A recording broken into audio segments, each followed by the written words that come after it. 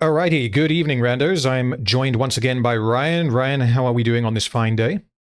Lovely. I've got myself a bottle of JD Fire. It's been a while. Uh, Christmas in a glass. it has been a little Looking while. good.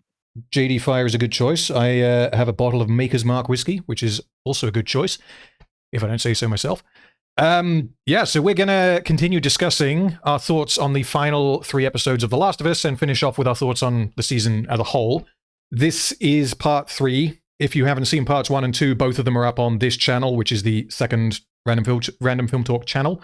So feel free to check them out if you want to get our full thoughts on the previous 6 episodes, because we're not really going to cover them here unless something happened in them that's relevant to what we're going to see. It has been a little while since we've done part 2, so sorry for that. I've been pretty busy, but here we are. And before we dive into episode 7, what, if any, are your thoughts, or were your thoughts going into the final 3 episodes?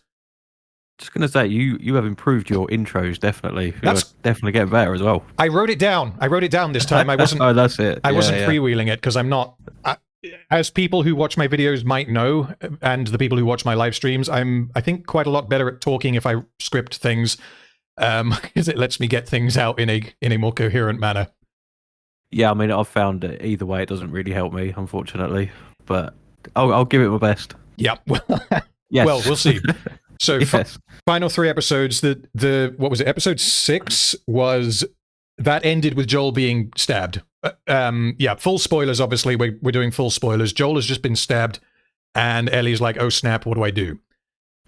Yeah, I mean, I think we kind of left that episode 6. There was kind of a lot of problems that we went through, mainly with, I believe the phrase was estrogen Joel that we were talking about, that progresses into kind of the last couple of episodes. So at this point, how are you feeling about Bella Ramsey at this point? Like, before we've seen the last 3 episodes, if you can remember how you're feeling. So I think the last 3 episodes are by far, you mean like in terms of her acting performance? Yeah, essentially like how you'd kind of see how the casting had been for her. Okay, so I'm not sure if I'd still call her miscast, but I do think that the last 3 episodes are her best episodes, definitely. 100%, yeah. Particularly 7 and 8 spend a lot of time, like she's the lead in 7 and 8. Joel is definitely the lead in episode 9.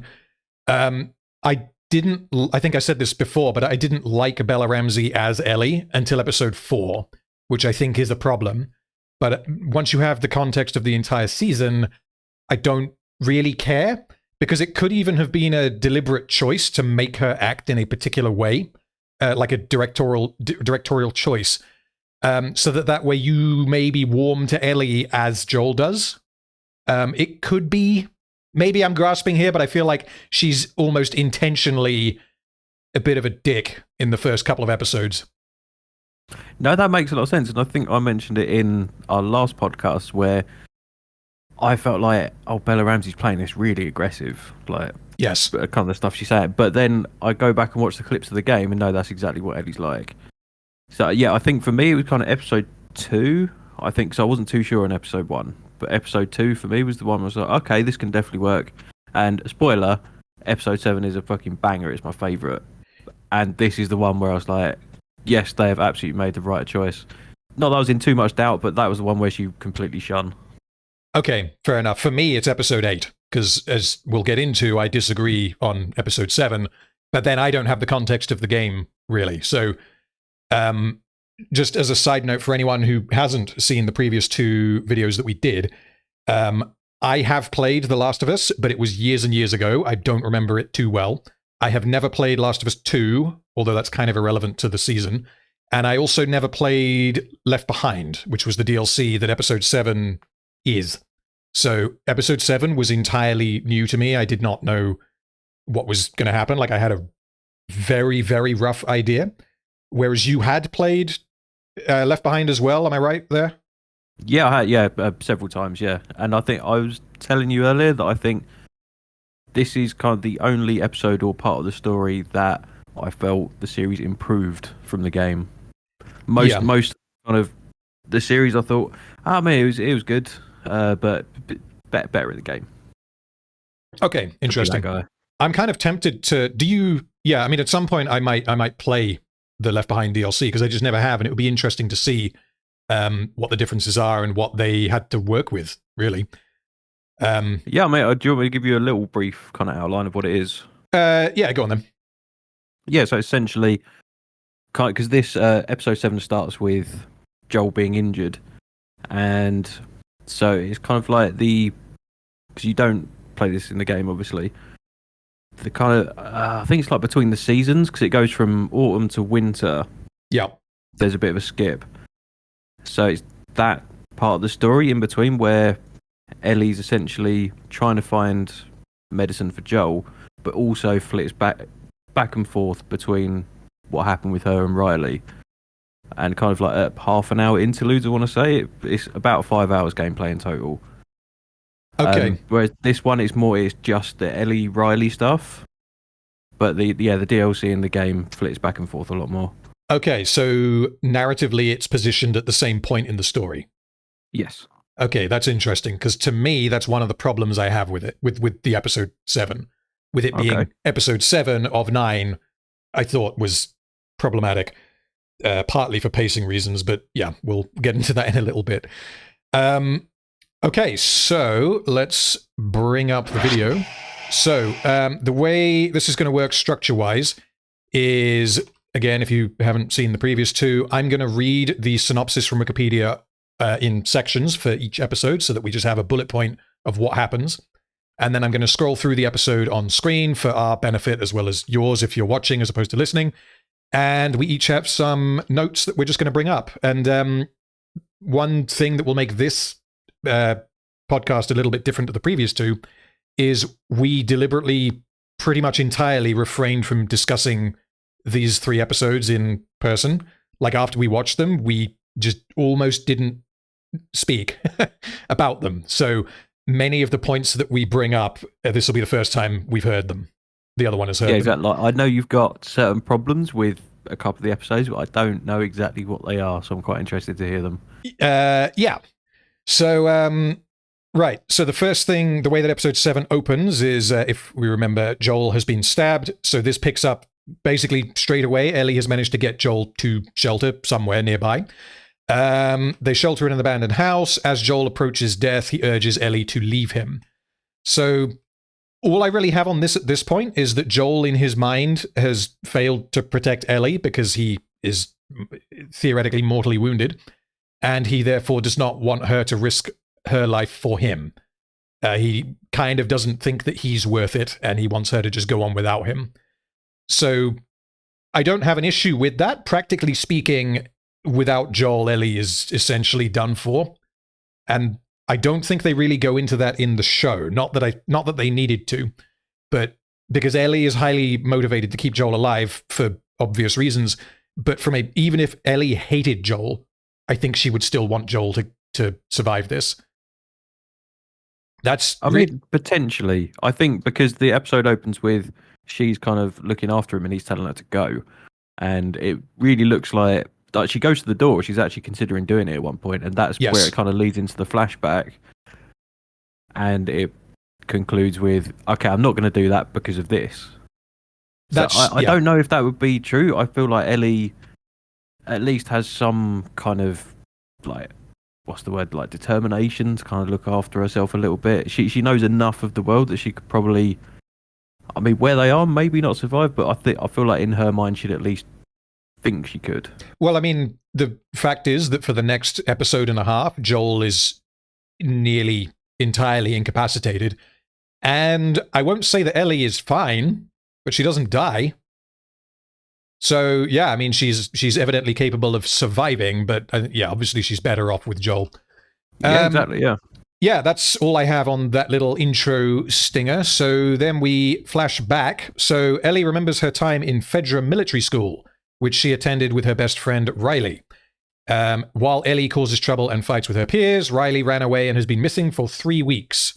Riley then sneaks back into their dorm room, reveals to Ellie that she has joined the Fireflies.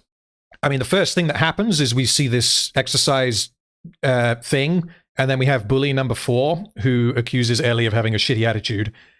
Do you have any thoughts on this? Because this is small, but the reason this happens is because it leads into the conversation with Captain Kwong is his name. Fair play. I didn't know his name. But Yeah, yeah. it's on a little placard, and I thought I'd note that because I have a few things to say okay. about him. Yeah. Do you have any thoughts Yeah, about this interaction? Yeah, I think because there's a lot of kind of parallels in this episode between Ellie's current kind of situation, and what's going on previously. So at this point, the bully basically kind of takes the piss out of her and Riley, I think, and she just punches her. So clearly showing Ellie's a very kind of loyal person. Yeah, she isn't going to take someone talking shit about, in this case, Riley. Exactly, and it all kind of leads to her situation with Joel and why she makes that decision. Yeah, so mechanically, like the purpose that it serves, I don't have a problem with it. I did find the dialogue to be a little bit clunky because basically what happened is bully number 4, I didn't write down her name. She starts like picking on Ellie basically, and Ellie's like, I don't want to fight about it. And then the bully says, you don't fight, your friend fights, she's not here anymore, referring to Riley. So I thought that was very clunky because the bully takes the meaning of the word fight literally so that she can tell the audience that Ellie has a friend who fights for her, which the show already shows us later when we meet Riley. She's bigger, she's older, and she's evidently more physically capable and confident. Whereas Ellie, at this point, seems to be a lot less confrontational, but then she smacks the bully in the face and gives her 15 stitches or whatever it is. So the question that I kind of have with this is, I like that we see that Ellie hits her in the face. I'll see if I can... Yeah, it happens there. The question that I have, though, is this the first time that Ellie has done this? Has she acted out in a violent way? Because when I watched it the first time, the implication that I got is that because Ellie was friends with a tough girl who protects her, then Ellie maybe doesn't have to do any fighting because she just kind of hides behind Riley.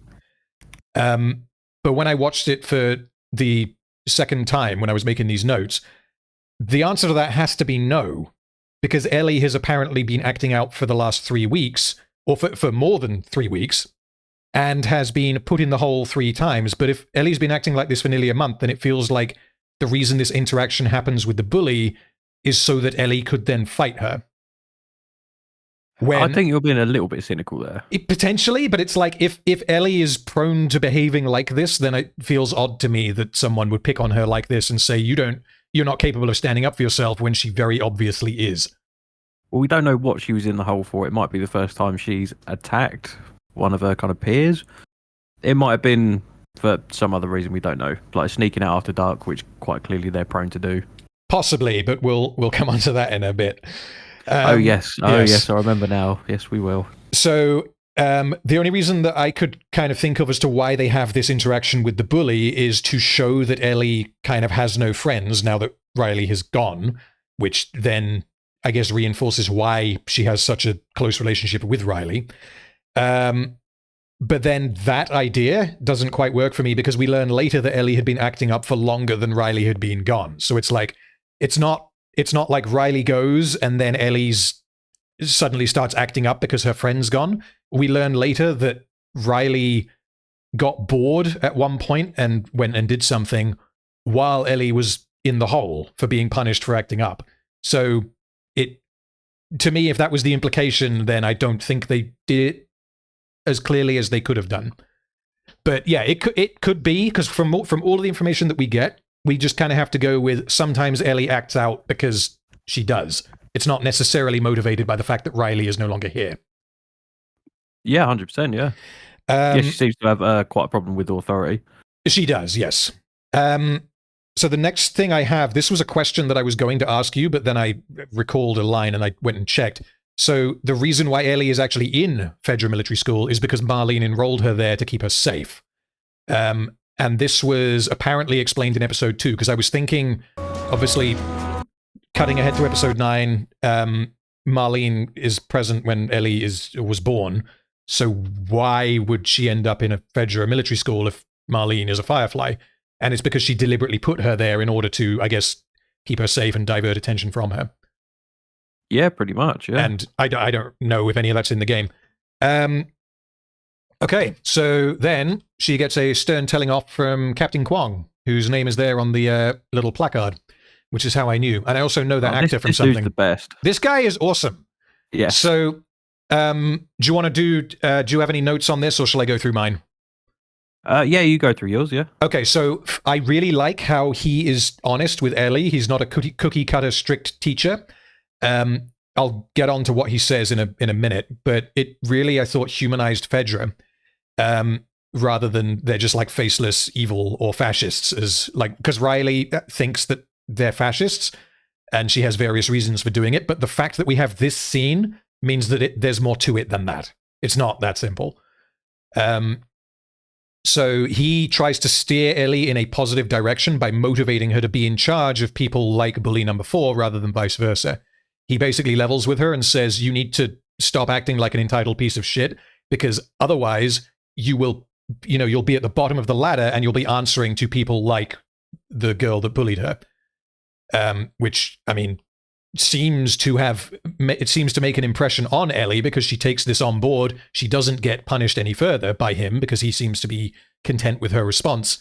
And she seems to suggest that she is maybe going to alter her behavior. Like, we don't see if that ever happens because of what happens in the episode, but it does feed into some of her later conversations with Riley, where she's pushing back on comments that Riley makes about Fedra. So it's definitely that. a good question there, because up until this point, because I think we've talked about it before, how the Fireflies just really are a complete Mickey Mouse operation. Yes. And I haven't seen anything too bad about Fedra. I think you had episode 4 where they took over. What was the town? It wasn't Pittsburgh. They changed it. It might be Kansas City. Yeah, Kansas City.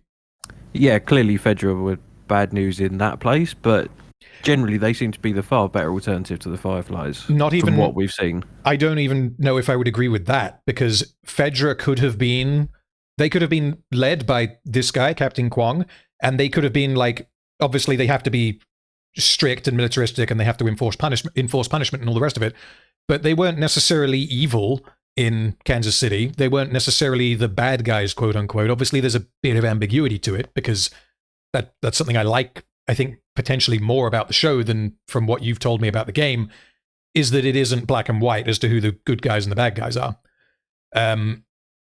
So, yeah, that'd definitely be the case with Fedra. With the Fireflies, they're just straight up bad guys for me, from just having watched the series. Yeah, I completely agree. Well, I'll rephrase that. I don't completely agree that they're bad guys. I completely agree that they're useless and incompetent. Yeah, because it begs the question as to why would Riley even join it? I mean, she does explain why she joins it later on, but it still seems to be such a weird decision. Yeah. I can believe that she would do it, but I think that if they wanted to convince us that it was the right thing to do, then they could have done a better job. Yeah, there'd be some redeeming features about the Fireflies at this point, yeah. You would think, yeah. So the only other thing I have on this scene is that Captain Kwong says, if we go down, meaning Fedra, then the people here will starve or murder each other, which is pretty much what we saw happen in episodes 4 and 5 with Kathleen, when she took over from Fedra and everyone was just sort of killing each other. Yeah, this dude just knows some stuff. He's been there. Yeah, like maybe if he was there, then Kathleen wouldn't have taken over, or Kathleen's brother, God, man. Yeah, that one, yeah. Yes. Right. Yeah, I haven't got too much other than just kind of, because I've noted down, obviously, Ellie's problems with authority, but if you speak to her on a level like Joel does, or Tess does, then she can respond in a kind of normal way. Yeah, because he, in this scene, treats her, he doesn't, give her he's not really being an authority figure. Like, he's leveling with her, he's treating her like an adult, and because I forget, she's like 14 in the series? Yeah, 14. Okay. So he basically just treats her like an adult and tells it to her how it is, and it kind of works. So, she definitely has a problem with authority, but that is probably why he changes his tactic, because throwing her in the hole, as he put it, multiple times didn't work. So it tells us a little bit about him, and it also tells us about how Ellie's going to respond to different things. Yeah, you get the impression that maybe he's not like this with everyone, and if it was just some random dickhead who really isn't going to listen to him, he'd probably just continue to throw them in the hole. But it at least kind of explains at the start that he has a lot of respect for Ellie, at least. Yeah, I believe he says you're smart, but you're stupid. Yeah, pretty much. Yeah, like most 14-year-olds, I suppose. Yeah, so he can see that like she has potential, but she's throwing it away. That's kind of what I was getting from it. Okay, so cutting forwards, this is Ellie, who is not punished further. She's not put in the hole or anything. And she goes to sleep. We see that she's got posters on her wall, including Immortal Kombat 1. And I can't really play this, but basically what happens is the window is slowly opened and closed very quietly. Someone sneaks into the room and puts their hand on Ellie's mouth while she's sleeping, which understandably freaks her the fuck out. She throws the person across the room and grabs her knife. Yeah, I don't know what she was expecting by doing that. Yes, this person is Riley, who, because there's 2 beds in this room, so Riley was Ellie's roommate until she left.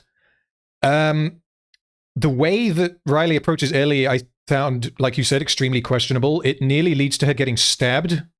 And given that, as we soon learn, she has defected and left Fedra to join the Fireflies, if she gets caught, there are going to be severe consequences for her. Like, she may just be executed straight up.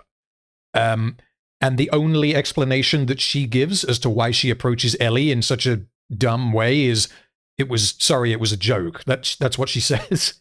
Like, I thought you'd find it funny or something. Yeah, no, there's a few instances like that where I can see what you mean. Like, I thought it was kind of questionable as well, but you have to remember they're idiot teenagers and probably not exactly aware of consequences at that point.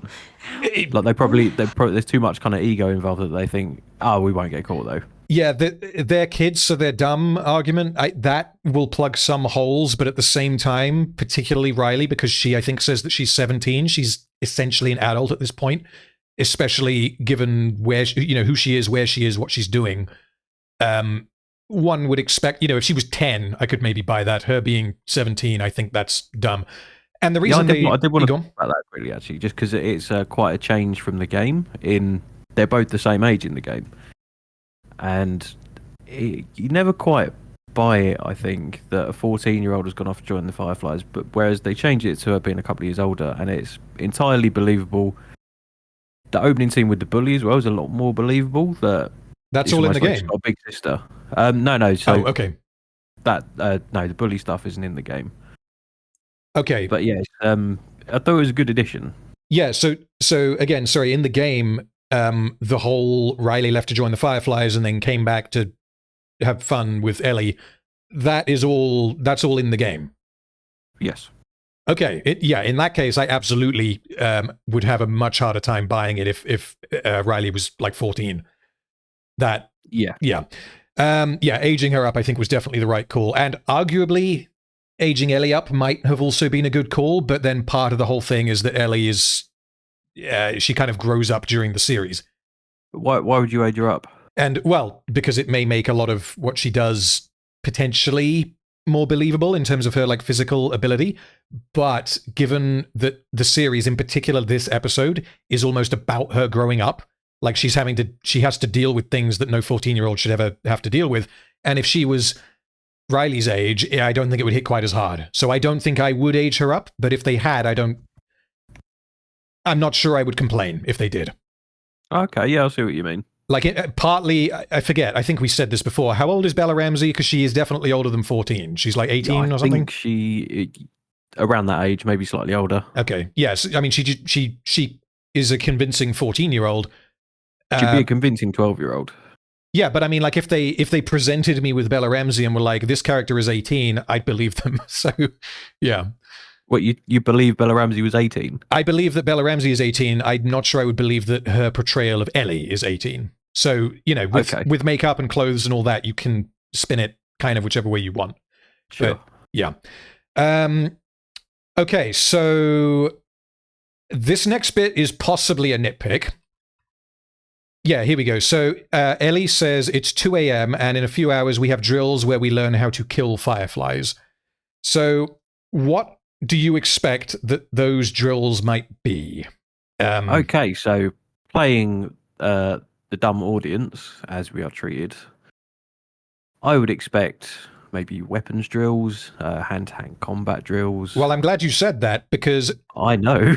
Because I know where you're going with that. Yeah. So they have, in the Federal Military School, they reasonably, we can assume, have drills where they learn how to kill fireflies using weapons, such as guns.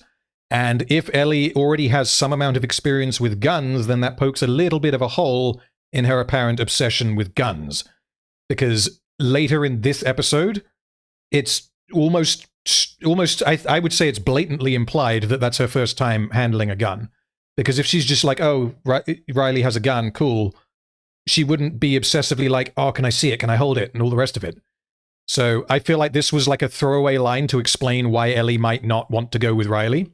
But I think it has deeper implications that don't quite mesh with how we've seen Ellie interact with guns in the rest of the series. Also, like, another side note to that is if Ellie has any amount of weapons training, then surely this would have been apparent to Joel earlier on when she proves herself by using the gun. She would have actually displayed something approximating proper technique that then Joel could have been like, where did you learn that? And, oh, I learned it in Federal Military School, rather than, oh, you clearly don't know what you're doing, let me teach you how to use a gun since you need to protect yourself, kind of thing. Yeah, I completely agree. I wouldn't. I'd even go as far not to call it a nitpick and say it is a minor problem. Yeah, I think on its own, I think it's a minor nitpick. I think given how it interacts with the whole gun thing that Ellie has in the show, I think it can cause more problems, yeah. It's definitely an oversight, at least, yeah. Yeah. But then I could be reading too far into it, because it's possible that because of her age, they don't train her in firearms, they only train her in hand-to-hand combat and knives and all the rest of it. Like, obviously she has a knife, but I'm not sure I consider that reasonable. Yeah, this is America, dude. It's America. Two, it's post-apocalypse. So yeah, I mean, I saw that. What was it? Like the governor of some state did his Christmas photo, and he had all his kids holding like automatic rifles. Yeah, I'd struggle to believe they're not doing gun training at this point. Yeah, it's another world, and it's another world obviously because zombies. Okay, so I have comments on this next bit. I'm just wondering if you have anything else to say about this scene regarding Riley's reason for being here, which is that she wants to take Ellie away to go and do a thing. Do you have any comments on that, or shall I go through my criticisms? Well, I suppose at this point we don't really know Riley's reasoning. We do find out later that it's essentially going to be her last night there, so she wants to spend it with Ellie. Yes. It makes complete sense to me. So, yeah, what are your problems with that? So, I take issue with Ellie leaving Fedra to take a massive risk and frolic with Riley. Whatever the punishment is if they get caught, like, I don't think that they mention it explicitly at any point, but it's heavily implied that Riley in particular will be killed because she's a Firefly. And it's entirely possible that Ellie will be as well. Because the only other reference that we have for, like, explicit punishment for breaking Fedra rules is in episode 1. If you leave the QZ after curfew, you will be hung. That was when they were hanging people, wasn't it? Yeah. Yeah. Is the shopping mall outside the QZ? The shopping mall is not outside of the QZ, no. However, so that's a defense that you can make for Ellie. However, Riley is a Firefly. Yeah, absolutely, yeah. But so, it's just a risk she's taking. Again, I put it down to young stupid. Sure, but then the other side of that, which I'll get into, is she can be young and dumb, but it seems like Fedra are already dumb as well, which allows her to do what she does. So the other issue I have is that Riley comes back to see Ellie, which multiplies the risk of her leaving in the first place. The reason she does it is because, like you said, it's her last night and she wants to have fun with her friend before she leaves. So I don't know if this is explained in the game because it's not in the episode. Why did she wait until her final night? Because if anything goes wrong, she's caught or done or can never see Ellie again. I don't think it's ever explicitly stated. She might have been doing top secret Firefly missions for all I know. But she does say later in the episode that she did try and persuade, I think she says Marlene, to allow Ellie to go with her. Yes. Yeah, so maybe she was just trying to kind of get that in. Because, like you say, it's quite a risk. She doesn't seem too concerned with it, but it's still a risk to go into the Fedra. building, so maybe she only wanted to go in once rather than constantly go and see Ellie. Possibly, but yeah, as it is, Riley leaves at least twice, because we know that she leaves and meets Marlene and then comes back and leaves again. And then she comes back to see Ellie and then they leave again now. And the fact that she seems to... I can't remember where I made the note. Yeah, here we go. So the episode requires that Riley and later Ellie have free reign of the Boston QZ, have free access to quarantine shopping centers, have free access to control of the electricity grid, that Riley spend a substantial amount of time in the abandoned mall planning their evening, breaking into ATMs and switching on rides in the arcades, and that neither Fedra nor a particular entity that we'll come to later notice any of the above. I find that almost fundamentally unbelievable. Like, she's Again, how are they going to hear it? How's who going to hear it? How's Fedra going to... The only reason it happens is because they don't have seemingly any guards anywhere, which is contrasted heavily with what we saw in episode 1. I know it's a different QZ, at least as far as I'm aware. Episode 1 isn't Boston, is it? Or is it? Yeah. Episode 1 is Boston. Yes. This is still Boston, yeah? Oh, well, that's what I was asking, because I know that this is Boston. I couldn't remember if episode 1 was also Boston. Okay, so that means that we already know that they have lots of guards, and there just aren't any in this episode. So, like... We do see some patrolling around. You see one car... I don't think that's enough. Yeah, but obviously they're not going to be just walking down the street the entire time, are they? I don't know. They do mainly go over the rooftops. There's a Firefly presence. I mean, you would think that the guards would be out and about looking for them. That hasn't happened at this point. What hasn't?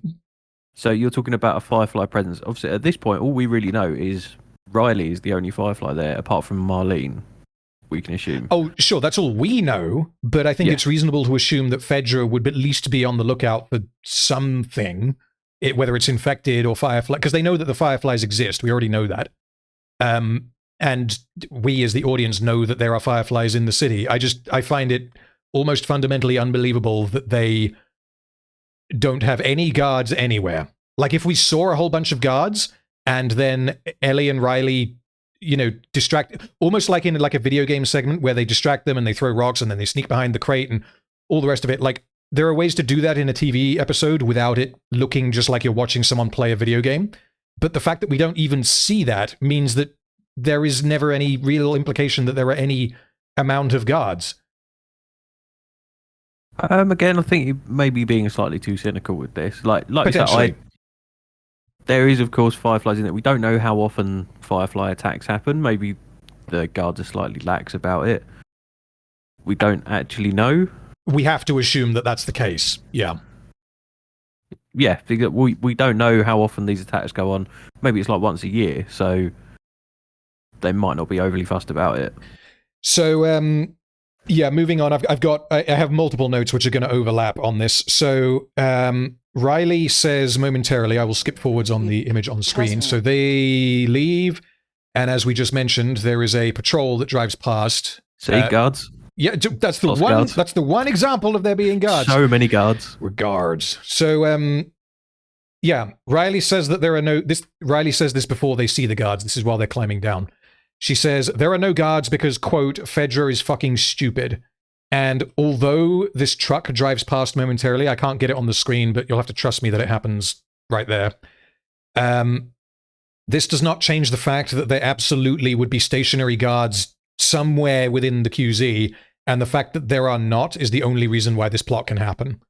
Well, we don't know how big this QZ is for a start. So there might be standing guards in random places. I mean, it's and that Boston. Might be why they go over the rooftops. Possibly. Well, okay, sure. Yeah, I'm willing to accept that they go over the rooftops in order to avoid the guards. But the fact that we never see any makes it hard to believe that there are any. Like, I know that you can infer. We see guards. We so see many guards. We see one. This is a point that I've made. Like, I want to be clear about this because it's a point that I've made in some of the videos that I've made. A joke that in Rings of Power, something that they seem to accidentally adhere to is if it's off screen, it doesn't exist. And that's not what I'm saying with the guards. What I'm saying is that the plot mechanically cannot function unless there are guards. I'd say the opposite. You don't need to see guards. It's just the implication is they're sneaking around, therefore there are guards about. We don't need to see them. True. But then that only really functions if we just have to accept that the guards are, as Riley says, fucking stupid. Yeah, sure. I mean, the Fireflies are fucking stupid, so I could believe that. Okay, yeah. Well, then it means that we have two factions that are dumb, which does not make for particularly satisfying storytelling. No, again, which is why I was questioning why Riley would want to join them in the first place. But maybe True, it's because yeah. she just thinks Fedra are more stupid than the Fireflies. It could be, and we do get a hint Lesser of that. Evils. Yeah, we do get a hint of that later on, which I found interesting. I didn't pick up on it the first time. If in-universe Fedra are as stupid as Riley seems to think, then this partially explains her actions because the chances of getting caught by idiots is much lower. However, this doesn't fit with anything that we have seen from Fedra so far. Correct me if I'm wrong, we haven't seen any suggestion that Fedra are idiots. In particular, we had the Captain Kwong scene in this episode. We had the various interactions with the guard in episode 1. And we had glimpses of them in episode 5, but that was after they'd been taken out by Kathleen. I suppose the fact that they were beaten by Kathleen, maybe that feeds into that, but I don't think that the intention... I think that's just a Kathleen specific thing, isn't it? Yeah, I don't think that the implication... I don't think that the intention of the writers there was that because Kathleen, who's an idiot, beat them, that therefore they must also be idiots. I don't think that was what they were going for. But yeah, exactly. It's like if West Ham beat Man City on an off day, it doesn't mean West Ham are now the best team ever. I will take your word for that because I don't follow football. But yes. Yeah, they might have just caught Fedra on an off day, taken them by surprise. Possibly, but I think that requires more of a concession that I'm willing to give the show because there's no supporting. You are giving no concessions so far. I'm not. I may give some soon. So I will coax them out of you. A suggestion that I wrote down here, which it wouldn't work given what they were adapting, but it could theoretically have been better, like if they'd worked this into the script somehow. Because in order for this episode to happen, Ellie and Riley need to go on their magical adventure. And their reasons for doing it in the show is that, come on, it'll be fine, Fedra are idiots, no one will see us. And then it turns out that no one will see them because if there are guards, they're idiots. So what I wrote down as just a quick note is that if there was an urgent reason to go that posed like a serious moral question, like Riley comes back to see Ellie and says, my Firefly buddy has been injured and he'll die unless we go and save them, like some kind of ticking clock element where it's like, oh snap, we have to break the rules, we have to risk our lives, we have to go now to try and do this thing. Whereas what we get in the episode is Riley wants to spend time with Ellie because she's getting sent away. Like, yes, yeah, that's a really good reason, I think. Yeah, there's a ticking clock element in that this is her last chance to do it. But from Ellie's perspective... Don't know that. Oh, sure, we don't know this at this point, but Riley obviously does know this. Yeah, Riley does. Ellie doesn't, though. That's my point. We can also assume... I can't remember if you did question why Ellie goes with her, but... I can believe that Ellie would do it. The issue that I have is the fact that Riley is able to do it this frequently without anyone noticing or caring. That's my issue. You have to at least kind of think that she does know the kind of layout of the city and the patrols and whatnot. And if they're not particularly great, it wouldn't be that hard to get around. Potentially. But yeah, I think that if they were gonna do that, then they would need to depict it more than they did. Because all we have is she says, lol, they're dumb, and then everything's fine. I mean, I can believe that. Okay. Or at least accept that that's what she thinks anyway, because she can sneak past them. Yeah, but she's right. Like, if she was wrong, then I'd be fine with it. Like, if she was like, oh, wait, maybe they're not that dumb. And they try to do that in this bit here that I've got on the screen, which is with the truck. It's like, oh, shit, there actually are guards. I guess you're not right about everything. I think Ellie actually says that. But those are the only guards we see in the entire episode. Yeah, because they're so good at avoiding them. I guess there are guards everywhere, Charles. That's all we can assume, is that they're so good at avoiding. They know the city better than Fedra, and they're just unbelievably good at. Or Riley is unbelievably good at avoiding them. I guess that's exactly. We have to just accept that, and I have a problem with accepting that. So yeah, a piece of character information that I got on second viewing that it didn't really mean much to me the first time is that Riley seems to have learned in the meantime. Since leaving like 3 weeks ago, that beating people up and fighting every battle with her fists is not a long-term solution. And she advises Ellie to pick and choose her battles, which is how they then come to talking about Fedra versus Fireflies, because Ellie talks about the fact that she attacked bully number 4. And Riley doesn't seem to approve. It's almost like she's learned how to use her skills in the last couple of weeks, which I thought was... I feel like... Sorry, go on. Yeah, I thought that was interesting because on first viewing, I basically got nothing from Riley as a character. Really? Yeah, on second viewing, I picked up a bit more. But maybe I really thought he was a great character. And in terms of the picking your battles, it seems like that kind of age, yeah, it's probably about the appropriate time you're going to learn that lesson, where you're almost an adult, so if you're picking fights with adults, they're going to hit a lot harder. Yeah, that's definitely true. And if she has joined the Fireflies, then they will have, told her a thing or two that maybe Indeed. Fedra didn't. So this bit here I thought was odd. Is there any parallel for this in the game? Because in the show, this to me was strange. What was strange? The encountering random dead body who has alcohol. Riley comments that he wasn't there the day before, so it's like, this is new.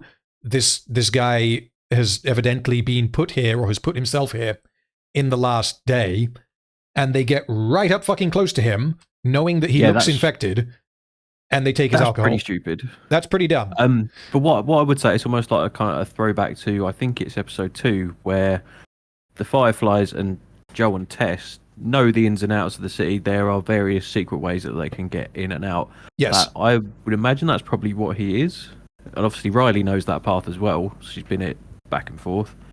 So that's what I would say is, in terms of how it is to the game, I don't think it happens that way. Okay. I don't think there's too much kind of travel time between Ellie's room and the shopping centre. Okay. So skipping forwards here, they're out on the rooftop and they drink some of this guy's alcohol. I can't tell what it is by looking at it, but this is potentially a very minor nitpick. Possibly rum.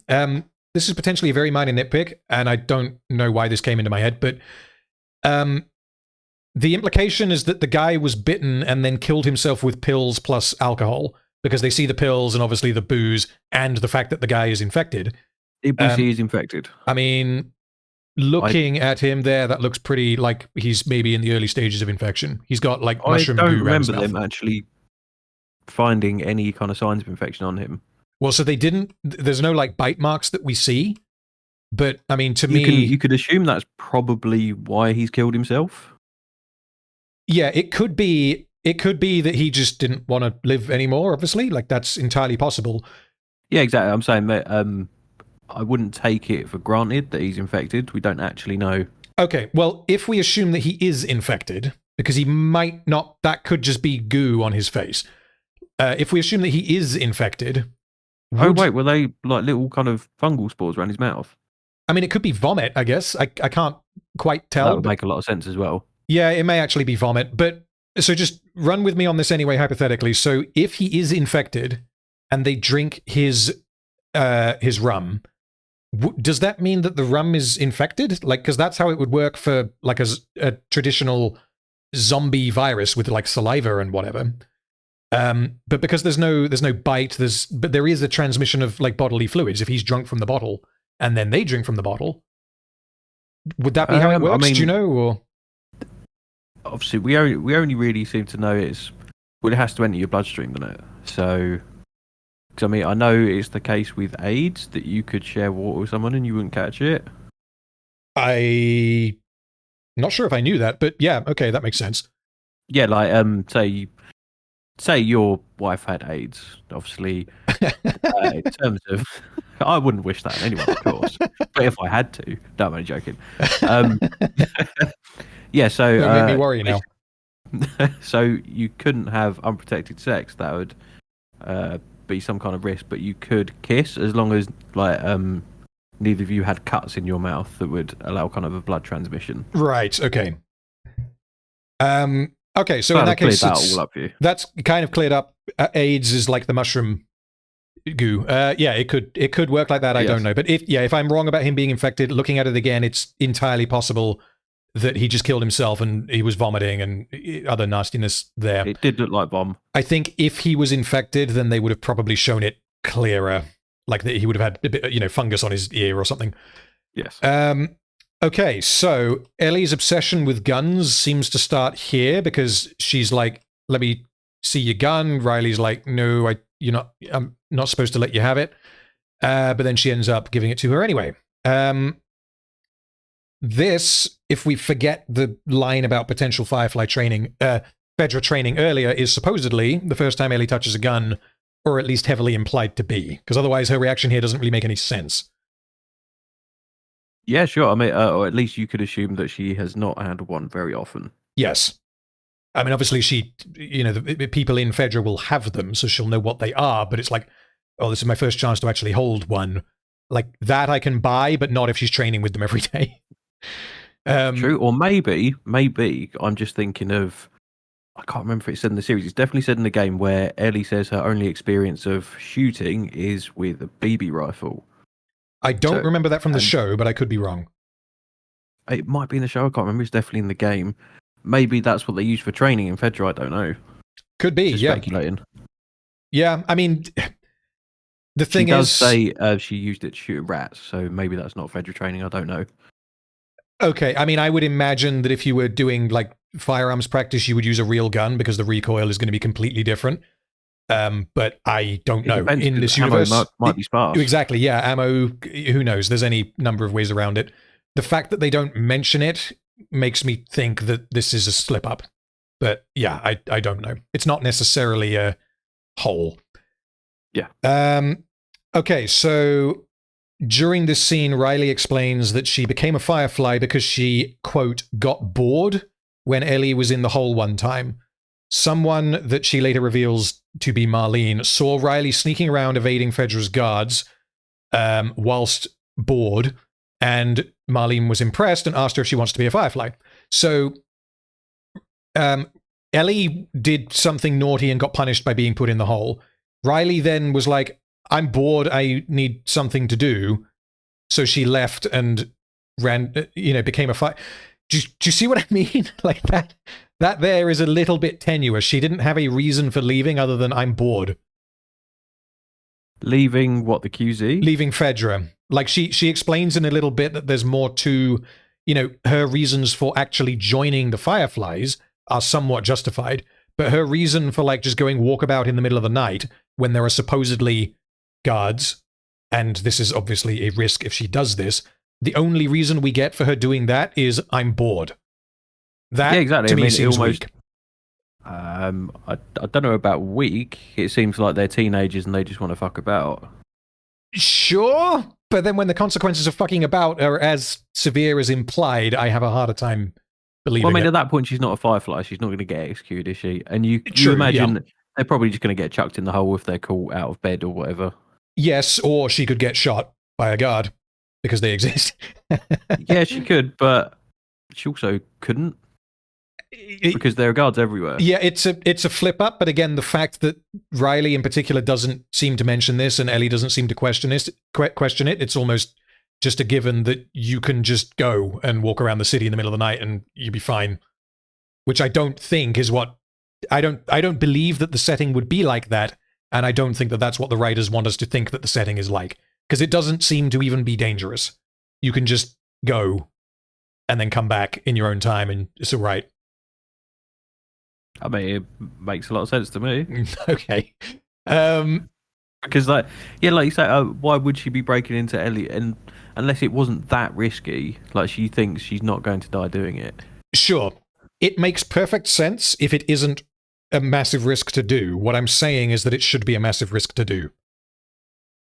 Oh, yeah, sure, but that just tells you about Fedra, really, doesn't it? Yeah, which we already, I think, discussed. They do expand on why Riley, because Ellie seems to want the same thing as Riley in terms of bringing down Fedra, because she says this would be like an end to starvation and whatnot. Yeah, and mistreatment of people. Yeah, so I've got a couple of notes on this. So this is where we learn about why Riley, I guess, favors the Fireflies. and why she doesn't like Fedra. So Riley considers Fedra to be fascists. Ellie argues that Fedra are the ones holding everything together, which is informed by her previous conversation with Captain Kwong. One of Riley's claims is that Fedra starve their own population. Whether that's true, we don't know, but I mean, I'm assuming that she's extrapolating rationing of food to starvation.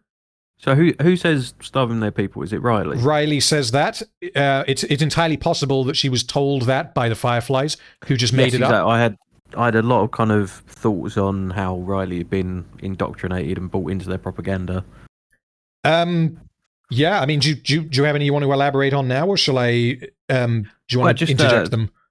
It'd be questionable things like that, where is that quite true? And she also kind of elaborates later on that, oh, the Fireflies actually value me, and I'm not just a number here. And yeah, that's the words of a 16-year-old talking bollocks. Yeah. Again, like, to be clear here, I don't want to put words in your mouth, but in my case, like, I can completely believe that Riley would think this and that Riley would do this. The issues I have is that she is able to do it. So from a purely character perspective, if the world functions as we see it function, I don't really have any problem with Riley. No, not at all. I think I was far more idealistic when I was 16 as well. Yeah. And yeah, you learned the hard way. Yes. But Riley is not yet. Okay, where were we? So Captain Kwong previously apparently gave Riley sewage detail, which informs Riley's decision to leave and also reinforces Kwong's threat/advice to Ellie that if she keeps up her bad behavior, that is how her life will end up. Because I guess the implication there is that Kwong sees or saw Riley as like a brainless sack of meat that just throws punches instead of negotiating with her problems. A bit of a bad influence on Ellie, maybe. Yeah, you know, she's naughty, quote unquote, I guess. So therefore, you've been behaving badly. You're not good for anything else. You're gonna guard people while they clean up shit, literally. Also, we later learn that Riley had a family for a period of time that she then lost, and that she partly decided to join the Fireflies because even if like they're not who they say they are, they give her a sense of purpose and belonging. So I believe Ellie, I think later in the episode, directly kind of confronts Riley on like what the Fireflies are doing when she finds the bombs. And Riley's response, the fact that she says, I don't have it word for word, but she communicates that even if they aren't who they say they are, I'm still getting what I need out of the interaction, out of the relationship, suggesting that she's not entirely bought in to the Firefly propaganda. She's just getting what she wants out of it, and she's willing to just be like, you know, whatever you guys are doing, if it's good or bad, it's good for me, you know? Yeah, it's a sad admission, really, and just reflective on the world that they live in. Yeah. That's essentially a group of terrorists is a replacement for her family. Yeah, essentially. So I want to get an image here before we go any further, because it is important, and we only see it in like one shot. Great shot there, great shot. There we go. So that is a shopping center. Can you see all the guards? Yeah, I don't see any guards, but I also don't see that it's a bunker where no light gets in or out, which I'll come to in a minute. So yeah, exactly. That makes perfect sense. Why would Fedra be able to hear it?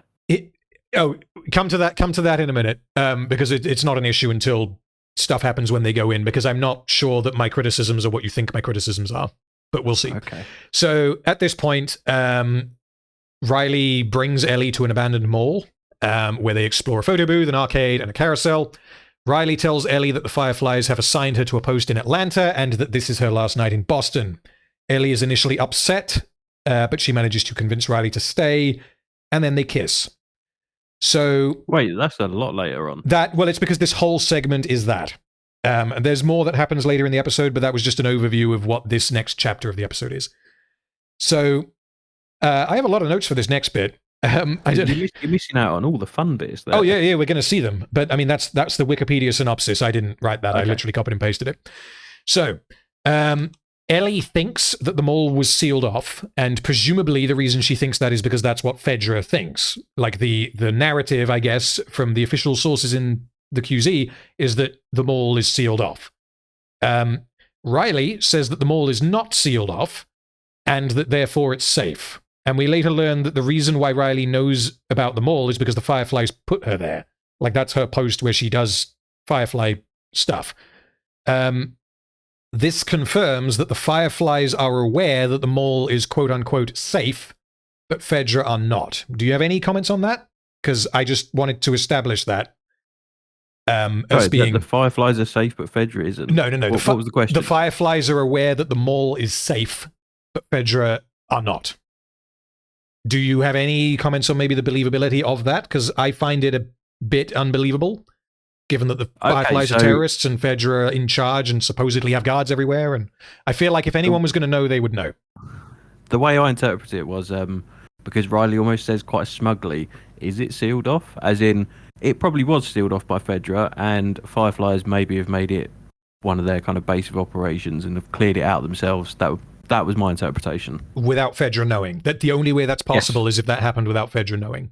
Yeah, exactly, yeah. Okay, so basically, yeah, while I talk, I'll skip it forward so we can watch them going in. So Fedra supposedly sealed off the mall because of infected, because this is what Riley claims, which turns out to not be the case, because there aren't hordes of infected.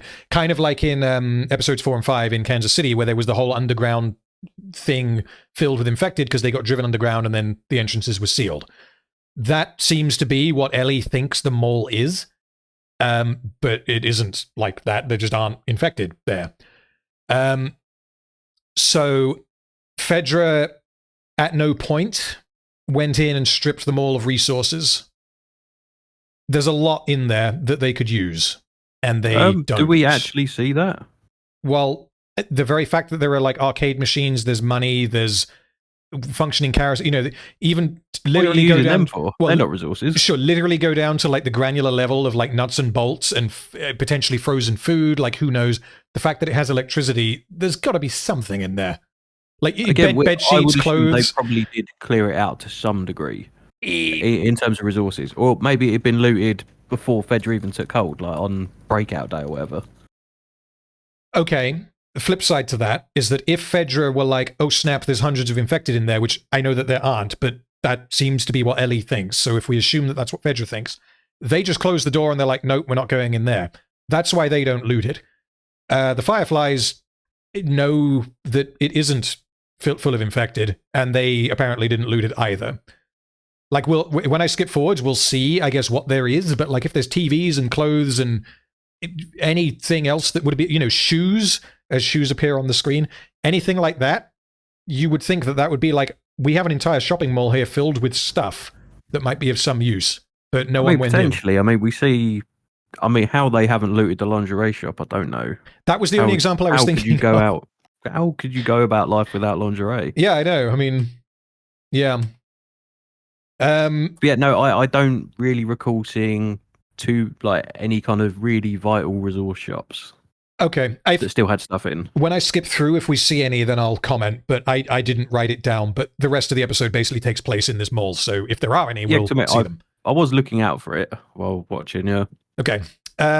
So, Riley here claims that the mall got connected to the electricity grid when Fedra connected a nearby block of presumably accommodation to the grid, and she also claims that Fedra are unaware of this fact.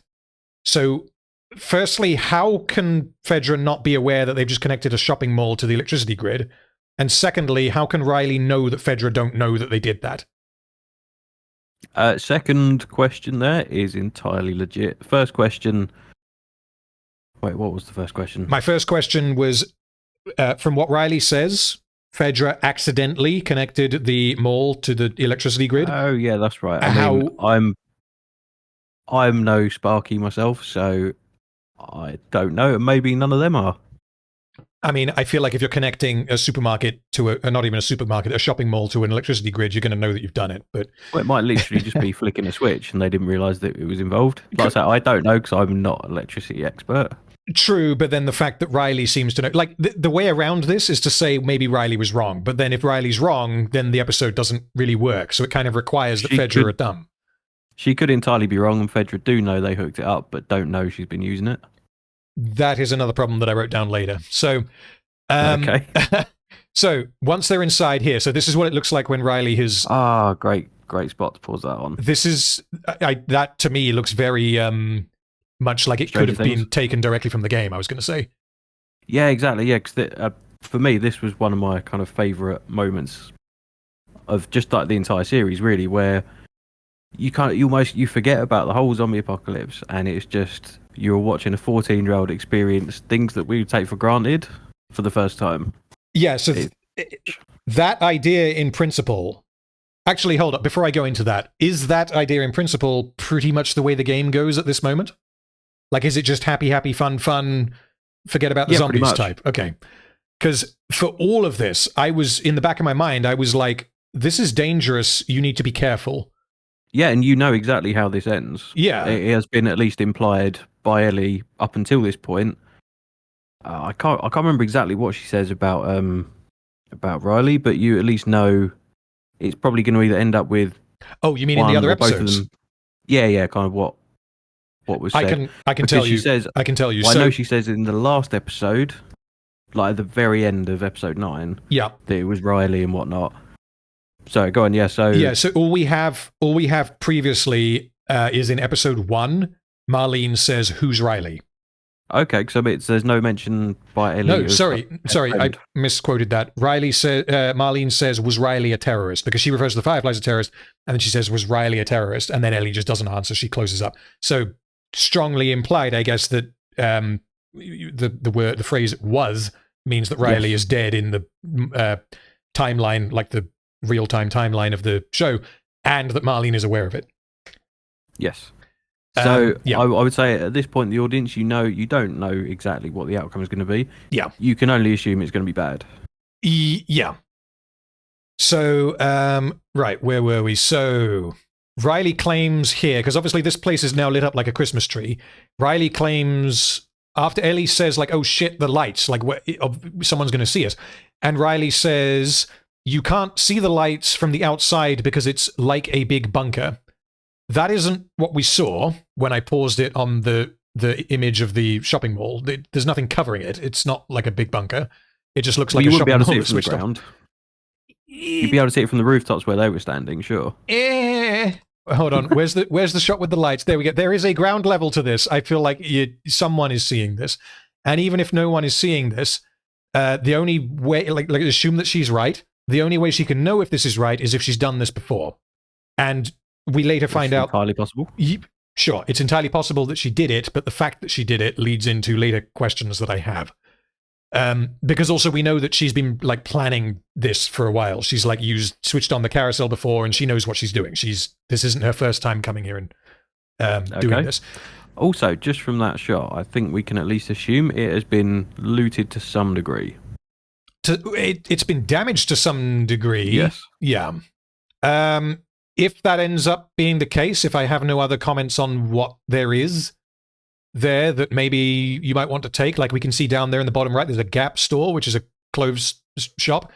Yes. And as That's long as the only shop I recognise, I think. Yeah. All the brands. As long as there's nothing obvious like that is just fully stocked with clothes, then I'll concede on my previous point that no one looted it.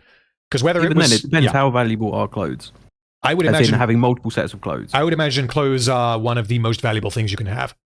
If you're in a QZ, I can't see them being that much of a valuable resource. If you're Fedra, possibly. If you're a terrorist, who's living on the move, or you're just a hobo, whatever you are, if you're outside of the system, I would imagine that shoes in particular would be massively valuable.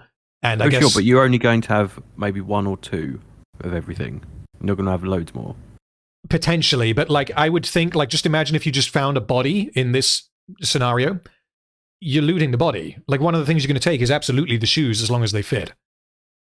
I feel like, yeah, apart from consumable things like food, you got to think where are you going to carry them?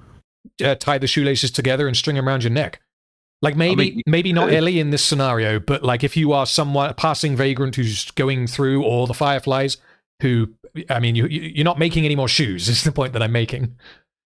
Yeah, that's very true. Yeah. Okay, so where were we? Okay, so the mall is inside the QZ. This is a spoiler for what comes later in the episode, but I've got to reveal it at this point. The mall is inside the QZ. It contains at least one infected, and yet anyone can seemingly walk into it, and Fedra doesn't seem to care that it's connected to the power grid and switched on. They don't seem to notice nor care that an entire mall has just been switched on and is draining valuable resources. That I find pretty incredible. Well, Riley does specify they don't know about it. Okay, they may not know that they connected it to the power grid. And again, not knowing anything about being an electrician or anything like this myself, I could be completely talking out of my ass, but my presumption would be that if you are running on very limited resources in a post-apocalypse and someone suddenly switches on an entire shopping mall, someone who is monitoring how much electricity they have coming out of the generator or however it is that they get it, or like in episode 6, we saw they have a dam, there is going to be some kind of metering system. It's like, hold on a minute, like our electricity consumption has just tripled. Like someone would notice that, and then maybe they'd glance a little to the right and be like, oh, wait, the shopping center's switched on. Yeah, I mean, I think it could be a legitimate criticism, but we don't know how where they get their power from. It could be another dam situation as well, where it's just completely renewable. It's possible that they get it from outside of the city, but like, would Riley know this? Could Riley know this? Yeah, again, the issue that I have is less, could this happen? And could Riley know that it's safe to do this? Like, those are two separate questions. And the fact that she's done it repeatedly would suggest that maybe, yeah, she thinks that she's in the clear. But, I mean, I'd kind of say that on that point, like, the fact that she's doing it repeatedly and is not punished for it, there's no repercussions for it, it is unbelievably reckless. We have to assume she's been taken there by an older Firefly, or more a senior, she would assume. Yeah, she was put there, which explains how she knows about all of this. But yeah, I mean, would the Fireflies know where they get their power? Would they know that it's safe to switch all the carousels on and stuff? I find that hard to believe. Yeah, I know what you mean. I think just because the only kind of outcome you do come to is because Fedra are dumb. Yes, this episode requires that Fedra are dumb, and in particular because of the scene at the beginning with Captain Kwong, I find that hard to believe. Like, if he was just evil, mustache twirling, useless man who's just like, he just doesn't care about anything. Like, the thing that we get from that scene is that he cares.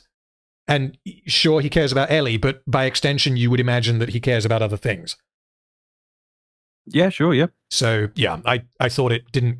I thought it if the show is trying to tell us that Fedra don't care, then don't put that scene in. Yeah, sure. I wanted to say as well, just on I think it was like a few seconds back, you know, basically where Ellie and Riley are both standing at the balcony. Yeah, let me get it. Just a kind of small parallel to the giraffe scene, really. Yes, because it's almost like a kind of point of Ellie's discovering new things, and there's still so much to explore and live for at this point. Yeah, and she doesn't say "can't deny the view" here, but she does later, because that's a callback to episode 2, I think. Yes. Yeah, that's right. Yeah. But yeah, the way that's filmed, I think is now that you've mentioned it, I think that's definitely deliberate. Yeah. Which we'll see when we get to the giraffe scene in 7 hours' time, or however long it takes us. Okay, so what do I have next for this? So yeah, what I wrote down here is that if the shopping mall was genuinely sealed off due to masses of infected, like the tunnels in episode 5, then it would make sense that Fedra don't go in here. However, there are no infected, so this makes a lot less sense. And I know that it's revealed later that there is one secret infected, but like, put that out of your mind for now, because they're not locking down a supermarket because of one infected. They're going to kill it and leave. So there are no infected. Why did they lock it down? They just did. There is no explanation of that. Well, Ellie says that there were infected, and that's why they locked it down. Yes, and that's right, isn't it? What I'm reading from that is that Fedra's perspective, the official narrative, is that the mall is closed because it's full of infected. But that isn't the case. So why? Who thinks that it is? Who closed it, and why? Well, yeah, obviously Fedra closed it because of infected. Maybe the Fireflies cleared it out. Possibly, but then they'd have to know that it's not locked down anymore, and they know that the fireflies are there. Like, Well, it's clearly still locked down, and they break in from the roof, don't they? You see them coming down anyway. Yeah, that's what happens in this episode. Okay, so that would then require that, yes, it was full of infected, but then we don't see any corpses of any infected, but then I guess maybe the fireflies removed them.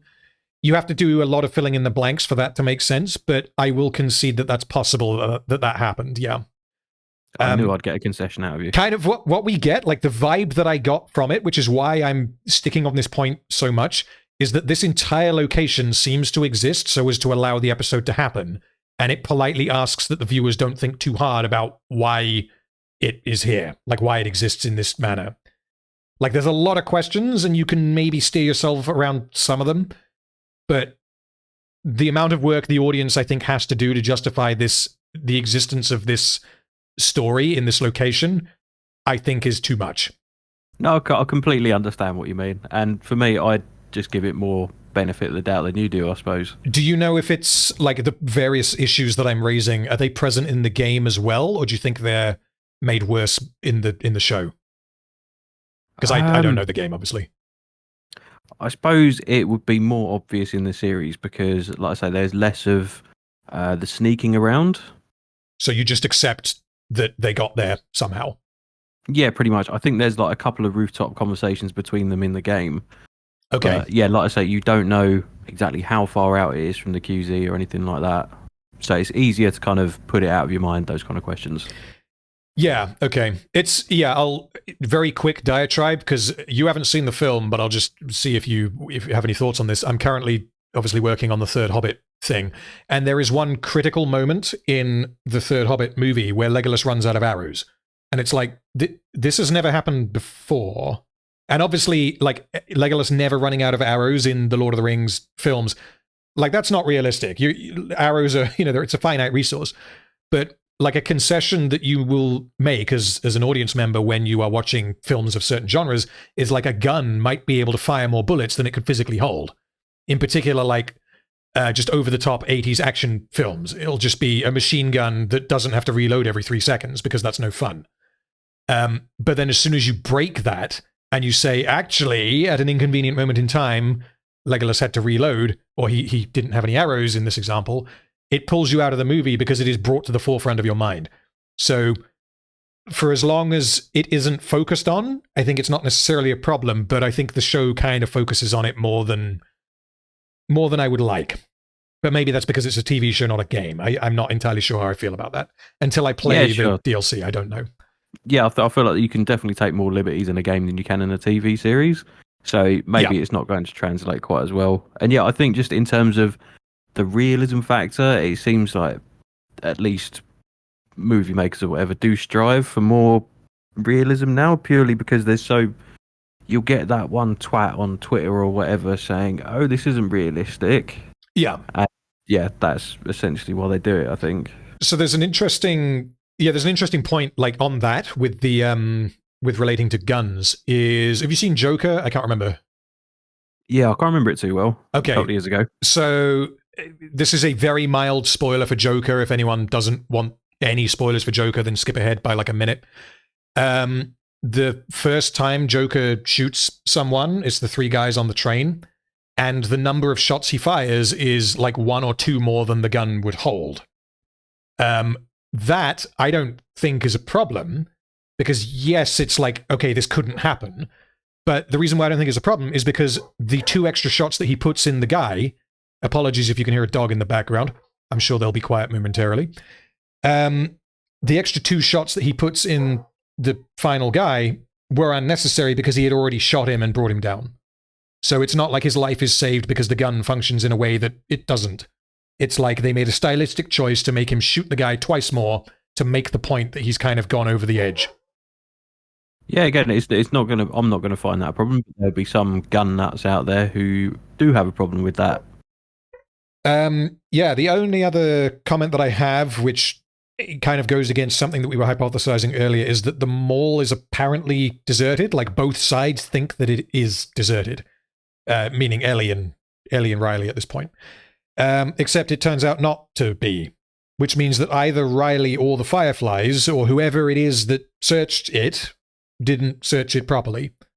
So if someone came in and looted the place, they can't have done a particularly good job. Because they would have. Okay, so it might have been a case of, and yeah, I'm playing slightly devil's advocate here, that they may not necessarily have searched the whole place. It's more they might have made some noise, thought they'd attracted all the infected. Maybe they hadn't searched top to bottom. Yeah, that's possible. It's also possible that maybe they only searched it in the last couple of weeks because they were like, hey, Riley, we just cleared out the mall that has been full of infected, and you won't believe this, there were none there. So we're going to put you there. And then it turns out that there is one there. Like, that to me is extremely negligent. But then that reinforces the fact that Fireflies are incompetent. Yeah, there's a whole lot of incompetence going on, yeah. Yes. So the next bit, I don't have a huge amount of notes until the infected is revealed. So this next bit is, I don't really have any issues with it. I don't really know if you like have any. This. Oh yeah, I like it as well. I think that's why I have fewer notes, because it's basically just these two characters, well, having fun, and there's the implicit sexual tension that is slowly, I guess, built. Where's the... Yeah, here we go. So the progression of Ellie realizing that this has the potential to be a romantic escapade, I thought was well done, because first of all, she adjusts her hair in the mirror just now.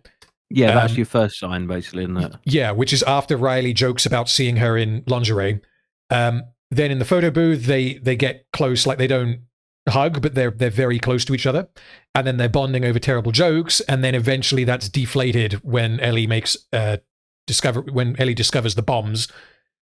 So yeah, I mean, that's just it's a nice build of, in this case, it's not tension, but it's I guess it is actually, yeah, it's sexual tension rather than dramatic tension. Yeah, exactly. Yeah, when we like some sexual tension, yeah. We do. It makes my autistic brain go rrr.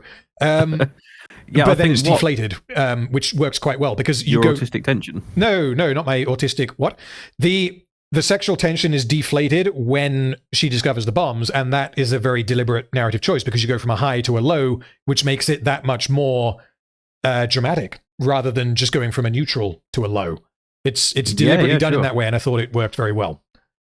Yeah. I mean, so what I would say in terms of the whole kind of lingerie shot, and just overall in general, is the comparison to the DLC and why this really was quite an improvement. Because of their age?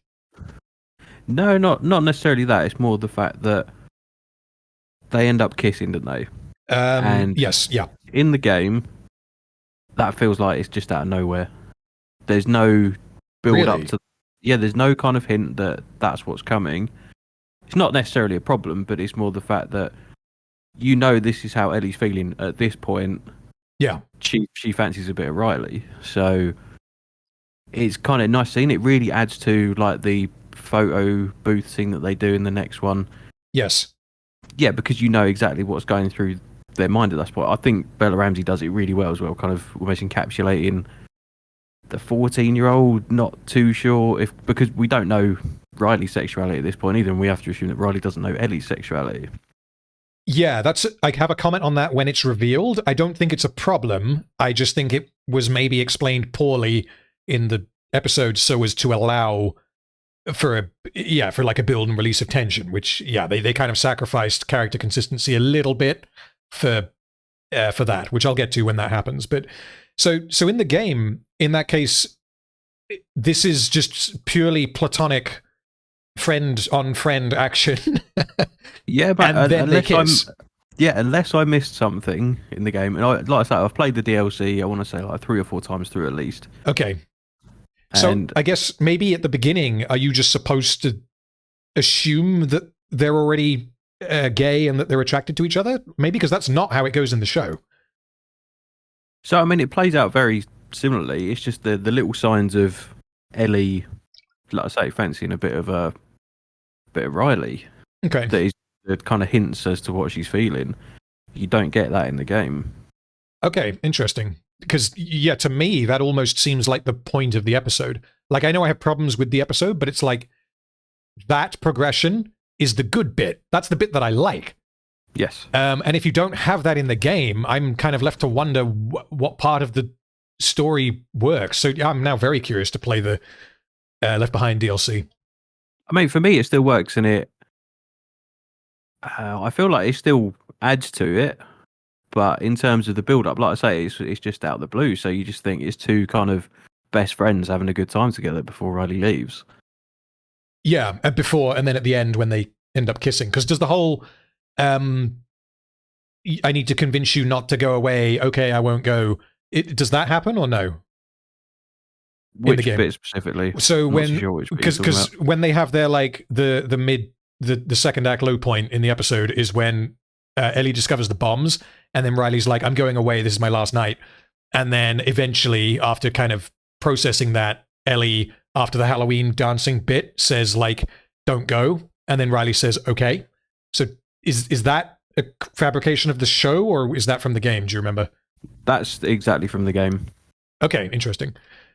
I will say just Yeah. in terms of the sexual tension as well, it just adds because that conversation came to mind where Ellie asks Riley, "Why did you come back?" And Riley says to say goodbye, and Ellie says, "Okay, what else?" And it's quite clear she's really hoping for like the kind of reciprocation in terms of her attraction. Yeah, but she can't bring herself to say it. Yeah, I really like that bit and whatnot. Yeah, it's really good, and it adds the kind of double meaning to that conversation, which you just wouldn't have in the game. That's really interesting that isn't in the game. I hadn't even considered that. So yeah, I mean, like I said, I don't have any notes here until we get to the infected, so I'll just go through what happens. And if you have anything, then just interrupt me. All I'm gonna say is I'm glad that they actually got the rights to Mortal Kombat, because it was like I can't remember exactly what it was called. The character she wanted to play was called Angel Knives, which is like, is it Mylena? She plays in Mortal Kombat, I think it is. Melina, I think the one Melina, with the. I don't play Mortal Kombat, but she's got like dinosaur teeth under a mask. Yeah, I'm not entirely sure, but yeah, I'm just glad that they got that in there. Okay, so in the Last of Us game, they didn't have the rights to Mortal Kombat. No. Okay. Yeah, in that case, definitely. So, here, photo booth scene. From what I remember you saying, it's pretty much the same in the game.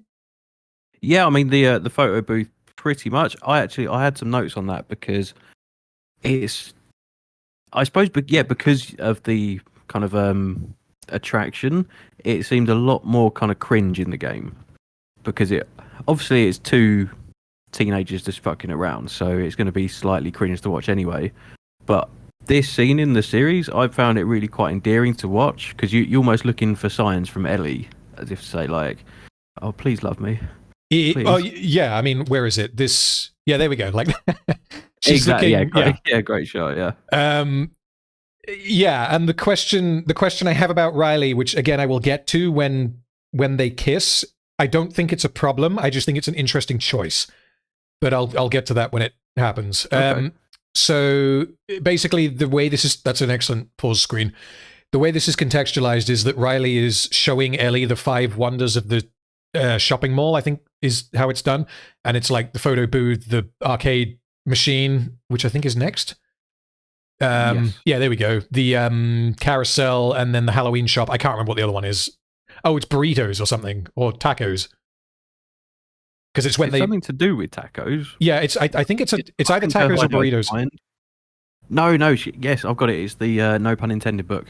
Oh, it's behind the burrito place. Yeah, because the burrito place is where that's where she was staying. That's where she'd been put by the Fireflies, and that's where the bombs are discovered. So we got 1, 2, 3, 4, happy, happy, happy. Then bad thing happens, and then you have the reconciliation on number 5. Yes. So all of this is on, and this kind of drives home the electricity point that I made earlier. This is a lot of wasted resources. But yeah, if I don't want to get back into that, because I think I've said what I want to say on that. The Mortal Kombat scene. They have a game of Mortal Kombat, and I thought it was quite funny. Ellie's like, "How do you play?" And Riley says, "You just button mash." And I forget who wins. I think Riley wins because she's played it before. I just still can't believe she knew the combination for the fatality. Like, no one knew that. I can't say. I've not played Mortal Kombat. I've only seen some of the fatality videos.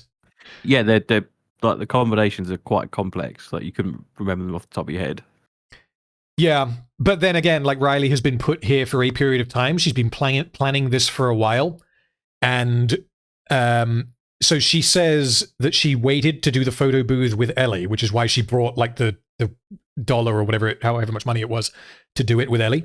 And then here, Ellie's like, "So you didn't wait for me to do everything," implying that Riley had been playing Mortal Kombat kind of while bored here. Yes. So that maybe explains it a little bit, but yeah, I quite like. Oh yeah, that. I was being slightly facetious about that. Yeah. Yeah. Well, whether she'd know the combos, because again, I don't know how the arcade machines work. I'm not sure. Okay, so then as they're having fun, we now get to what I have been waiting for a little while. So we got can't wait. We got a mushroom boy. So first up, I have no idea why the filmmakers decided to show the audience the infected before it reveals itself to Ellie and Riley, because something we've spoken about before is the whole bomb under the table thing. But I don't think that applies in this instance, because there should already be 100 bombs under the proverbial table, because these two are risking their lives every second that they are outside of the Fedra military school. Yeah, so, that's a good shout, actually. Maybe they could have changed it entirely in, I don't know, say that Fedra do actually notice, kind of chase them out, and maybe that's when they run into a zombie, something like that. Potentially they go and hide to get away from Fedra, and then in one of the cupboards, not literally a cupboard, but like a locked storage room, or whatever it is, there's ways around it. The logistical issue is that this infected is here means that no one found him, obviously, which I find pretty unbelievable. But if it's here, the decision from the director or the editor, whoever it is that made this call, to show it to the audience, I think detracts from the episode. 100%, yeah, I'm with you there. We don't need to see that there is an infected in the mall, because the potential for that threat has existed for the entire episode. So when, like, before they even get to the mall, Ellie says, "Oh, it's full of infected." And then Riley's like, "Oh, is it? Because it's open, we can just kind of go in." And then obviously in the back of your mind, you're like, wait, but what if you're wrong? Like, holy shit, there could be infected there. And the more they explore it, kind of the less reasonable I find it. But yeah, there's just this one here now. And he doesn't appear to have been found at all. Like, he doesn't have a bullet wound in his head. Maybe they thought he was dead and he's not. But yeah, I don't know. But the fact that they show that, I think, is entirely pointless. Yeah, I mean, I suppose, like you said there, the only, what would be the word, like, almost excuse for it, you could argue, would be that they thought he was already dead. That's the only possible reason. Yes, but that requires that whoever found them is dumb. Because very true, yeah. Yeah, but so you have to, because the fact that he hasn't been alerted before this is just inexcusable. Absolutely, yes. So I have notes on that, I think, later. I don't think I ordered these correctly. But yeah, in my kind of summary of the episode, I have more comments on him in, I guess, a meta sense. So, yeah, then, again, interrupt me, because I'm just going to kind of skip through it until we get action happening. Because all of this I don't really have a problem with. They go to there's a Subway there. They go to the taco shop, which is where Riley had been staying, the nacho shop, Macho Nacho. And she shows her, or gives her, the book, the volume 2 for the pun book. I forget what it's called. And then they bond over some terrible jokes. And correct me if I'm wrong, this is the book that Ellie has in the real-time timeline that she's reading from to Joel. Is that right? This is that book? Yeah, I think so, yeah. Riley says it's a sequel, so I mean it could be either one that she's reading from, because I think Ellie keeps it. Yes. Okay. Yeah. This just leads to quite a kind of interesting discussion between essentially two teenagers who don't really know what the real world's like in terms of Firefly, Fedra, and whatnot. It's quite an interesting discussion. Yeah. So, well, one comment that I have on here, which is less, it's more, I guess it's a world building thing rather than just a depiction of their age, really, is that they don't know what a screenshot is, as in a computer screenshot. Because of course, yeah. Yeah, the punchline is, what was it? How does a computer get drunk? It takes screenshots. Yeah, and they don't get the joke because they don't know what a screenshot is, because they have never used a computer because of the whole outbreak thing. So, or at least in Ellie's case, she doesn't know, and Riley doesn't explain, so I think we can assume that she doesn't know either. So, yeah, like that kind of thing I appreciated. Then I guess this is the emotional high. This is the calm before the storm. Ellie then walks over here and she finds some bombs. And she is like, did you make these? You're going to blow up some Fedras. Because at this point, she's in Fedra military school, so it's going to be people that she potentially knows. And she's not okay with this. And as we saw earlier in the episode, she doesn't think that Riley entirely understands what the Fireflies are and what they're doing. So I think 3 times in this episode, they have a back and forth where they're kind of arguing the philosophy of like the Firefly versus the Fedra. And neither one makes much ground until Ellie pulls the emotional card and is like, you don't need the Fireflies, you need me. Like, you were important to me before you were important to the Fireflies. She says something to that effect. I forget exactly what the words are. Yeah, it's something like you were my friend first or something like that. Yes, you were my... yeah, because I think it's family is what she's talking about. Like, they give me a... Yeah. Yeah, this really shows Riley's kind of naivety when she's talking about the pipe bombs, and Ellie's kind of worried that she might be bombed. I think it's something like that. And Riley says, I'd never let them do that to you. And it's like, yes. Who the fuck are you? You're a 17-year-old kid. What are you going to do to influence the Fireflies? Yeah, and what I like the most about that is that Ellie calls her out on that. That's not just something that the audience is like, wait a minute, but why would they listen to you? The show and the characters are aware, or Ellie's character is aware that what Riley just said is fucking dumb. Yeah, and so she calls her out on it.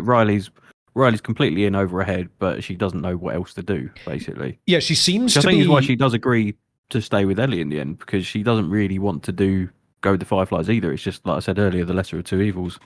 Yeah, like she obviously doesn't want to be on like sewage duty with Fedra because that's the job she's been given. That's kind of her lot in life at this point. Unless she can, I guess, buck up and be something that she's not willing to do.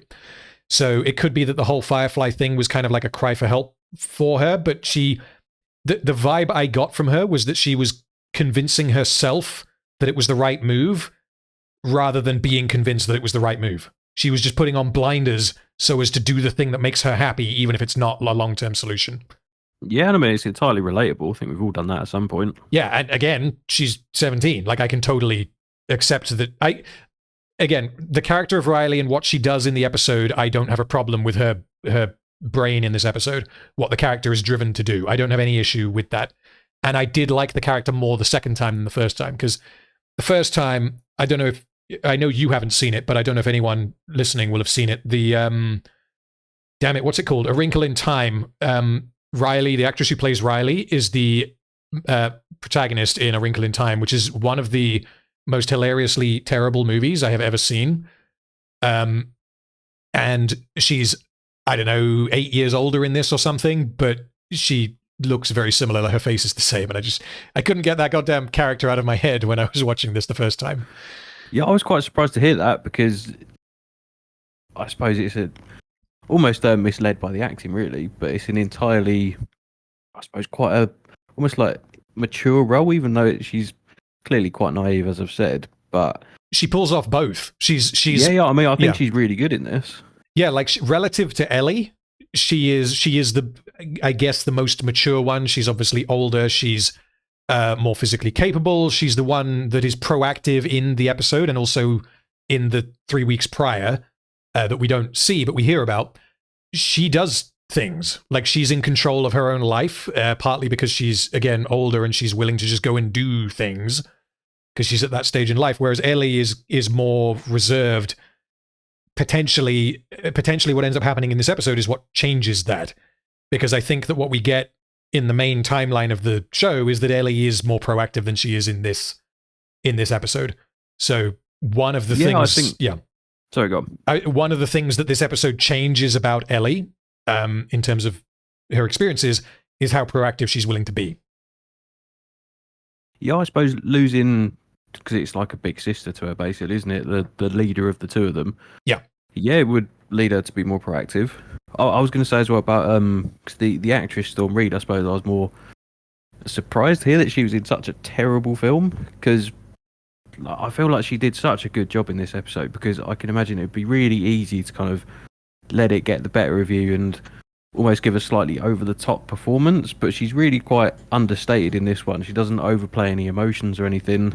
It just seems to be really organic. Yeah, and she has to do quite a lot, same as Bella Ramsey in this. She has to do quite a lot and show like quite a lot of range in this episode because of what happens, and because of like this scene here is completely tonally different to 5 minutes ago. Yes. So it's not. It's kind of like I can't remember what her name is. The girl who played Joel's daughter in episode 1. She has to have a lot of range, even though she's not in the series very much. She has to be able to sell the role, because otherwise, Joel as a character becomes less believable. And if Riley was just a weak point in terms of acting, then that would kind of tarnish what we know of Ellie. Yeah, absolutely. Yeah, Sarah is her name, by the way. Oh yeah, Sarah's the name of the character. I couldn't remember the name of the actress. Nico Parker. Nico Parker, that's right.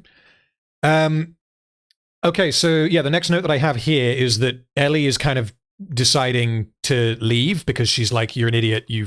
She doesn't say that, but reading between the lines, she's like, "You're an idiot. You're a firefly, and you're going to blow people up." And then the next note I've had is the "it isn't easy to say goodbye" thing, and then it actually is "you just did it." Is that now, or am I too far ahead? No, I think that's about now. Okay, so yeah, Riley is apologizing because here she kind of makes Ellie pause in her like leaving in a fit of rage by saying, "This is my last night." And she explains why she did everything that she did. She wanted to have fun with her friend. And Ellie seems to be looking for more, because obviously you have the sexual tension that at this point in time, Riley is not letting on that she's interested in that way at all. And my read on this was that there is no implication of romantic intentions from Riley, and that this is why Ellie gets pissed off and decides to leave. Like partly, like there's all the other stuff, but that is like the breaking point. Yeah, that's exactly how I interpreted it. Yeah. Yeah, because like Riley closes the door on any kind of romance, and Riley says like, "It isn't easy to say goodbye," and then Ellie kind of gets mad and says, "It actually is. You just did. Yeah, you just did it," and then she leaves. I will say as well, just I think you were on the shot a minute ago where they're literally standing like a foot apart. It's just outside of talking about this, it's just like a kind of a trope where you never stand this close to someone to have a conversation in general. It just like takes me out of it sometimes. I don't mind that, given the context of the conversation and given Ellie's feelings. I don't mind that, but yeah, like it you could potentially argue it as being a staged shot. Yeah, sure. For dramatic effect. So yeah, Ellie leaves and then changes her mind. And yeah, she hears screaming. So she changes her mind before she hears the screaming. I checked. Yes. Sorry, yeah, that's right. So, I mean, as for why she changed her mind, there's any number of reasons. It could be as practical as, "I need your help to get back," because there's, again, guards everywhere, supposedly. Or I might get attacked by infected, or, there's any number of things that could go wrong. "I literally need you to get back to Fedra." It could be that, or it could be that she wants to try again with the whole romantic thing, or like, "Damn, I shouldn't have said that. You're my friend, and I'm kind of being a dick. This is probably the last time I'm ever gonna see you." So yeah, there's any number of reasons why she changes her mind and turns around. When she does turn around, however, she hears screaming and is panicking, because obviously at this point we've seen the infected boy, and that's really the only justification I can think of as to why they showed him. But even then, we had enough information as to suspect that maybe Riley was legit being attacked at this point in time. Because the reveal here is that the screaming was not Riley, it was a Halloween decoration. But in the back of your mind, you're thinking, "Oh shit, is she being attacked by an infected or whatever?" And that's what Ellie is thinking as well. Oh, that's a good shout, actually. Yeah, I didn't think of that. That it could have been the infected that we'd seen earlier, yeah. Yeah, but again, I still don't think that justifies it, because in particular, Ellie didn't see it. So it only helps us, the audience, and even then I think it was unnecessary. So yeah. Okay, so the fifth wonder of the shopping mall was the Halloween store. Why it was the Halloween store, I guess I don't have anything to read into that. I guess Ellie had never seen one and Riley thought it was cool. That's all I've got. I don't know if there's any more to it. No, I think you can just assume that. Like, the Five Wonders was not in the game. Okay. It's literally like Riley's kind of showing her around various bits. They do actually miss out a few bits from the game. You couldn't include everything. Okay. But yeah, I don't really know why either. So then they basically decide or Ellie decides for any of the reasons that I already kind of touched on, that she is just going to come back and have fun with Riley for the rest of the evening because they're here. And they dance while wearing Halloween costumes, and then Ellie, after they've danced for a little bit, she kind of begs Riley not to go. And Riley then agrees. Oh, that's after the kiss, isn't it? No, after the agreeing, they kiss. Because it's after they take their masks off, and I believe the first thing that she does after taking the mask off is says, "Don't go," and then "Okay," and then they kiss. Okay. So what I got from that, which I think is important for what we were already talking about previously, is that Riley doesn't seem to believe in the Firefly's cause. She just wanted a family to belong to, and she was pissed with Fedra because of the whole sewage thing. And I think that's enough to explain why Riley wants to do what she ends up doing. I think that's sufficient. Sure. Then they kiss, and Ellie apologizes, and then Riley asks, for what? Great moment. Yeah. Such a good moment. So that's the first kind of suggestion that we get that Riley is also interested in Ellie, because until then, it was even Ellie was thinking like, oh shit, this is a friend thing, not a sexual thing. And then as soon as Riley says, what are you sorry for? Then Ellie's like, oh wait, we're full steam ahead. Romantic entanglement, let's go. Pure elation, yeah, from Ellie, yeah. Yeah. That, like, for a start, she hasn't been rejected, and I can't relate because obviously I'm not gay myself, but the fact that Riley doesn't kind of react with disgust as well, I imagine would only be a good thing. Because I don't know, it's never explained how kind of post-apocalyptic attitudes towards sexuality is, but just in terms of general, especially I know they're in Boston, but especially the southern states of America are not keen on gay people and look at it as something kind of like repulsive, so maybe that's kind of going through her head as well. Possibly, yeah. I don't know. I hadn't considered that. I think that's maybe more relevant with the whole Frank and Bill thing. Because I'm just going off how happy Ellie looked about it. Yeah, and obviously it's her friend as well, I suppose, and she's probably been wanting to do that for ages. Well, that's the thing. That's what I find interesting, and that's why I found it so interesting what you said about the game, is that I wasn't reading any kind of sexual desire into this until she was like looking at herself in the reflection in the lingerie shop. So prior to that, I was getting that was the moment where she was like, oh, wait a minute, I'm feeling something bubbly in my tumbly. Like, I'm interested in Riley kind of thing. Prior to that, I didn't even read that there was anything there. Oh, I mean, you're not really given that opportunity to express that. True. I assume, just from what we see in the episode, that she does have quite a crush on Riley. I mean, that's made blatant once you get to the lingerie bit. But if the episode took a completely different turn, there's nothing in the episode prior to that I think you could read into and say that they're any more than friends. Oh yeah, sure. But I'm just saying, from what I kind of assumed anyway, is that Ellie's probably had this crush for quite a long time. Sure, yeah. And yeah, especially add in a lot of booze, and maybe it's going to come out a bit more obviously than it would have done. That's true. I actually hadn't considered the alcohol. That factors into it a bit more than, yeah. They drink quite a lot as well, to be fair. Yeah. The straight spirits, yeah. Yeah. So, yeah, that we get. So that we've gone from the best bit of the episode to probably the worst bit, I think. And do you want to take this, or shall I again go with my criticisms and see what you think? What about the kind of zombie person in? Yeah, the next chapter of the episode, basically, because that's what happens next. Okay, well, I mean, set me up. So, what you got? Well, so first of all, what happens is an infected attacks them, which is the infected that we saw earlier. Ellie manages to kill it, but both of them get bitten during the struggle. We'll just go with that for now. So here we go, zombie. So the fact that the zombie only wakes up now is convenient, especially as Riley had been staying in the shopping mall for at least a couple of weeks, and she spent an hour breaking open an ATM. She's also been switching on carousels and playing video games. She hasn't been quiet. that the zombie wakes up now just seems to be like, it's time. That's my cue. It's time for me to enter the scene.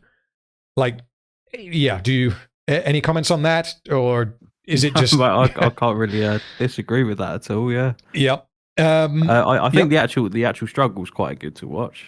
It's well shot. Oh, sure. Yeah. Again, like what we get on screen, I don't have an issue with. It's what was necessary to make what happens on screen happen is what I have a problem with. Yes. Yeah, everything like outside of the zombie, like I really enjoy their kind of conversations after they know they've been bitten. Yes. But the zombie being there, is littered with problems. Yeah, that's my cue. I got to go. The fact that there is exactly the right number of zombies, one, to be able to infect both of them but not tear them to pieces is also convenient. So if there were 7 zombies, those 2 are fucking dead. If there's 2 zombies, I'm pretty certain that they're both fucking dead.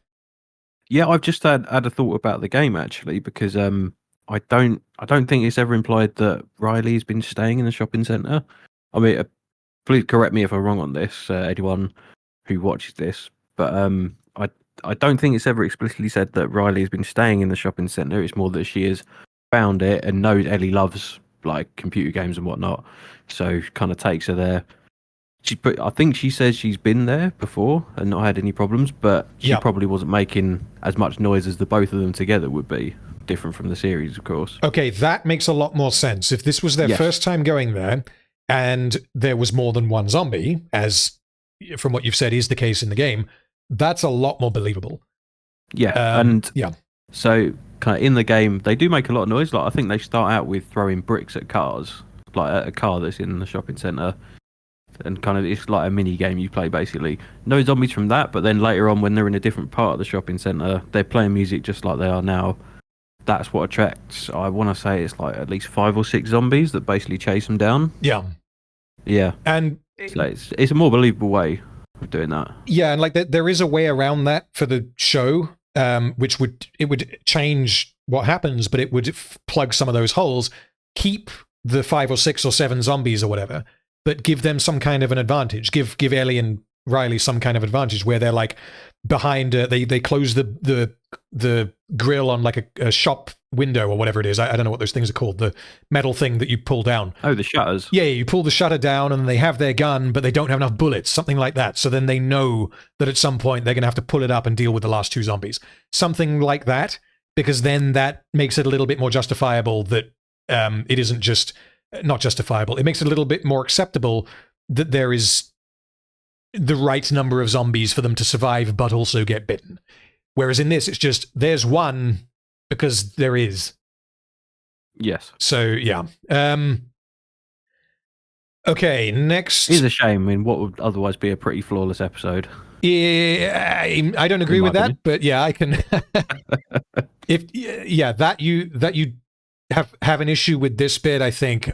This is, I think, my main problem with it, is the whole convenient zombie thing is, I think, the biggest problem. Because this is my only problem with it, really. Yeah. There is, I can't really show it, but there is some slightly dodgy editing in this fight scene that makes the zombie gain ground on them from out of nowhere. Like, that's forgivable, potentially, because it's just an editing issue. I can't really show it. I noticed it when I watched it. Yeah. It's like the zombie catches up with them in like a split second, like that kind of thing. Okay. Where are we? So the reason why this all happens, because here, this is where Ellie's kind of like, holy shit, we survived. And then Riley sees that Ellie's been bitten. And then Riley reveals that she has also been bitten. And the way this is all done with the one zombie that bursts in after they kiss each other, it's all done to maximize the emotional payoff. Like, it's tensions all the way up, and then the drama brings it all the way down. And it's almost, to me, came off like a fairy tale. It was like too perfect to where it was not as believable as... It was too perfect to be believable, is what I found. Oh yeah, definitely. It's so brutal to watch, because Riley's literally just agreed to run away with Ellie, basically. And you think, oh shit, yeah, we've got our endless possibilities. Yeah.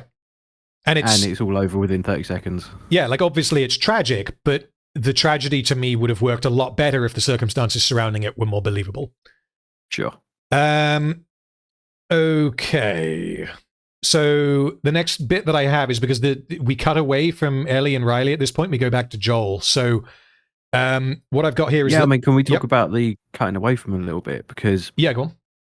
you know that Ellie is immune, and they basically agree to wait out the infection. They don't. We see that in a suicide. minute. Yeah, it cuts back to them and we see. Oh shit! Sorry. Yeah, I so thought we'd skip past that bit. No, so what happens is Riley reveals that she's infected. They're both like, "Oh snap! What are we going to do?" Then we go back to present day and we see that Ellie has decided, as a result of remembering all of this, to stay and help Joel. And then we go back to her and Riley's just kind of given up, and Ellie's really pissed off. And then we get the bit that I think you were just going to talk about. Yes. So yeah. Do you want to go on that, or shall I give you my notes? Sure. No, I really like and enjoy the kind of contrast between their two reactions. Like I was saying about Storm Reed, the actress, and how really good she is at playing almost like kind of subtle emotions, as opposed to Ellie, who you were saying she has a broader range of emotion in this episode. It's almost easier because she's so much more kind of expressive. Yes. Whereas I think Riley, it's understated, really good performance. And the kind of the implication afterwards, which I was going to talk about, of the fact that Ellie, we know, is immune, so you know exactly what would have happened, that they agreed to wait it out. Yes. And Riley would have turned and Ellie wouldn't. You just think how fucking horrendous that would be to watch your best mate just turn and then have to kill them. Yes. Do you see that happen in the game? You don't see it. Okay, because you don't see Either way, yeah. You don't see it in the show, and I really like that you don't see it in the show. Yeah, definitely. Because I actually made a note. I think it's later on in the episodes. This is something that they didn't do in the series, or didn't do more of, which I really would have preferred them to do, which is maybe left it a little bit more off-screen, unanswered. I know. It left to your imagination, basically. Yeah, I know you're referring to. So in the towards the end of episode 9, Ellie reveals that she did have to kill Riley, which is what was heavily implied by this episode. That's what I don't mind. Obviously, her telling the story. Yeah. Oh, but actually, you're saying the fact that they didn't show it, you think you wish they had done that more? Yes. Okay, fair enough. Yeah. Okay, so yeah, what I've got here is that the parallels between Riley and Joel are solid to me, and I think that this episode adds a lot of context as to Ellie's previous behavior. Like certain things that seemed maybe a little bit odd are explained by this episode. So what I've got here is her interest in guns, if we ignore the line at the beginning, her attachment to Joel, and her use of humor as a coping mechanism. All of that, I think, is very well set up by this episode. What, as in explanation as to why Ellie is like she is? Yeah, exactly. Because without this episode, she is the way she is. But this episode explains why she's the way she is. So I like that they did that. So you're saying about parallels between Riley and Joel. Kind of what were you thinking? So the fact that obviously there's no romance between Ellie and Joel, but you have that almost familial, like you said, before you had the romance with them, it's like a big sister type deal where she's the more physically capable one. She's older, she's protective, and Ellie is definitely more emotionally vulnerable and also physically vulnerable because she's 14. And the fact that she has recently, I forget how much time has passed between this and when we first see Ellie in episode 1. It's a few weeks? 3 weeks. 3 weeks, okay. Yeah, so she has very recently lost her best friend of however many years. So that heavily informs why she becomes attached to Joel so very quickly.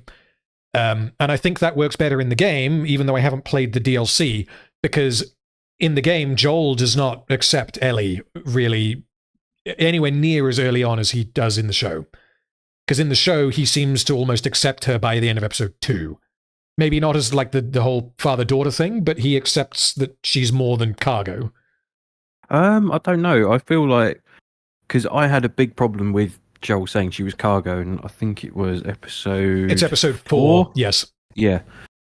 Because, I don't know, I feel like Joel is somewhat accepting of Ellie fairly early on. I think it's, you was talking about that parallel shot of Can't Deny That View. Yeah. Or the, that's when I think Joel is at least kind of what's the word? I suppose not accepting of Ellie, but at least appreciates that she is a young kid. Yeah. So he doesn't go too hard on her or anything. And during the game, he sticks up for her quite a lot in Billstown. I'd say it's somewhat comparable. Okay, fair So enough. Joel isn't completely cold towards her for most of the game. Okay. So, yeah, like we said, we don't actually see what happens, but they basically agree that they both know that it's over, but they're not going to take the easy way out. They're not going to kill themselves. They're going to... I mean, what would you do in that situation? Well, I mean, I would say probably the bullet, I would think, but I don't know. Because this is the thing, I have more information than they do. So I know that being immune is a possibility, but also I know exactly what happens to you, whereas they may not know what the process is like. So, well, I mean, you say you know immunity is a possibility. It's basically not. Like, as far as we know, Ellie is the only one. true, but yeah, I mean, either way, I would say that I know more about the consequences of both actions. Obviously, death is death, but I know more about what it would be like turning into a mushroom zombie than they do because I played the games, or I've played the game. So, yeah, if we're disregarding that, I think I would probably go with the bullet purely because purely because I wouldn't want to turn into a mushroom man, especially You'd leave me all alone to turn. Well, honey, you'd have to maybe also take the bullet. Maybe I'd do you and then I'd do me like in Aliens. And then you shoot me. Yeah, probably.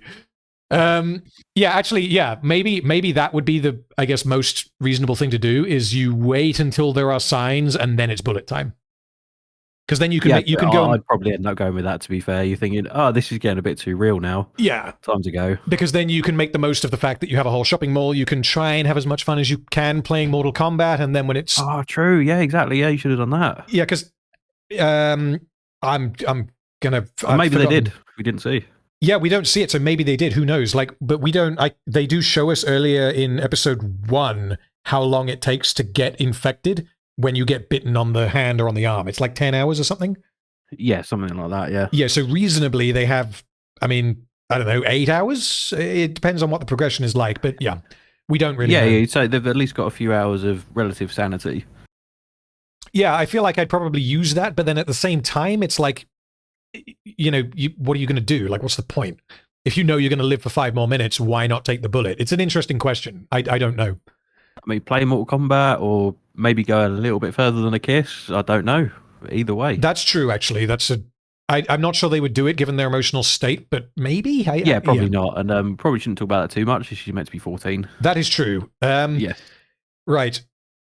Where were we with comments? So, yeah, the reason why I think that she flashed back to this particular evening is because until this point in time, at this point in time, Riley was the last person close to her that she lost, and therefore she was unwilling to give up on Joel.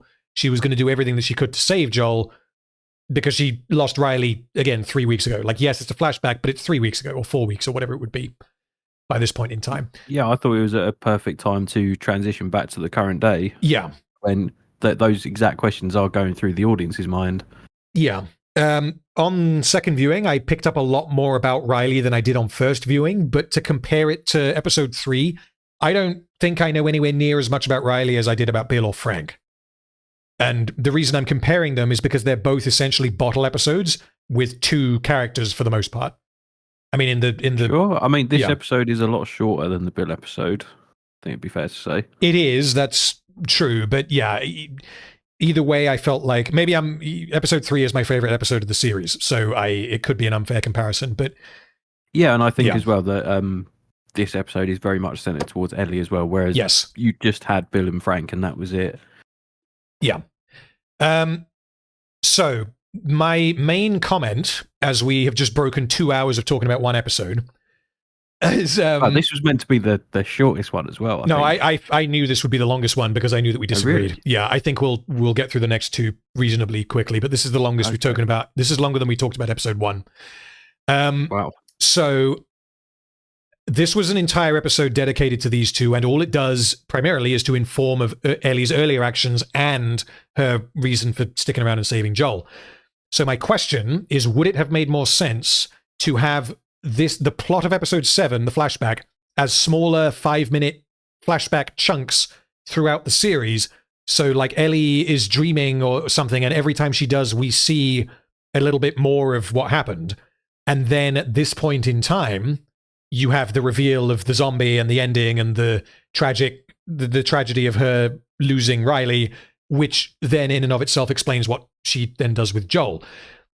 I think that would be a good idea, and the reason for that is because it means that you're drip feeding that information to the audience rather than having another bottle episode about two people falling in love. Yeah, sure. I can entirely understand where you're coming from for that. For me, because I've played the game and the DLC fits into this point in the story, at least in the game, I don't have a problem with it because I was almost expecting it. So if that's true from an audience perspective, I can entirely understand that. And yeah, obviously it's purely hypothetical having it kind of in shorter chunks. I can see that working though. That would have been really cool, especially if, say, you opened every episode with that, or from like episode 2 onwards. Yes, yeah, they could have done that. Segment. Yeah, that could have been really interesting. But again, I didn't have a problem with it being the whole episode. Yeah, well, because it also would have then slowly contextualized parts of Ellie's behavior. You know, you reveal the joke book in one of them, and you reveal the romantic attraction to Riley in another, and then you end with what we just saw at the very end. So that would mean that in context with the real timeline of the series, it would serve exactly the same purpose, because the climax of episode 7 you could still slot in right here when she's patching up Joel. It would just probably mean that the series ends up as 8 episodes long, but each episode is slightly longer.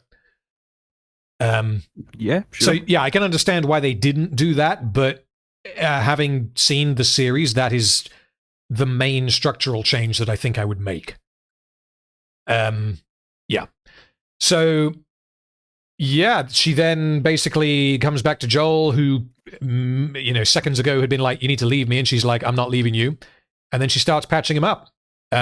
She doesn't have a clue what she's doing. Why would she? But she continues anyway. And I believe Joel passes out because pain. And then we cut to the credits. So I only really have a couple of other notes on the episode, because I think I've basically said everything I want to say about it. But most of the episode is happy, happy, fun, fun, and it reinforces the same thing. And like it has a purpose, but it's really one purpose. Mortal Kombat, drinking alcohol, Halloween mask dancing, happy, happy, fun with Riley. Oh no, everything went wrong. And I don't think that taking an hour out of a 9-episode season to do that is an efficient use of time, which is why I think I would have preferred that they split it up into the other episodes. Okay, so what I would say to that is I absolutely love the fact that it was here and it was all in one episode. I really enjoyed it. And the fact that they spent this time is more a problem with the writing itself, that they didn't allow sufficient time for the other episodes to breathe, rather than this being here specifically. I think I would agree with that. I think that because we've talked about the other episodes before, but I think that if this was the one example of a bottle episode where it's like, maybe you don't need it, but it's nice to have, then, I think that would be more applicable with Bill. Well, that's what I'm saying. This one is at least the main backstory of the main character. True, but you could theoretically, you could cut this and you wouldn't, I mean, you would lose the explanation. And I really like that the explanation is there. And if this was the only example of that, then I would not comment on that for this episode, because it's like, okay, you're taking some time out to show us about Ellie. But the fact that the rest of the series, I think as a whole, is not paced very well, and the fact that there is quite a lot of wasted time, episode 3 in particular, even though it's my favorite episode 3 is essentially a waste of time. And then we have argued, or could argue, that episodes 4 and 5, same thing. And then you have episode 7. Most of the series is not directly about Joel and Ellie going across America. Yeah, sure. And I think because it is translated directly from a game as well, this episode makes up for a lot of the character development that you missed through gameplay from the game. And I feel like this episode is really vital This should at least completely sell the audience on Ellie. Yeah, I will say I think I was sold on Ellie. I started to like her in episode 4. I think I was sold on her. I want to say in episode 6. I can't remember exactly what the moment was, but she was growing on me. But again, episode 7, 8, and 9. I think episode 7, 8, and 9 is what sold me on Bella Ramsey. What sold me on Ellie, I think, was slightly earlier. Okay, yeah, that's interesting. What I would say as well is this is probably my favourite episode as well because there is not a lot of Joel in it. And you're not a fan of Pedrol, Estrogen Joel? I am a fan in a kind of isolated way, but as a kind of overall throughout the series, no, I think they butchered the character to an extent. Okay, yeah, I can agree with that more for Joel than for Ellie, definitely. Yeah, I think Ellie's done pretty much perfectly. But like you say, the problem with, I mean, the finale's 40 minutes long. Yeah. I have notes on that. I'm sure you do, yeah. But Jesus. like you say, I don't think this episode itself should be the problem, and it's the other episodes and the lack of time. Yes, it could be that episode 7 is a symptom rather than a problem. And you could maybe say the same for episode 3. Like, the only reason why it seems like a problem is because they don't dedicate the time that they should have to the bits that they should have. Exactly. Yeah, I'm trying to think of an example, but honestly, I can't. Like, there's multiple TV shows that I can think of where, like, every episode is clinically deliberate. And everything, the purpose of every episode is crystal clear. And then it does the next one, and it adds on to the 2 examples that I'm thinking of is Breaking Bad and Spartacus. Like, not every episode, Spartacus I can say more because I've seen it more times, but the first couple of episodes are not very good. But the purpose of those episodes is extremely clear.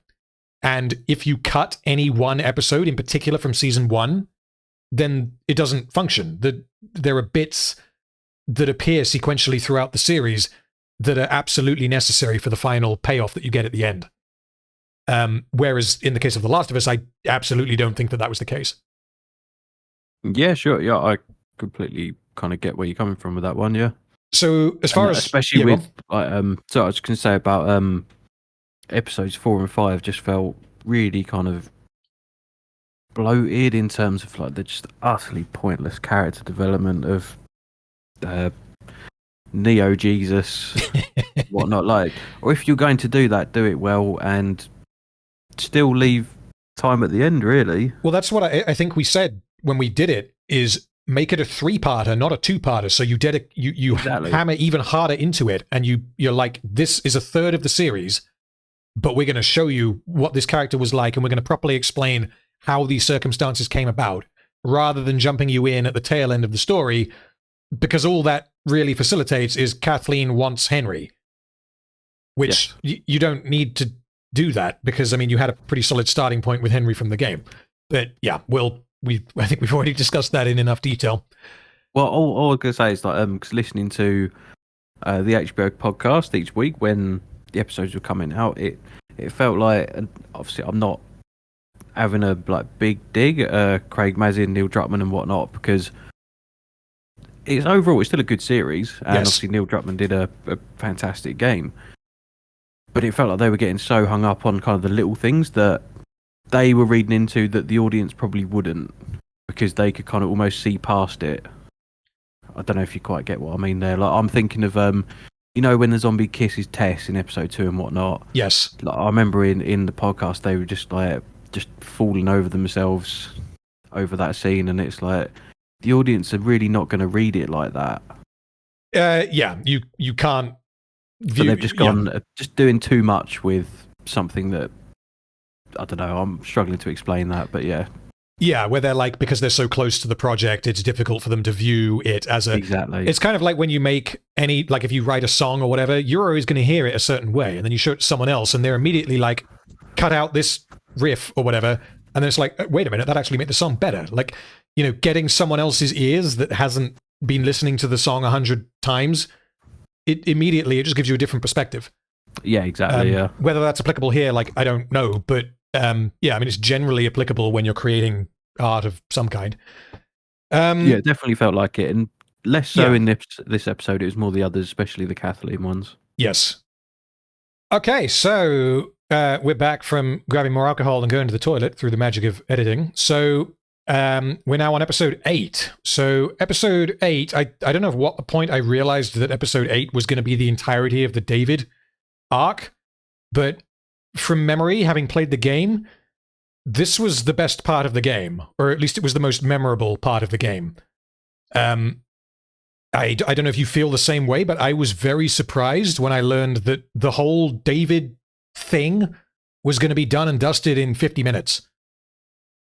For that, I feel like this episode is probably one of the best paced episodes. And yeah, so before this episode aired, and I thought, okay, yeah, so because I was looking, I think around episode 6, I was looking, okay, so we got Left Behind episode 7, okay, David's episode 8, episode 9's the last episode, okay, so they've left plenty of time. I didn't realise how short the finale was going to be, but yeah, so for David, because I've written down on my notes as well that this was the part I was looking forward to most, or at least seeing how they did it, because I feel like David is probably the best side character in the game, especially in terms of voice acting performance. Like Nolan North it's so good, it's so memorable as David. Yes, as the kind of comes across as a really nice guy, but there's sinister undertones. So I was really looking forward to how they did it. I felt like they cast it pretty well. It could have been maybe, I suppose, again, it's like comparing the voice actor to the actual actors. Like even Pedro Pascal and Bella Ramsey didn't really live up to the voice actor and Troy Baker and Ashley Johnson, but that's such a high bar. Yes. That you're not really going to reach that realistically. So I thought the casting was still quite good for David. So what do you think about it being one episode? I think I didn't like that it was going to be one episode because I wanted more. Like, it's the best bit, so obviously I want more. That on its own isn't a particularly, that's a subjective criticism. The bit that I think is more of a problem is what happens later in the episode, which I'll get to when we get there, but certain bits are rushed. And the fact that time was not a... Really? Yeah, like time isn't a factor in this series because it was made for a streaming service, which is why you have such a disparity in the lengths of the episodes. Okay, so I didn't feel like it was rushed at all, so I'm quite interested to see which bits you thought were. Okay, yeah, we'll get there. But regarding David himself, I don't know who this guy is that plays David. Really, really good. I really like him as David. Scott Shepherd, just checked. Okay, I definitely prefer the game version from what I remember, but in terms of, I don't know if I want to say he's my favorite character from the series, but he's definitely up there. Yeah, sure. And I will say they even went further and expanded into the character of David. Yes. From the game, the first time you meet him is when Ellie bumps into him with the deer. So at this point, because there's no kind of Christian aspect either, which I thought was quite interesting. And I read there was a lot of review bombing as well because there was a lot of angry Christians saying, why does he have to be Christian because he's a villain? Okay. But I can entirely see why they went for it, and it's entirely believable as well for me. Yeah, in particular when we get to the end of the episode, there are things that the whole God complex thing factors into in the climax of this episode, which we'll get to then. And I feel like that on its own is enough to justify the decision to make him like a hardcore Christian type. Yeah, exactly. Like I was thinking because he says that he was a teacher before. Yes. And he basically becomes a preacher after the apocalypse. And they're both kind of positions of authority, and I could entirely see, the kind of God complex of why, because a teacher would surely have that because you are by far the most knowledgeable person in the room when you're a teacher. Well, and in particular, like this is obviously a spoiler, but like cutting ahead to the end of this episode, he is, if not a straight up pedophile, he is a rapist. The fact that he puts himself in positions of power, I think, is completely coherent with what we see of this character.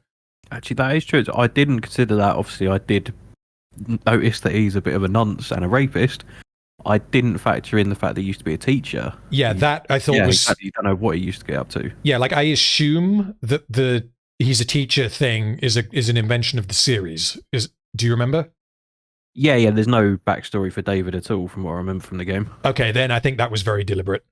Yes. Anyway, that's the end of the episode. So we'll do the beginning first. So, right. So while hunting to get food for Joel, who is still recovering, Ellie encounters a preacher, which is David, who is on screen now, and his fellow hunter James. She then trades her deer for penicillin. So before that happens, we get this sequence here, which is, it's kind of contextless, but then it becomes important later. This is David and his community, where he's kind of asserted himself as their leader. Like he is a preacher, but he's also running the show basically through through multiple means, wrath of God, and also just good old-fashioned intimidation. But also he is providing for them in some degree. They are able to function, to an extent because of his leadership, which is a point that I'll get to in a bit. He's not just crazy man who's in charge because he's bad. Like, there is a bit more to him than that.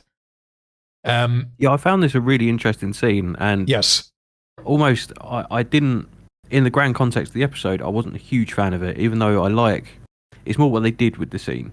So I like the fact that you get more background on David, but as I was watching it, there's something really off about him, and I was like, what is it? And they're using a handheld camera for most of it, so it's almost like there's something kind of brewing underneath. It really gives that impression about David, that there's something really off with him. So it's very intimate.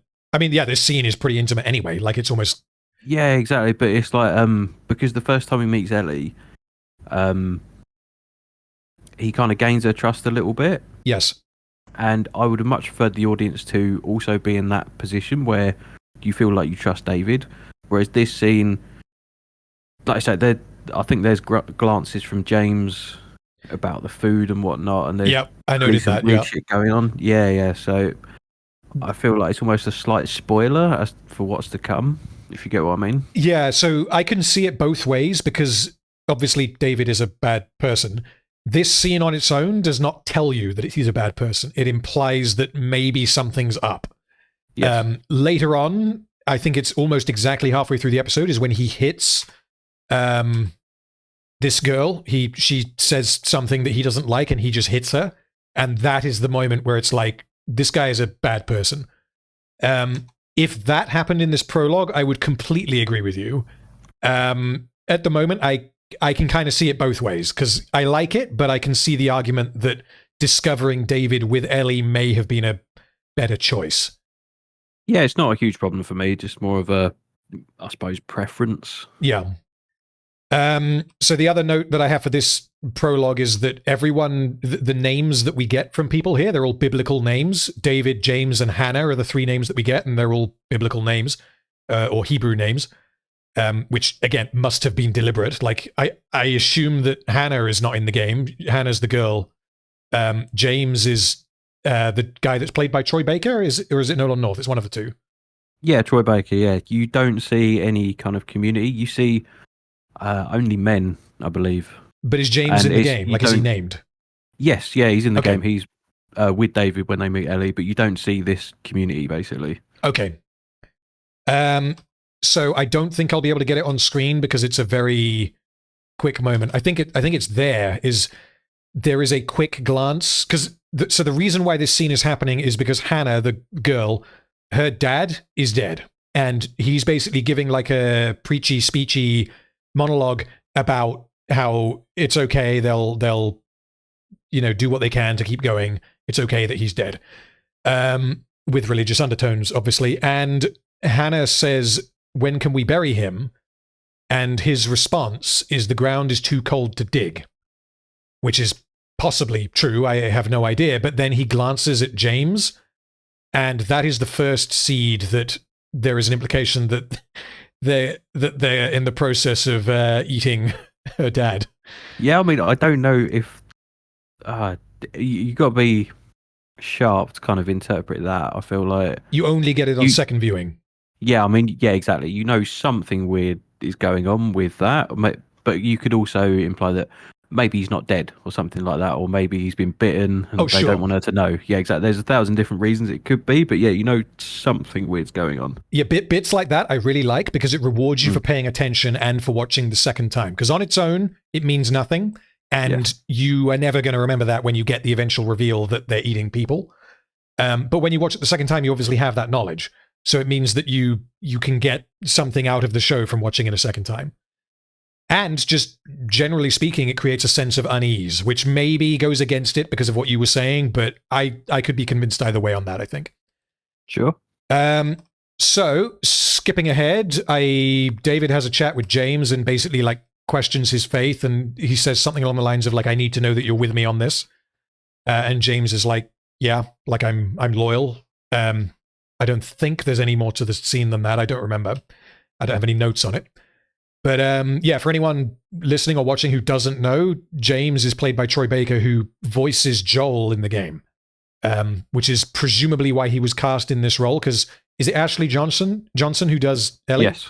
Yeah, so she appears in episode 9, and again, you've got to think the reason why they were cast is to like pay tribute to the game. Yeah, definitely. I've got a lot to say about the Ashley Johnson one, but Troy Baker in this episode, I think he's very good. Yeah, totally different character to Joel, but yeah, I mean, he plays it well. Like he's a decent enough character. So then we cut back to Ellie and Joel, and she, I guess, realizes that they need to go and get food. So she has at this point stitched up Joel, and I have comments on that, but not yet. She takes Joel's rifle and goes out hunting to get them food. And the comment that I have here, so I have a tenuous defense for this. Do you think it's at all convenient that Ellie and David end up hunting in the same area? Because the only reason all of this happens is because they come across each other while hunting. Yeah, sure. I mean, I was going to go back to, the girl that's mourning her dad as well. Yeah. I feel safe to say it was probably Joel that killed him. Oh, yeah, absolutely. I think that's explicitly stated later on. So I don't think it's too convenient that they are in the same area.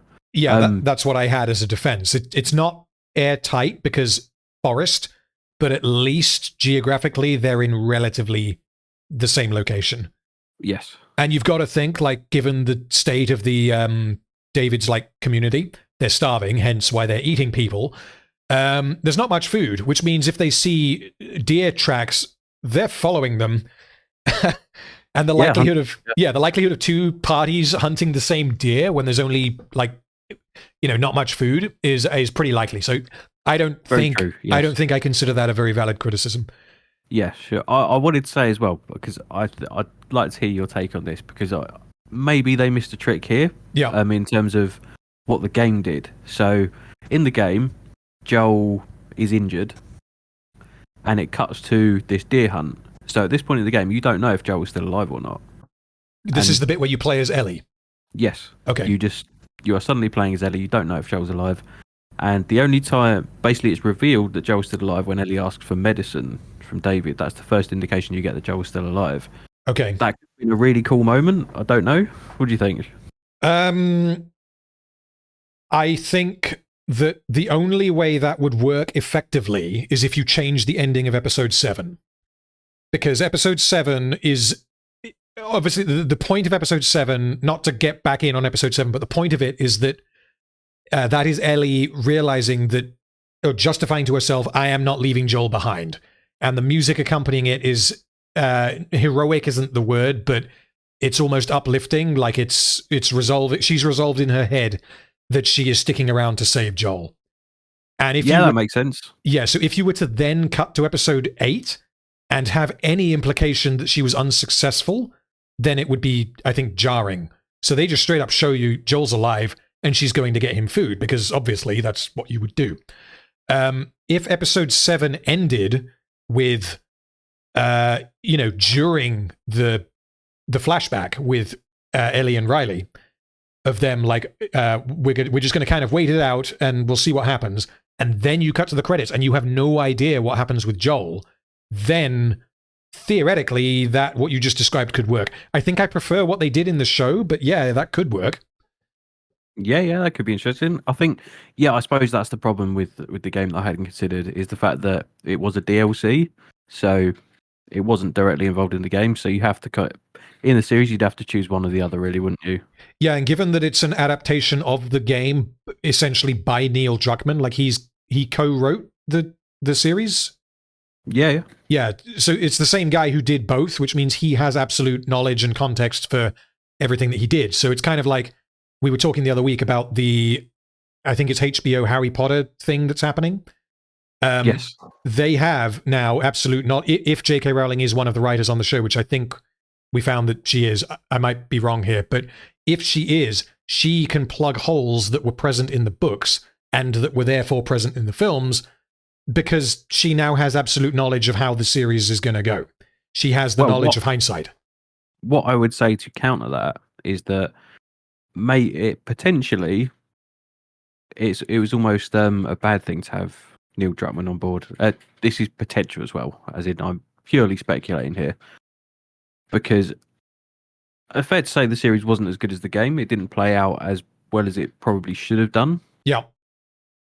And I think that's almost because of Neil Druckmann's influence on it, because he has already written the second game. Maybe he knows where the third game is going.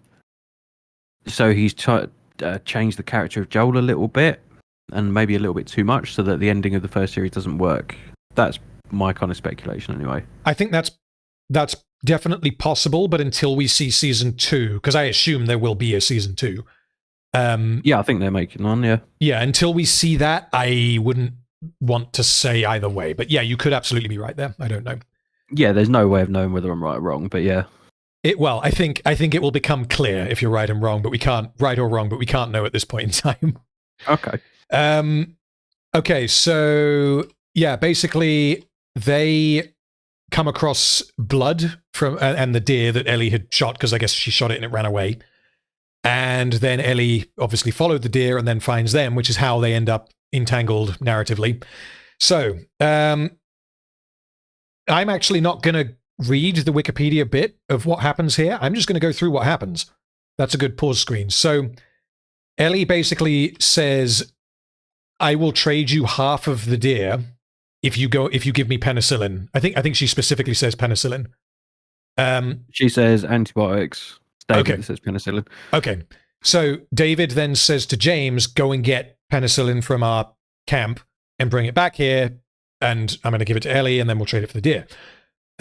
He leaves. James leaves, and then we get a scene with Ellie and David.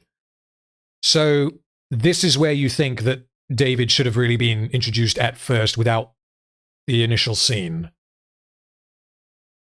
Am I... What, me personally? Yeah, this is what you were saying. This is when we first should have explored David rather than having any context going in. I mean, should have maybe is a bit strong. I feel like... Well, it was another option, maybe, yeah. Yeah, exactly, yeah. I feel like it really worked in the game. Okay. And again, this episode, I feel like it's still very good. I'm saying maybe it could have been better. If that was the case, I don't know. Yeah, that's true. I think it's one of the stronger episodes. Yeah, definitely, yeah. And this scene leading on from here is almost exactly like the game. There's very little that they changed. Okay, so what happens here is they basically have a discussion where David reveals that he's a preacher, and Ellie kind of like scoffs and like, really? And he says something along the lines of, I became a preacher as a result of the apocalypse, as contradictory as that may sound, because he, I guess, realized that now is the time to save people kind of thing. And I think that this whole conversation, in terms of like escalating tension as well as informing us of David, I think is excellent. There's nothing I would change if that is your goal. However, there are some logistical issues that I have with it, that they kind of there are things that they sacrifice in order to facilitate the extremely good and effective escalation of tension. Like what? So David reveals very dramatically and it's very effective when you watch it. He reveals that he has hostile intentions towards Joel, while Ellie is still pointing a loaded gun at him. Sure, you can read into that and say, like, okay, this tells us a bit about David. He's very confident. He's maybe a bit reckless and all the rest of it. But this is an unbelievably risky thing to do. Ellie has her finger on the trigger, and she does not, like, if she'd put her gun down because maybe David had, like, got in her head and maybe made her trust him a little bit, she puts the gun down, and then he reveals, so Joel killed one of my guys. Basically, yeah, because I hadn't mentioned it yet, the Hannah's dad that was that they were mourning at the start of the episode is the guy that Joel killed. He strangled him at the end of episode 6, and he's the guy that stabbed Joel, which necessitated Ellie fixing him. So David had sent 4 people out to gather resources or whatever from the university, and those are the 4 people that Joel and Ellie encountered in episode 6. That I think that makes complete sense to me, because geographically they're all here and they're starving and all the rest of it. The fact that David reveals to Ellie that Joel killed one of his guys while Ellie's pointing the gun at him, that to me, I think should have been handled differently. Like, it's effective when you watch it, but yeah. What I would say in defense of that is that he only reveals that when James is back and has his gun on Ellie. Do we know that? Because he says... Yeah, he literally says in the next sentence, James, lower the gun. Yeah, so I know that he says that, and I was thinking this when I rewatched it. However, he doesn't, like, he seems to... The way around this is that David is particularly good at reading people and manipulating them, which I think you can read that into his character, and if you're willing to go that far with it, then this scene functions. But basically, let's say that James is there for the whole time. Let's just say that he's there the entire time, pointing a gun at Ellie while David is spilling the beans. Ellie is still pointing a gun at David. As soon as David says, Joel killed one of my guys, and Joel was traveling with a little girl, reading between the lines there, I know who you fucking are, and Joel killed one of my guys, Ellie may well pull the trigger immediately because she doesn't know that James is there. Sure. So the way it's a risk, yeah, but yeah, I think it's a believable risk that he'd take. I think I can accept that because David is a very manipulative person. I just, like you say, God complex. Yeah, the whole God complex, like he's overconfident, and that leads to certain things that happen towards the end of the episode. 2 separate things that happen towards the end of the episode. But the very minor change that I would have made to this interaction is that maybe Ellie is momentarily distracted by, because the whole time she has her gun pointed at him, and we can't see her hand, but we can assume finger on the trigger. It's like she's very, very cautious, as is reasonable. Maybe when David says, oh, I'm a preacher, she kind of like laughs and takes her hand off the trigger, and then we get like a very quick but deliberate shot of David's eyes looking down at the gun, and then he decides to go into the whole, so Joel killed one of my guys thing. Like, maybe that's a slight change that I would make, but that's minor, I think. It doesn't affect the David character really because it works with what we get. It's just it's very risky what he does here. Yeah, I don't have a major problem. I don't think it's overly risky from him. Like you say, James is back. James being back doesn't change the likelihood of him being shot. That's the issue that I have. If we're calling it an issue, that's the issue I have. That does mean that generally it's a slight Mexican standoff, that if Ellie shoots him, Ellie's also going to be shot. And he's just banking on the fact that she's not going to do that, and it's a fairly safe assumption. Yeah, so him banking on the fact that Ellie won't do it, that is where I think the defense is, because that works with everything else we know about David, or everything else we learn about David. The presence of James is irrelevant, because Ellie doesn't know that he's there, so it's not a Mexican standoff.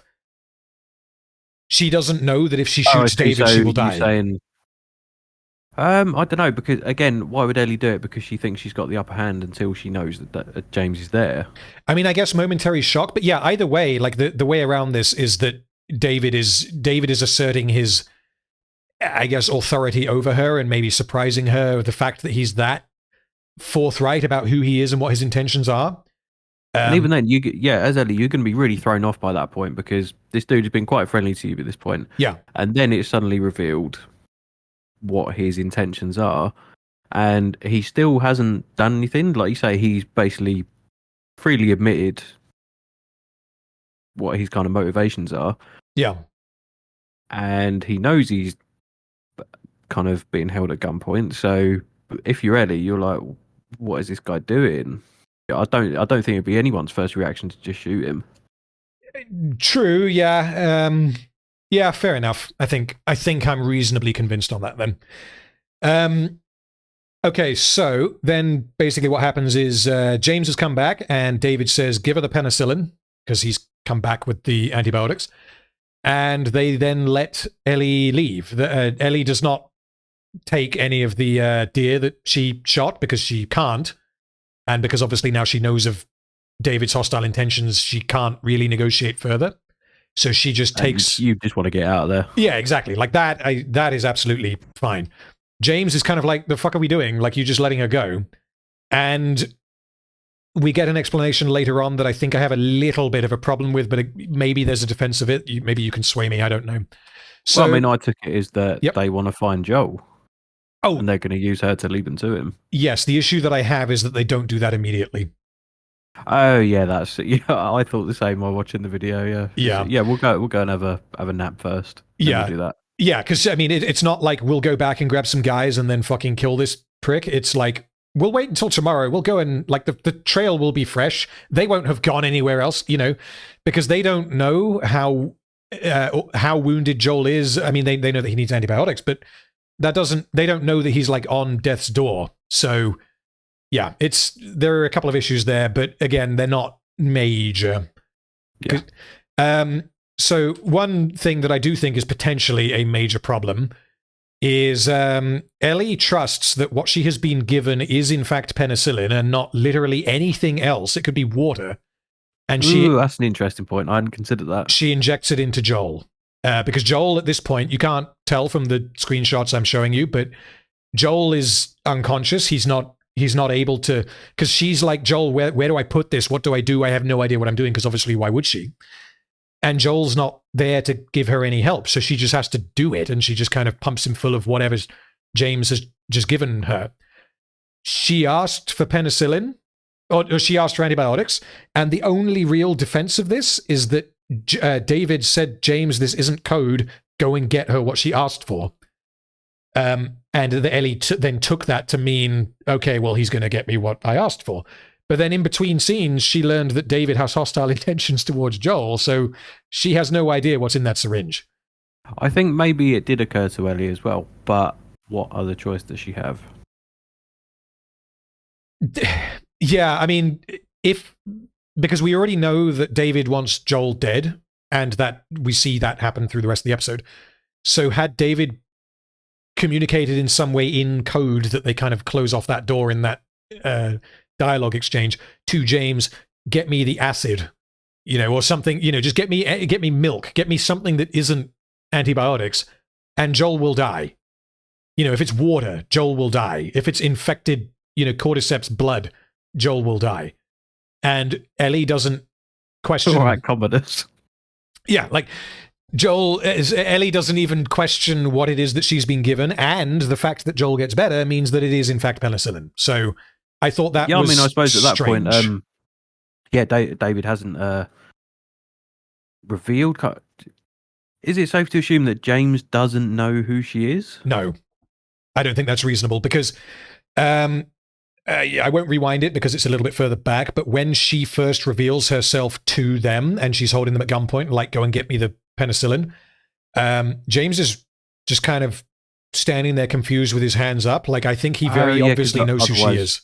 Yes, why would he come back with his gun pointed at her? Yes. Yeah, so you have to assume that as well. Yeah, and the fact that David knew who she was, because the 3 people that returned of the 4 that went will have said to David, and presumably James will have learned this at some point, it was some guy, he was traveling with a little girl, and then David and James see a little girl come out of the woods with a gun on them. They know who she is.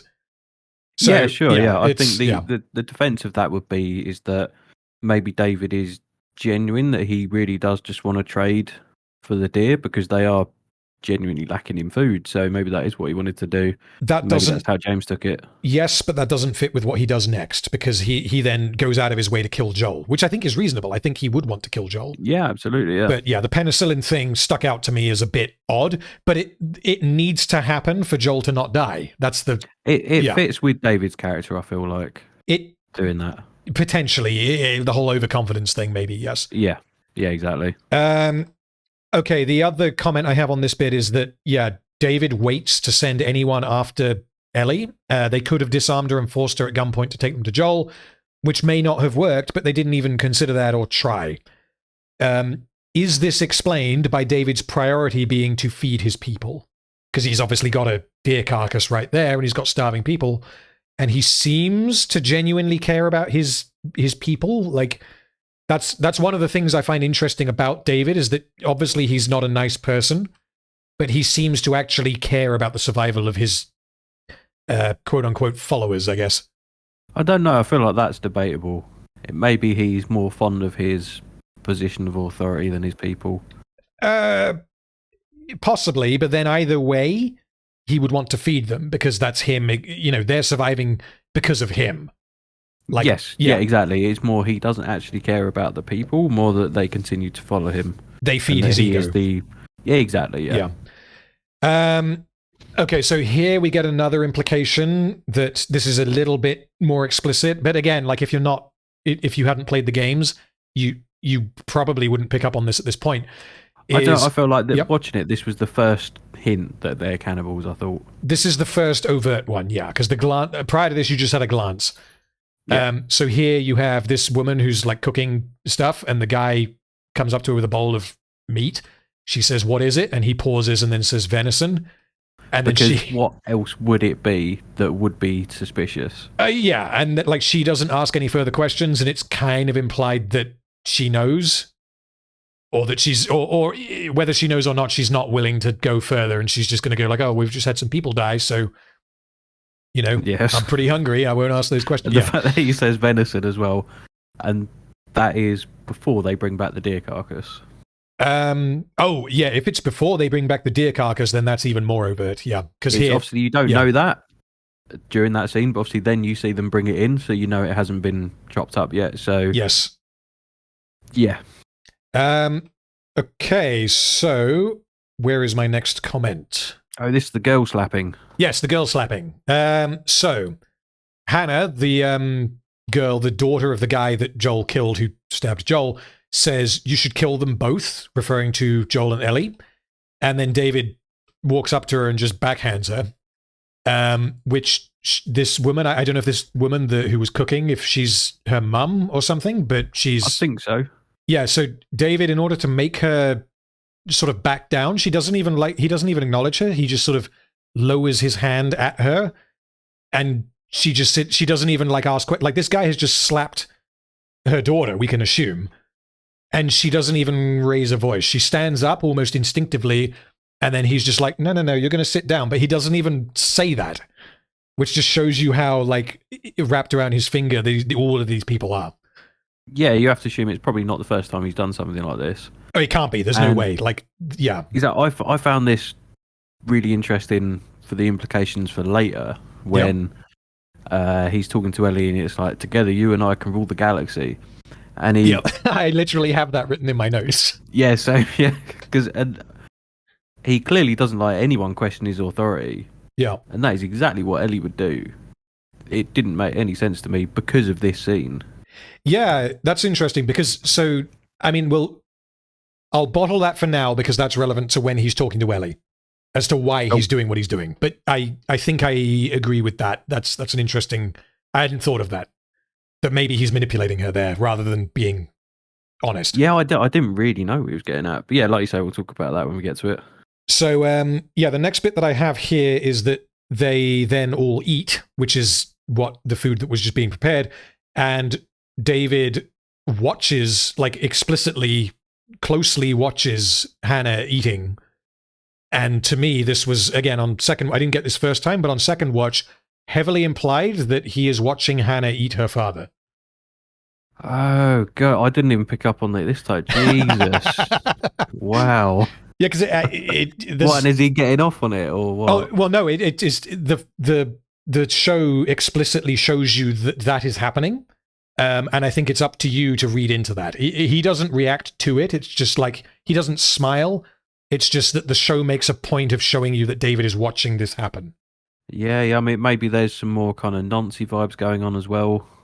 Possibly replacing the father, and there's any number of, again, God complex. There's multiple ways you can kind of read that. Oh God, that's horrible. Yeah, I didn't consider that. Yeah, because the show takes, it's maybe 15, 20 seconds, maybe it's 30 seconds, I can't remember, but you see all of these people eating meat, quote unquote venison, And it's like, this probably It's isn't got to be. venison. It's got to be her dad, isn't it? And then you think he's watching Hannah eat. It's got to be the dad. Like yeah. Yeah. Because we already know that they have the body because the three guys brought it back and David said, no, we can't bury it, it's too cold. So they have the body. And we already know that he's refused to bury the body. And the implication from the glance at the beginning of the episode between him and James was that he's not going to bury the body because it's already going to be dinner, you know? Oh, yeah, that's horrendous. Yeah, just little things like that. Like, it doesn't matter, but it gets a little bit more horrific when you read into it. And I really okay, like... I like that. I like that. It's quite subtly done. Yeah. At least for me. Maybe I was too stupid not to notice. I don't know. So, well, on first watch, I don't think there's any way you would notice that because it relies on the first scene for it to... Yeah, I suppose you're more kind of thinking about the slapping and whatnot, aren't you? Yeah.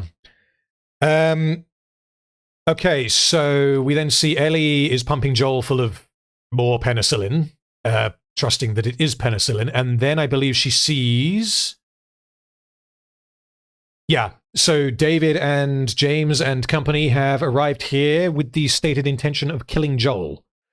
So David explicitly wants to kill Joel, presumably as revenge for him killing Hannah's dad. But he also explicitly wants to not only spare Ellie, but also bring her into their community. So it's really unclear why as well. Well, I think it becomes clear, but maybe we can go into that. We'll go into that when we have the Ellie David scene, because what you said a minute ago possibly contradicts that, so we can maybe make sense of it when it gets there. But like at this point in time, he orders his men take her alive when they chase Ellie, suggesting that it's not like he just wants to take her back if they can. It's not like we'll save her if it's possible. It's like, no, your orders are to take her alive. Yeah, I mean, they're really keen on killing her as well. Oh, they indicating how desperate they are for food. Yeah, not necessarily to eat her, more that they don't want another mouth to feed, as I think it's Troy Baker that says that. Yeah, there's a couple of ways to explain that, which I guess we'll get there in a minute. So so Ellie approaches Joel and is like, there's people outside, don't fall asleep, here's a knife, if anyone comes down here, kill them. And she then takes the horse to lead them away. So this is again her being proactive to save Joel. What does she do? She's mounted on the horse and she's just randomly firing off shots at them, not, I guess, planning on killing them because there's no way she could be accurate at that range on a horse, but she's like, hey, fuckers, I'm over here, come get me. And then she rides away, and at that point, David says alive, as in, get her alive. And James then pops the horse, and Ellie gets thrown to the ground. And where are we? So, after James shoots the horse, without David, they collectively walk up to Ellie, and the dude next to him, this guy, says, do it, meaning, like, kill Ellie, which would then be James disobeying David. And I think there's a couple of ways to read this. There's the way that the show wants you to read it is that they want to kill Ellie because of revenge. Because Ellie is partly responsible, or like for all they know, she's entirely responsible for Hannah's dad being dead. Because they don't know what happened, because none of the three survivors saw what happened. So for all they know, Ellie killed him. They don't know. They're just like, kill people because revenge. And the reason why I think that is supported is because after David stops them killing Ellie, he says, you're so hungry for vengeance, deliver it, as in go and kill Joel. But what I find maybe an interesting suggestion is that maybe they wanted to kill Ellie because they wanted to spare her from whatever David was going to do to her. Ooh, that's an interesting take that I hadn't considered. So I don't think that's supported because David says, you're so hungry for vengeance, deliver it, implying that their motivation at this point is vengeance, which is reasonable. But Ellie, if she survives, will, best case scenario, be starving like the rest of them, or she'll be eating human meat against her knowledge, or she'll become food for the rest of them, or she'll get tortured, or worse. So it's entirely possible that they want to kill her to save her from that. Like, I mean, mercy killing, but then at the same time, it's like two birds with one stone because they don't want to feed her either. So, yeah, again, I don't think that's probably not true, but it's still possible and quite an interesting take. Yeah, they could have kept it ambiguous because I like David's line, you're so hungry for vengeance, deliver it, because it's biblical in its phrasing. Yes. But without that, it means that you can interpret the scene a little bit differently, whereas I think it's popped up a couple of times in the series. It directs you towards a particular interpretation. Yes. So, yeah, the only other note that I have for this bit is that they take the horse back for food. And I like that they do that because they didn't need to do that. But it's just, it's realistic given their circumstances that, oh, we've got a dead horse here. We can eat it. Like, why would you not? But they actually dedicate dialogue to, you two, hook up the horse, we'll take it back. Like, obviously, that makes complete sense. And I like that that happens. They don't just forget about the horse. Sure. This is Joel's kind of awakening, I suppose, where he kills a couple of people. Yeah, so, the note that I have for this quarter of the episode is, at David's camp, he reveals that he's feeding his group human flesh, which happens in a minute. Meanwhile, Joel awakens and tortures some of David's men into telling him Ellie's whereabouts. So, the question that I have for this is that Joel seems reasonably functional after Ellie stitches his skin back together and pumps him full of penicillin. I think this is a stretch. Like, Joel is obviously, he's not doing well, but that he is this functional, I think, is a bit of a stretch. He has a hole in him that has been plugged, and he's been pumped full of what we can assume is penicillin. Yeah, again, it's kind of taking liberties with biology, I suppose. Yeah, it's a bit of a stretch, but again, you have to forgive it, I suppose. Yeah, there's ways around it, like maybe don't make him be quite that injured, because the injury that he sustains in the series is different to what he sustains in the show, in the game. Yeah, but even in the show, he looks like he can barely move. Yeah. So, yeah, then we skip forwards to the interrogation scene, which I think, from what you said, is pretty much one-to-one from the game. Yes, and like I was so worried they were going to tone this scene down, because they left out a lot of the violence and brutality that you could have included from the game, and I think would have added to the series if you had included it. And this is just prime example of the lengths that Joel is willing to go to get Ellie back. Yeah, so and it's a really brutal scene, like horrible to watch. Yeah, I've got some notes. So Joel is brutal in this scene. It shows how far he will go to rescue Ellie. I don't believe that this Joel, as seen in the show, would do this, potentially. This is another instance of the show copying one for one from the game, and it doesn't fit with the changes that they have made elsewhere to this character. Common theme. So, yeah, it's much the same as what we get in episode 9. In isolation, I think this scene is excellent. Like, it makes total sense.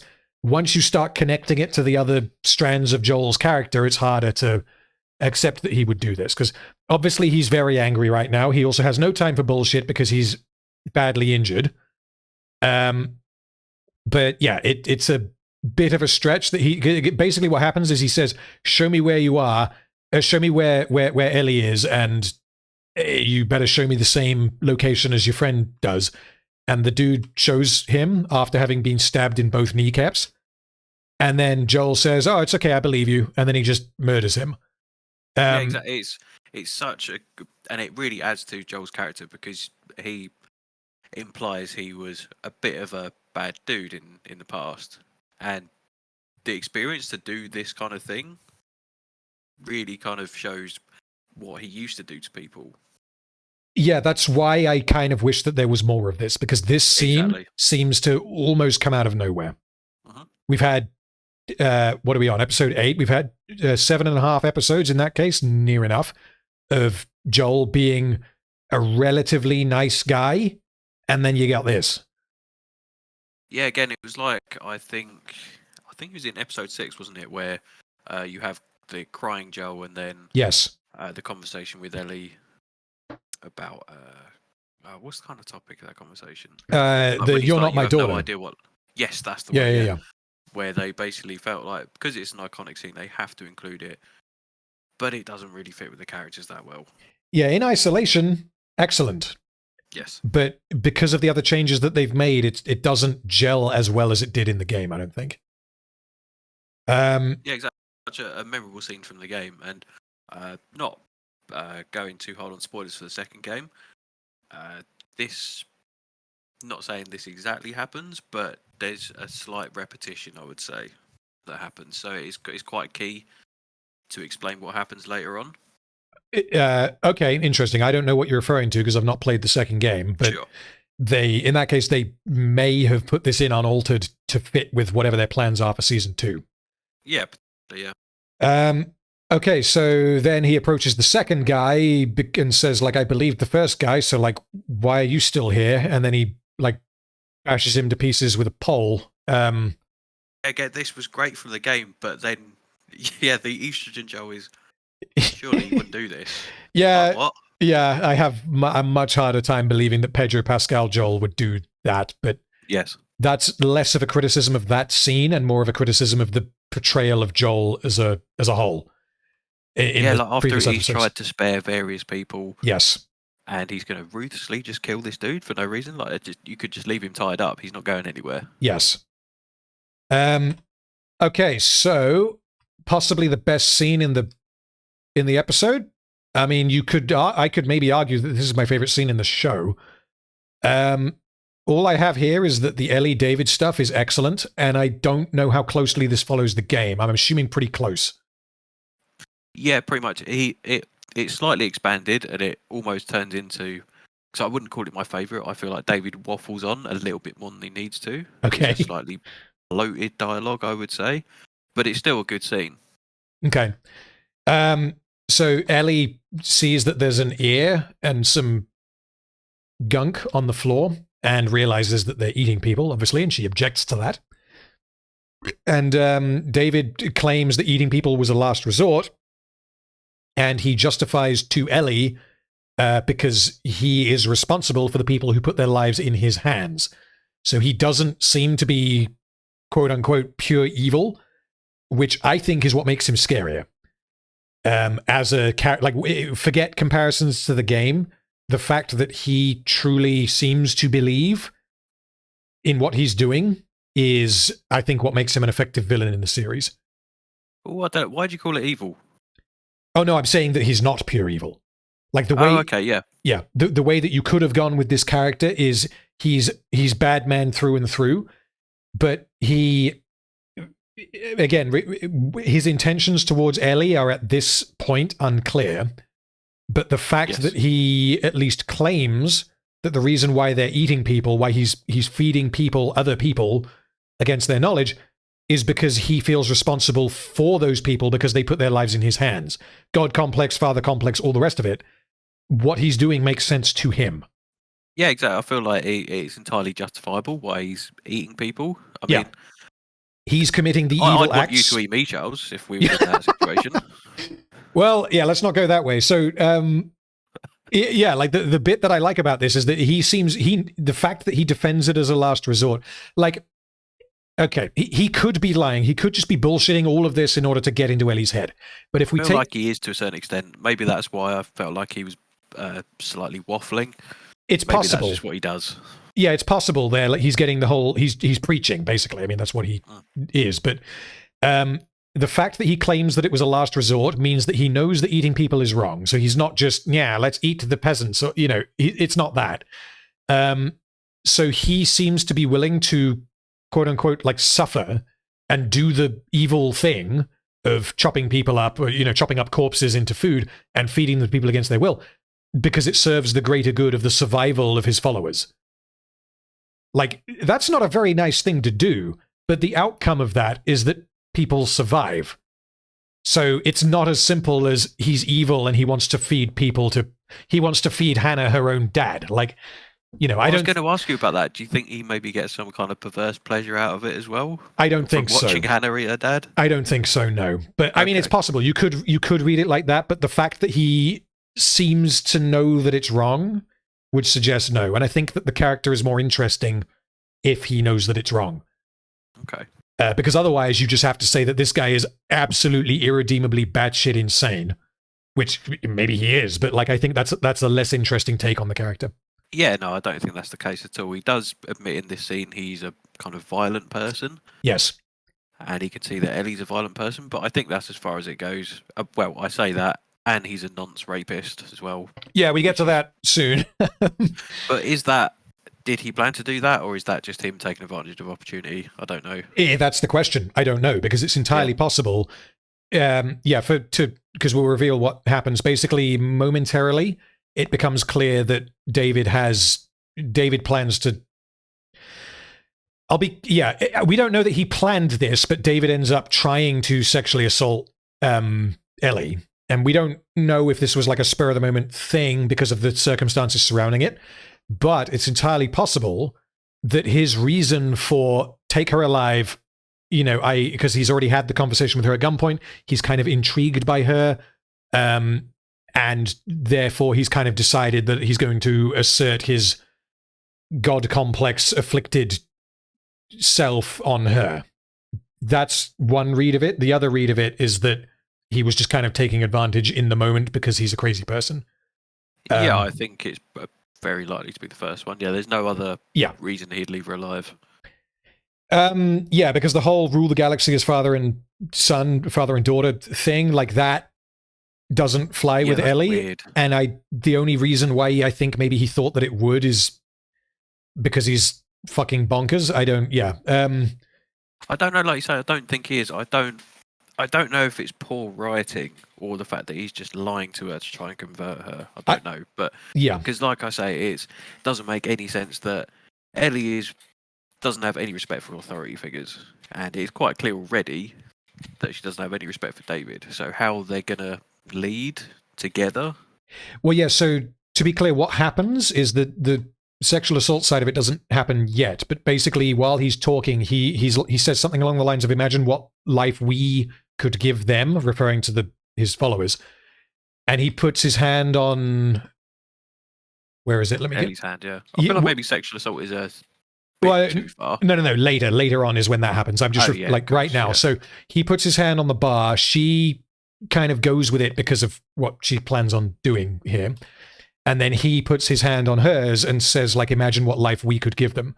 And the implication there is that he seems to want to do naughty things to her. I think that's pretty blatant. She then tricks him by putting her other hand on his, feigning acceptance of this, tricking him, because he's like, if he does want to diddle her, she's kind of playing into that and making him think that it's going to happen when obviously there's no way she's going to let that happen. And then she breaks his fingers, which I think that's what happens in the game. Yes, exactly. And it's very unexpected, I think, from first viewing, because at this point you feel like you've got two options. You either tell him to fuck off or you play along to try and get out.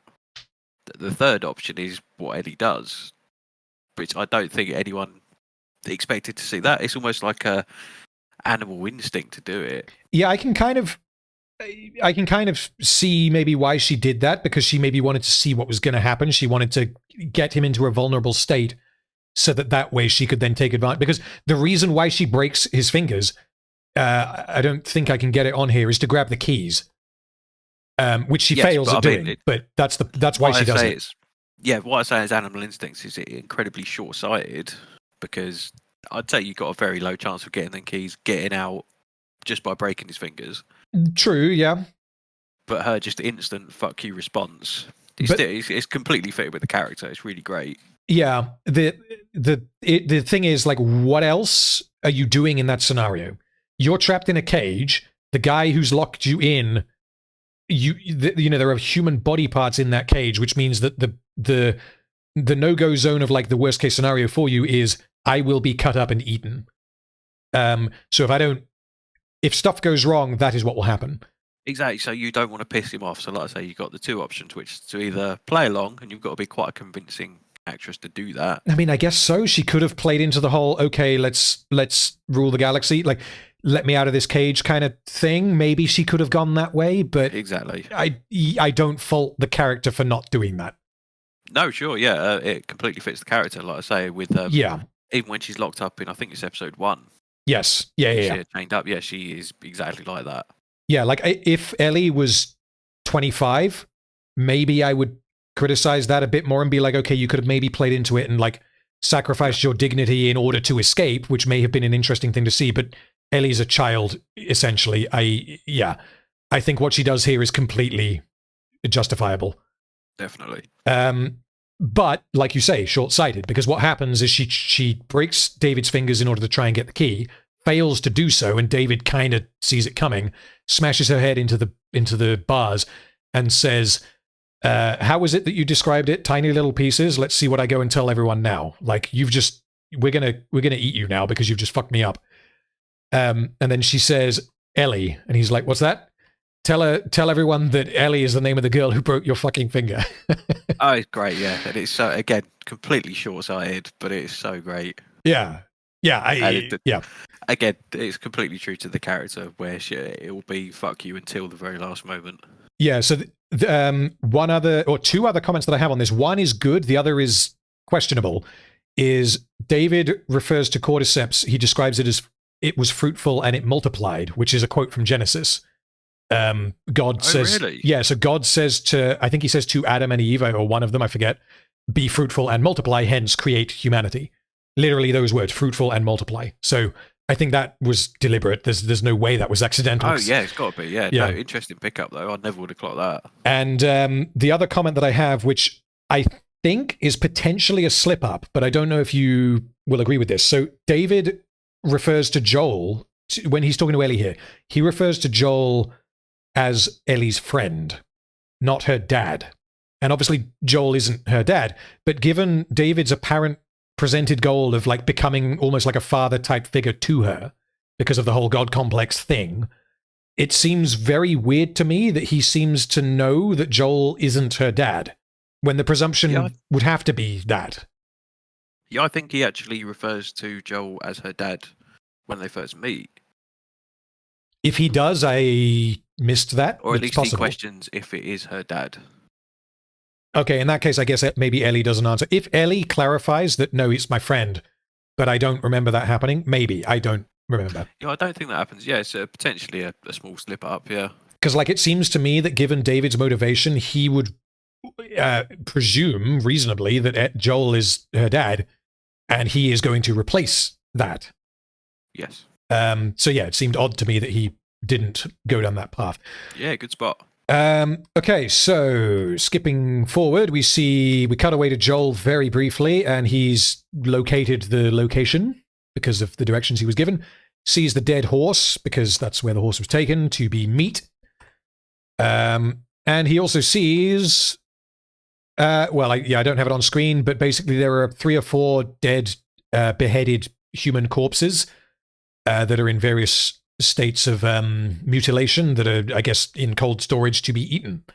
So Joel at this point realizes, oh snap, like this is not a nice place. And it also concretely shows you as the audience, this is what is happening.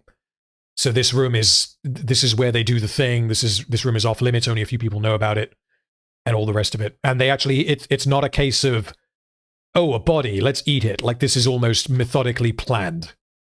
Like they have a system in place to do this, which plays into, I guess, the horror of it. You're not going to get salmonella from eating their people. No. Yeah, partly, I guess, because it's a very cold location, so I don't think they have it refrigerated.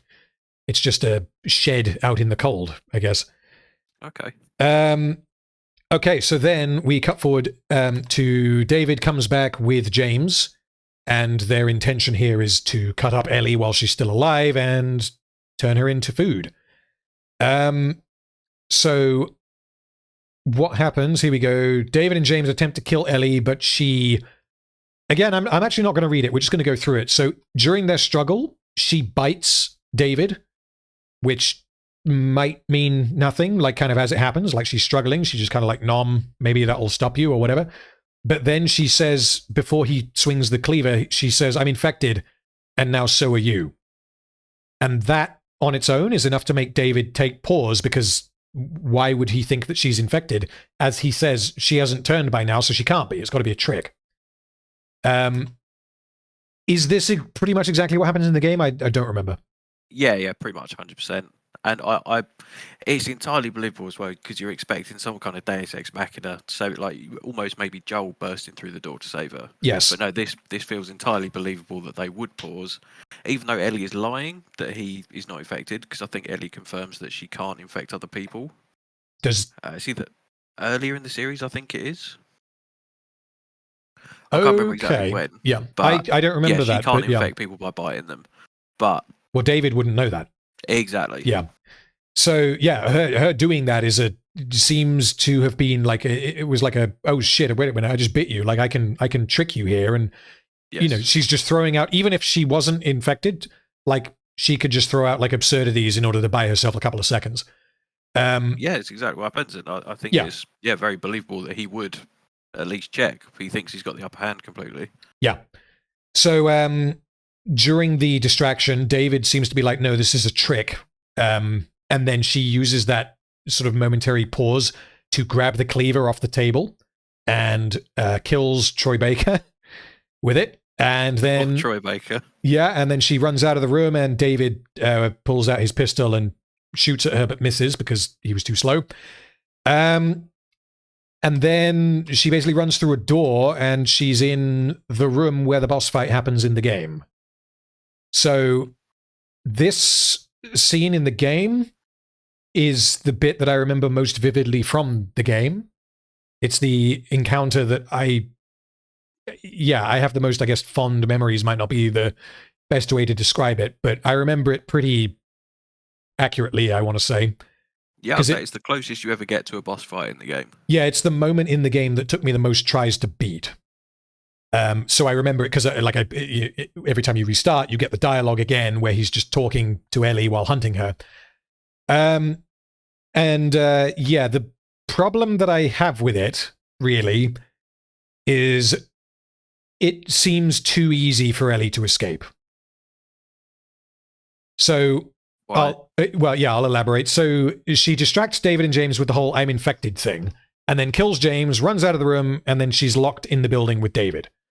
And, obviously that's not easy, but she didn't have to sneak past any guards or anything. She didn't encounter anyone else. She only had to deal with David and James. You and your guards. Well, this is the thing, is there's a point of this. There's a point to this, which I'm getting to, is prolonging her escape would have added to the idea of her experiences in the climax of this episode being like abject hell that would have fundamentally changed her as a person. Like, that's what happens. And from memory in the game, that is sold to you completely.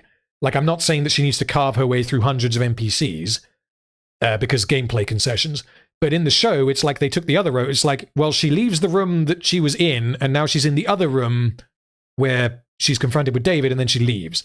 Like, that's it. There is no other struggle. Yeah, I didn't see a problem with that. Yeah, she's escaped from that room. She hasn't got far. Sure, but David knows that. Yeah, but I mean, the fact that there is no one else, whether they're guards or not, there is no other conflict for her to deal with.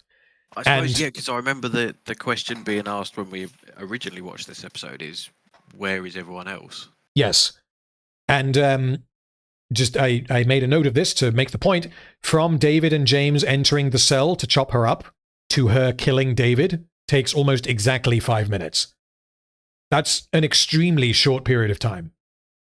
And this is probably the largest moment of character development for Ellie. Or at least it's the moment. This should have been more fleshed out. I think that the end sequence of this episode should have been longer. It should have been more graphic. And it should have very, very clearly been like, Ellie has transformed entirely as a result of this. And they pay lip service to that because of what David ends up doing, which I don't think is in the game, which we'll get to in a minute. But like, had she, nearly been caught a couple of times while sneaking away from David and tricking him, whereas the way that it goes in the show is like, I'm out of the room and I'm in the other room. Now I just have to kill David and then I'm good. Like, I know that killing David is not an easy thing for a 14-year-old girl to do, but it's a long way away from, just hell on earth for a prolonged period of time. That was my takeaway from the game. Yeah, you could have had a lot more in the episode, at least, her sneaking around, maybe trying to evade David a little bit more, like what happens in the game. Yeah, and like maybe you don't even have to include other people. Like maybe David goes and finds some guys and is like, come and help me. She's escaped. We got to go get her. And then she has to deal with them.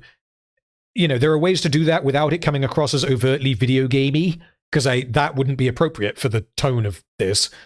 Yeah, generally they stick to that quite well, where apart from the last episode, there's very little one-man army. Yes. Yeah. So I'll go through what happens, and if you have any comments, like I've got comments, but I think I need to wait until the end to state them. David is kind of taunting her and says that he doesn't believe that she is infected because no infected person would fight this hard to stay alive. He asks what the secret is because she appears to be infected, but he doesn't believe that she is. She stabs him, and he kind of gets the drop on her and overpowers her. And at this point, basically says, well, I don't have the line written down, but he makes clear that his intent is to rape her. Yeah, I think he says something along the lines of, this is the best bit, but I enjoy it when they fight. It's something like that, and it's very clearly... Yes. Yeah, it's very clear what he's going to do. So I think it's more clear than it is in the game. Well, that was a question that I had. So we'll wrap up what happens, and then I've got comments on that. So Ellie then manages to reach for the knife, or the meat cleaver, I think it is, and whacks him about 30 times in the face, and you don't see it. You're just focused entirely on her reaction, which from memory is the way it goes in the game. Then she kind of wanders out, just completely shell-shocked at what's just happened, and Joel taps her on the shoulder, and she's like, no, get away from me, because she's in shock. And Joel's like, it's okay, it's me. And he calls her baby girl, which is what he called Sarah. Yes. I think you told me that.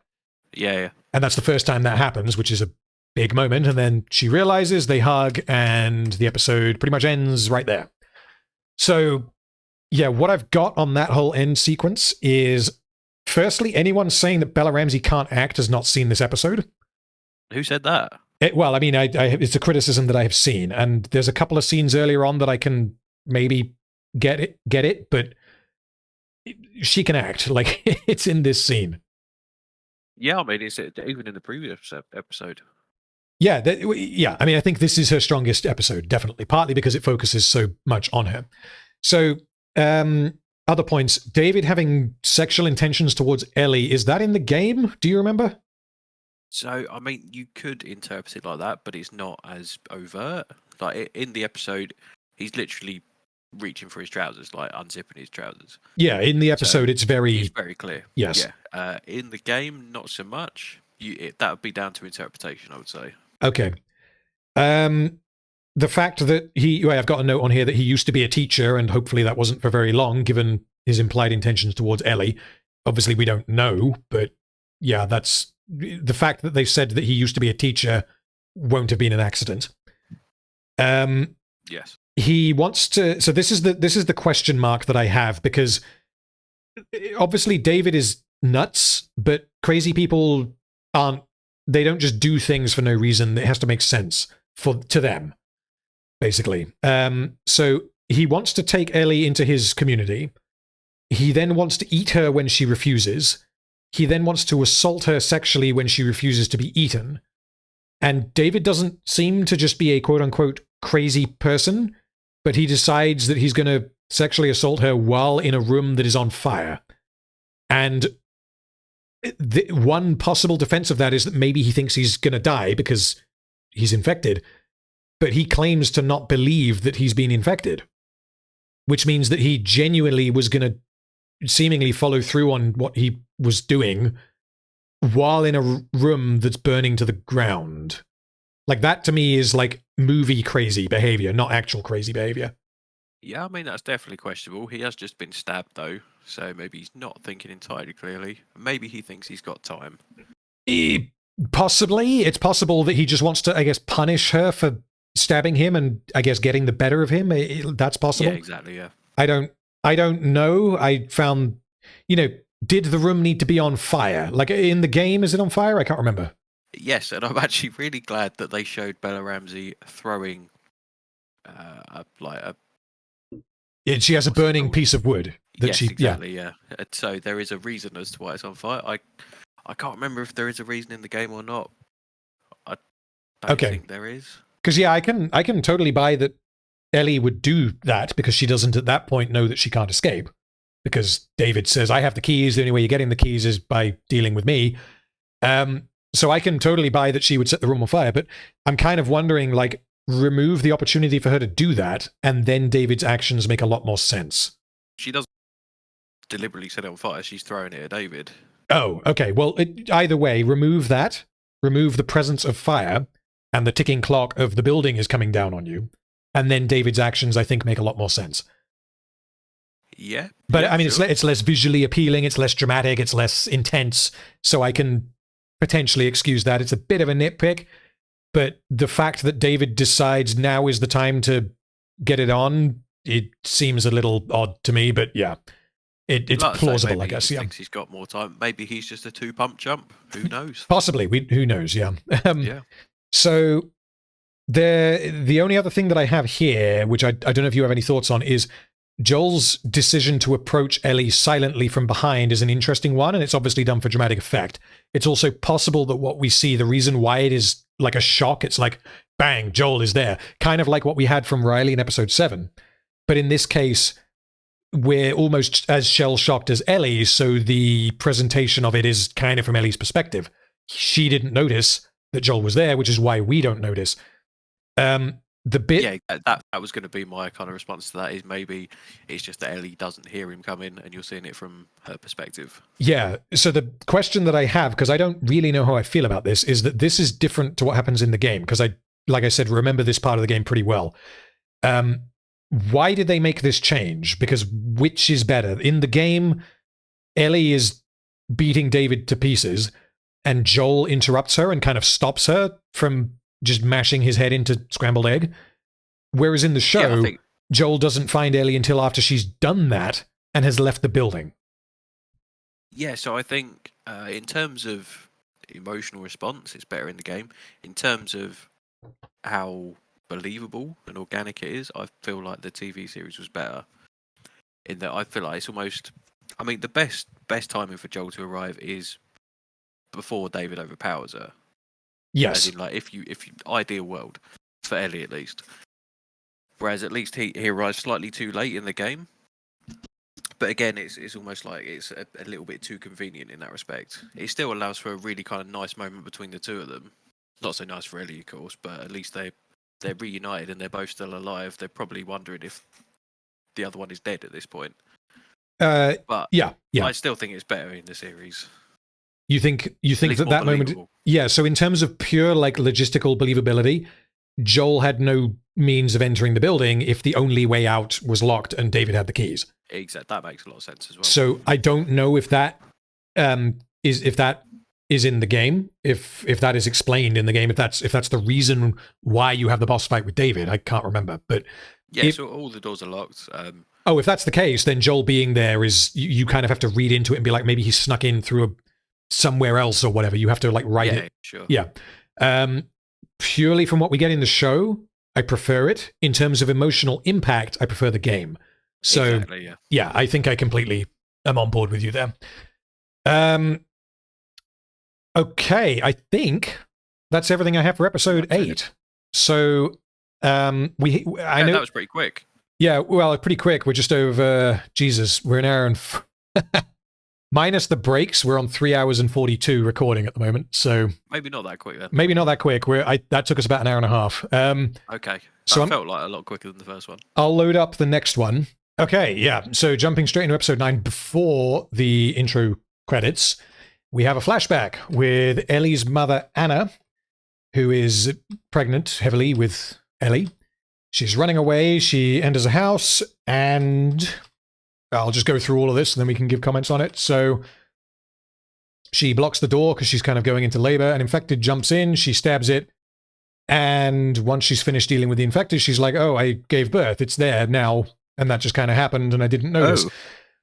But yeah, she got bitten during the birthing procedure, and she then cuts the umbilical cord. Yeah. Do you have any? You said you have some thoughts on Ashley Johnson, Ashley Johnson plays Anna in this, Ellie's mum, and she also voices Ellie in the game. So pretty fitting way to include her. I don't know if you have anything else to say on that. Yeah, I hated it. Absolutely hated it. Oh no. And that, yeah, so let's be clear. I'm a big fan of Ashley Johnson and what she does in the game, and I like the fact that Troy Baker and her in the series. The whole sequence of Ellie's origin is exactly what I was talking about, where it almost would have been better to leave it unanswered as to why she's immune, especially because Marlene would know why she's immune. That I had not even considered, which means you could manufacture that. Yes, exactly. Or yeah, exactly. Because maybe you could do that with. I mean, ideally, because you have to then kill the parent, don't you? Oh, They sure, are but infected. yeah, but I mean, later on, she's willing to kill Ellie, so she doesn't have any qualms about killing someone to save the world. Exactly. So yeah, I hadn't even considered that. Yeah. So I really hate the fact that they included this. Also, just in my notes, this came out like I want to say 2 or 3 months after House of the Dragon, where it's just childbirth galore, and I was like, please, no more childbirth, especially zombie childbirth. Like, I'm just enough childbirth. We're done with that. You just reminded me. We were discussing earlier the Zack Snyder Dawn of the Dead film, and there's a similar thing happens in that. Mild spoilers for midway through the Zack Snyder Dawn of the Dead from like 2003 or whatever it is. There's a pregnant woman who gets bitten by a zombie, and she gives birth, and the baby comes out, and it's a zombie. Yes. Yeah. Yeah, because I mean, surely you have to assume that Marlene would put it together at least. I think that there's no way she can't put it together. What I hadn't considered is that would affect what she does. So yeah, what I have on this intro sequence is that this is exactly the origin story of Blade, the superhero. Okay. I'm unfamiliar with Blade from the comics. I'm just going from the Wesley Snipes films. So Blade's mother was bitten by a vampire while heavily pregnant, and she gives birth shortly after being bitten, which is what leads to Blade being a unique occurrence in nature of being a half-breed, because he's a daywalker. He's an entity with the abilities of a vampire, but with none of their weaknesses. So he can like go out in daylight, basically. Hence, daywalker. It's literally this. It's exactly the same. Okay.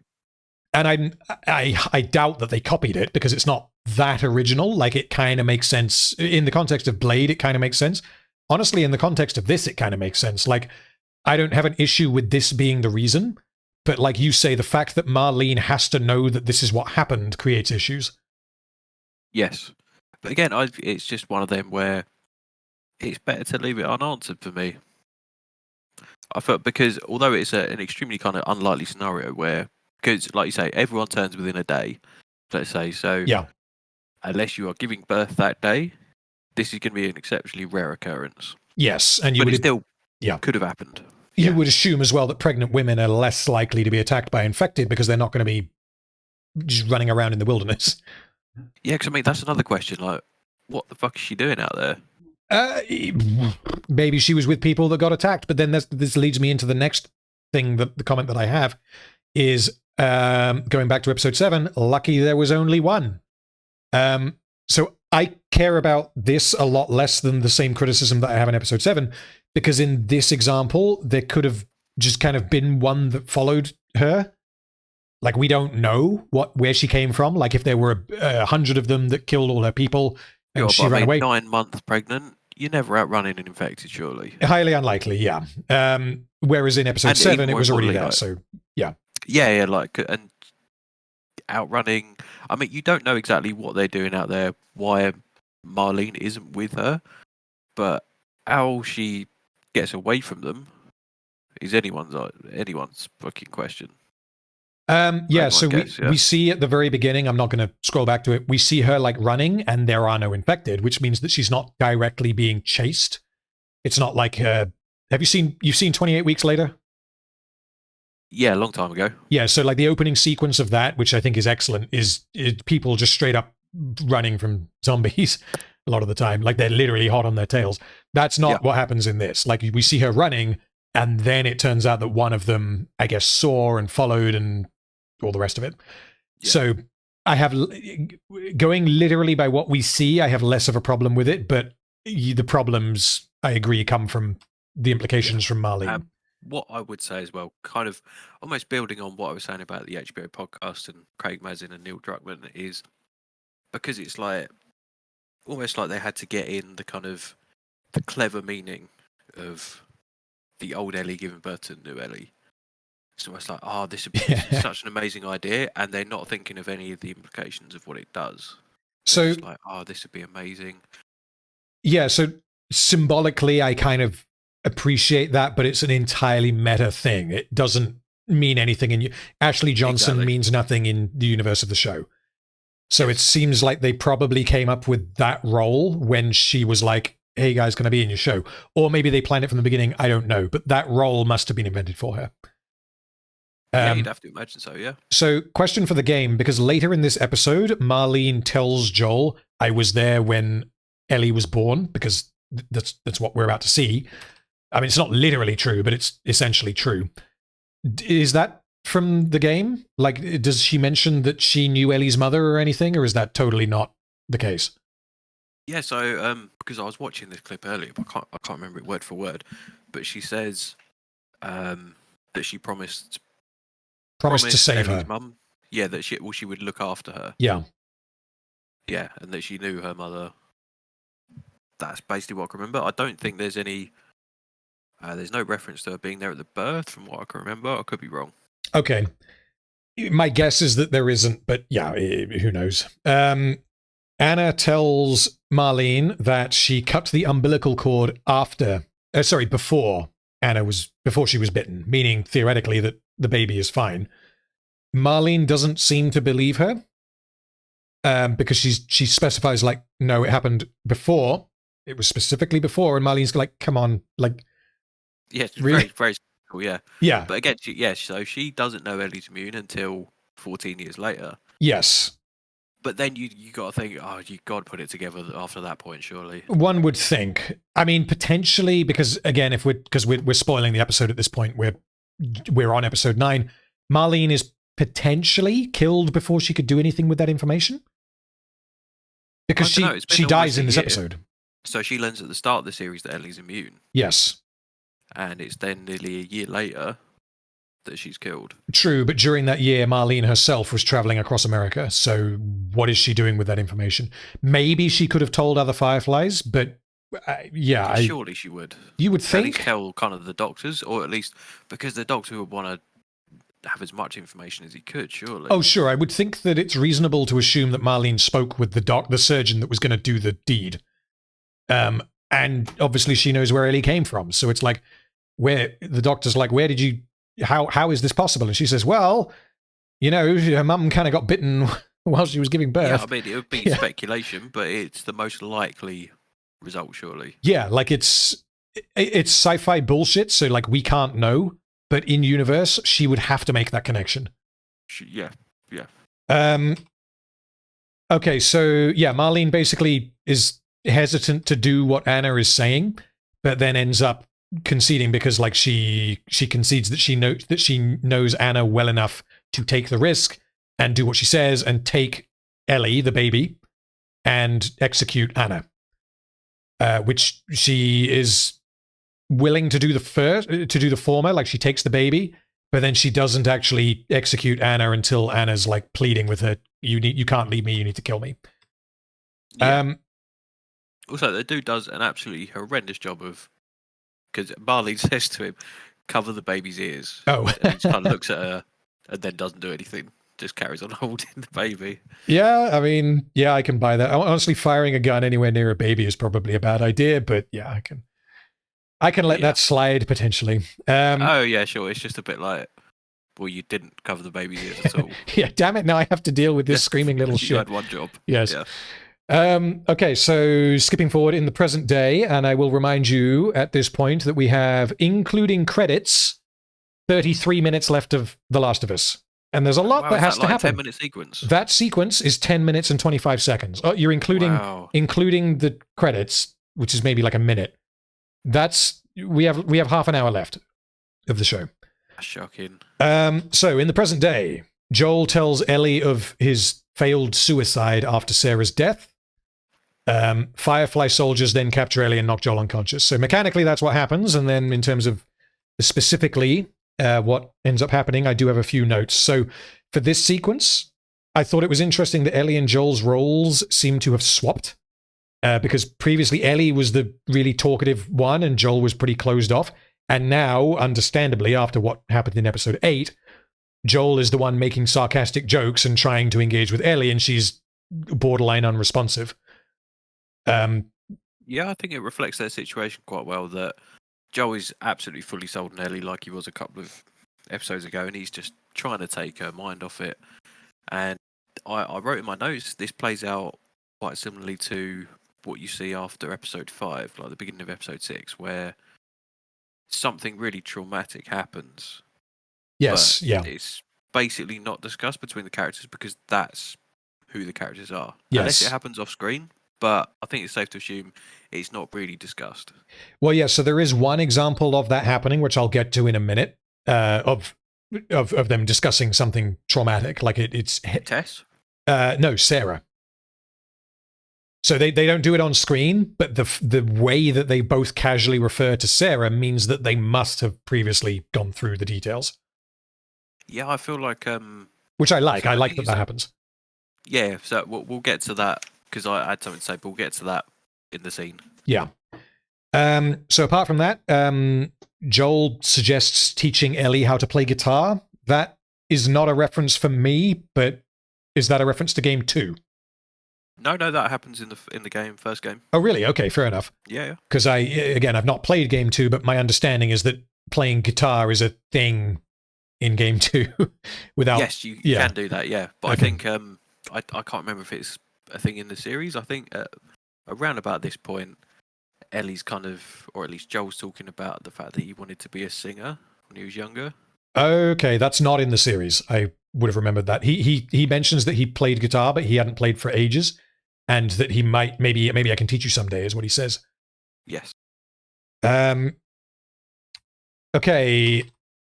Sorry, yeah, I don't know go if he was asking if you could play the guitar in the first game. You can't play the guitar. The offering of teaching. No, what in the first game. What I was saying is that as far as I am aware, having not played the second game, the concept of playing guitar is narratively relevant to what happens in the game. Yeah, definitely say that, yeah. Yeah. Okay, so here we have it's a co-op, well, not a co-op, I don't even know how you describe this. It's a section where Ellie has to go up the thing and drop the ladder down for him, which is a mildly amusing video game thing, like reference, I guess. It's a nice reference, yeah. Yeah, and then she runs off to look for giraffes because she saw that there were giraffes. When I first watched this, I had a problem with it. And then on rewatch, I watched it a bit more carefully, and I don't think I have an issue with it. So my original problem was that Ellie goes up there and is immediately like, holy shit, and then she just runs off. And then Joel chases her up like 2 more flights of stairs, and then they come to the giraffes. And what I was thinking was, how did you see the giraffes from 2 floors down? But the giraffes appear to be, I mean, obviously they're giraffes, they're tall. It appears to be that ground level is about right for where the giraffes were. There could have been a window. Maybe she saw their legs, like who knows. So, yeah. Makes sense. I don't have an issue with it. And I really like this scene, and I'm really glad that they kept it. Yeah, how could you not? Yeah, No way. honestly, yeah. I don't know if you told me this, but they're real giraffes. I did, yeah. I think HBO podcast, yeah.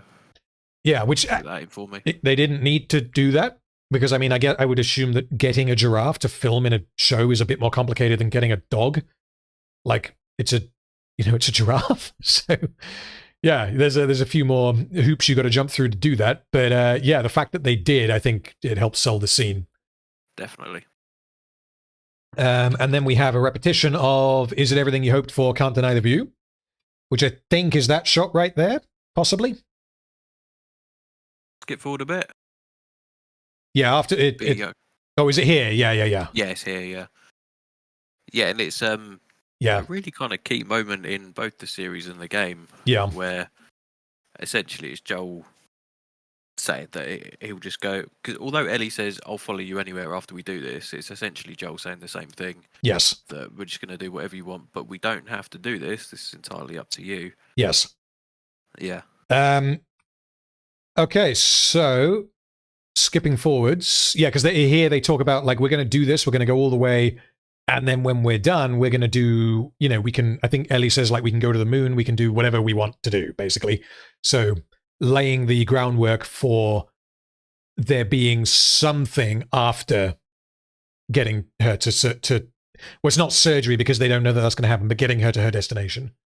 Yeah, I think it's and it's just a key change in Ellie's mindset at that point as well, in the same way that seeing the shopping centre was. Yeah. There's still things to explore that will kind of bring you joy in your life, really. Yeah, definitely. So yeah, during this, just them strolling about, they both casually mention Sarah, Joel's dead daughter, and they acknowledge the fact that she's gone. Like they're not just talking about, oh, is this something that Sarah used to do? It's like Joel says, like, no, she was gone by then, meaning that they're both entirely comfortable talking about Sarah's dead daughter with each other, which means that either, I mean, it's probably a bit of both, but either Joel has got over her death as much as he can, or at the very least, he's completely opened up to Ellie about losing her and what happened. Whereas I think it's a bit of both. Yeah. But I think as well it's almost too easy compared to what was, I want to say, a couple of months earlier, where Ellie mentioned Sarah and Joel completely clams up and says, no, you don't mention her name. That was episode 6, yes. Yes, exactly, yeah. But it's because in the game, basically Ellie has taken a photo from Tommy's, which is of Joel and Sarah. Okay.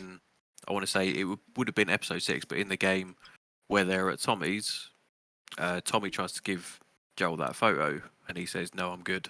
Like, he doesn't even want to acknowledge kind of Sarah's existence almost. Okay. And Ellie keeps it, and in this scene in the game, she kind of gives it to him, like saying, I saved this for you. So he's a lot more accepting with it. He takes it and he's kind of like, oh, I guess you can't escape your past. So does Tommy give the photo to Ellie in the game? No, I can't remember exactly. Maybe Ellie just takes it because it's almost like a nice memento. Could be, yeah. Okay. Yeah, because I felt like this scene is just so ham-fisted in the show. Yes, I like this. Honestly, this is it's just too much. It's too the suicide bit. And Joel. Yeah. Again, it's like what I thought would have been quite cool about that is maybe if Ellie had pointed it out, asking how he got it, and his hearing loss. No, I mean the scar on his, I think, is it head? Basically, from when he said he tried to attempt suicide, but he flinched at the last minute. So I might be remembering this wrong, but I believe the context for that is explaining why he can't hear out of one ear is because he was the guy that missed, meaning he fired a gun right next to his ear because he flinched and didn't kill himself. He instead blew one of his eardrums. That was, I might be wrong there, but I don't think there's a scar. I think he's explaining why he can't hear out of one ear. Oh, maybe. I thought it was a scar. But anyway, yeah, I would have preferred it if that was left unanswered and maybe just hinted at, so the audience could make up their own mind about that. And the fact that he goes into, it wasn't anything, it was you. Yes. Got me through it. And it's, oh no, come on, dude. Yeah, so I think if this was like 1-for-1 the game, then I would agree with you. And I think the reason why you have a different opinion on this to me is because you're coming more from the game than I am. Probably. Going purely from the show, I think this fits Joel, Pedro Estrogen Joel. I think this fits that character a lot more than the torture scene in episode 8. Yeah, sure. No, I would agree with that. I feel like it's more especially with what Ellie's just kind of been through in the last 10 minutes, that she's not particularly responsive to Joel. She's clearly struggling herself, and then he's almost putting his own existence on her. I feel it's quite a burden to put on her. Possibly, but I mean, so we don't have an exact frame of reference for how much time has passed between episodes 8 and 9. Yeah, we have no idea. Like, I mean, it's going to be at most a couple of months, given that the series takes place over like a year. So yeah, it's possible that Joel was just kind of telling her, or helping her understand how not important she is, but how much of a reason she has to keep going. So Yeah, but again, it's more like you are my reason to keep going. So therefore, well, it's both. Um, It's human connection is both because it's yeah, I mean, both. Sorry, because you have the whole Riley thing, which I don't know if you can read into the show and say that maybe Ellie told Joel all about Riley in the meantime. I think probably not, because after episode 8, I don't think Ellie would have been that talkative. So I highly doubt that Joel knows all about Riley, even though we do. yeah, I think she. When does she tell him? I think it's this scene, isn't it, Riley? In the show or in the game? In the show. Where Shit, she no, I'm thinking of the very last scene, aren't I? Yeah, of so course. Ellie explains that she had to kill Riley at the very end of the episode. Pretty Yes. much it's one of the last things that happens. So at this point, I don't even know if Joel knows who Riley is. I think she barely mentioned. Yeah. So what I would say for this scene, at least in me joining your side in defending it slightly, is that Joel is trying to tell Ellie that about finding a reason to keep going, that you will find reasons to keep on living. Yes.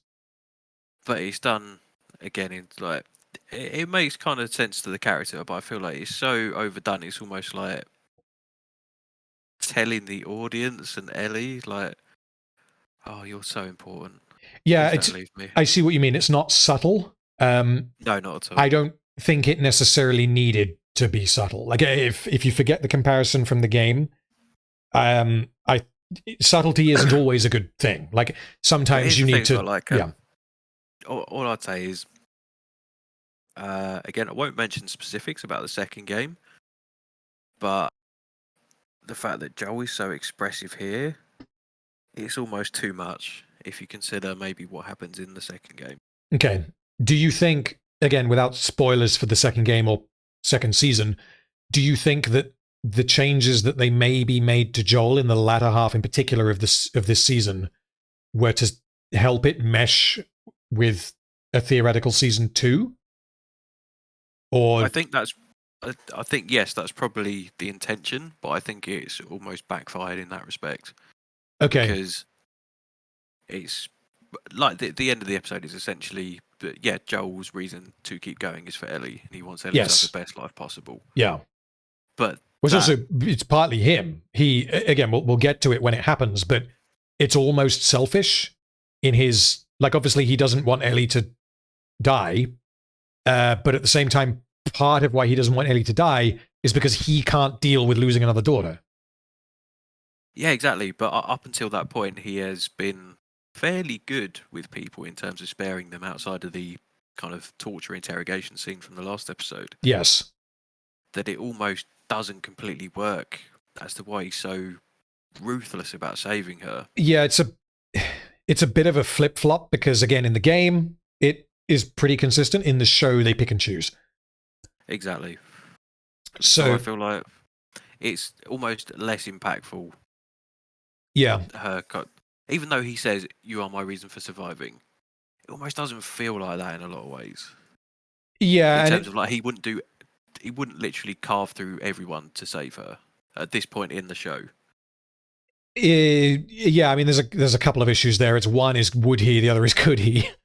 Yes, yeah, exactly. Yeah, he's far less capable in the series than he is in the game. Yeah. So yeah, I mean, all I have on this scene, I think we've been over, is that his attempted suicide is why he became partially deaf, which is an addition of the show because he isn't partially deaf in the game.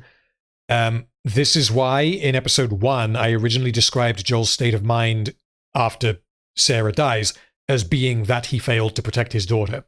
Because he, as he tells us in this scene, 2 days later, he tries to kill himself. And I think that that completely fits that he would do that. Whether he would just come out and say, "Ellie, I tried to kill myself 2 days after Sarah died," different question. Game Joel definitely no, so but out of place. Or at least, like you say, it was more fitting in the series, but it still felt, again, it's like just so. Oh, what's the word? But like, just overtly telling her. Yeah, it's a lot to put on a 14-year-old who's just literally been through the fucking David episode. That's true. It's like, the thing is, if you take season 1 of The Last of Us, You can cut out the more violent Joel bits from the game, which would make it less faithful, but it would make scenes like this function that much better. Like, in principle, I don't really have a problem with this scene. The problem that I have, and where I think I agree with you on this, is that it doesn't fit with game Joel, but like, I don't really care about that. The reason why it matters, though, is because they're trying to have their cake and eat it too. They're trying to have both.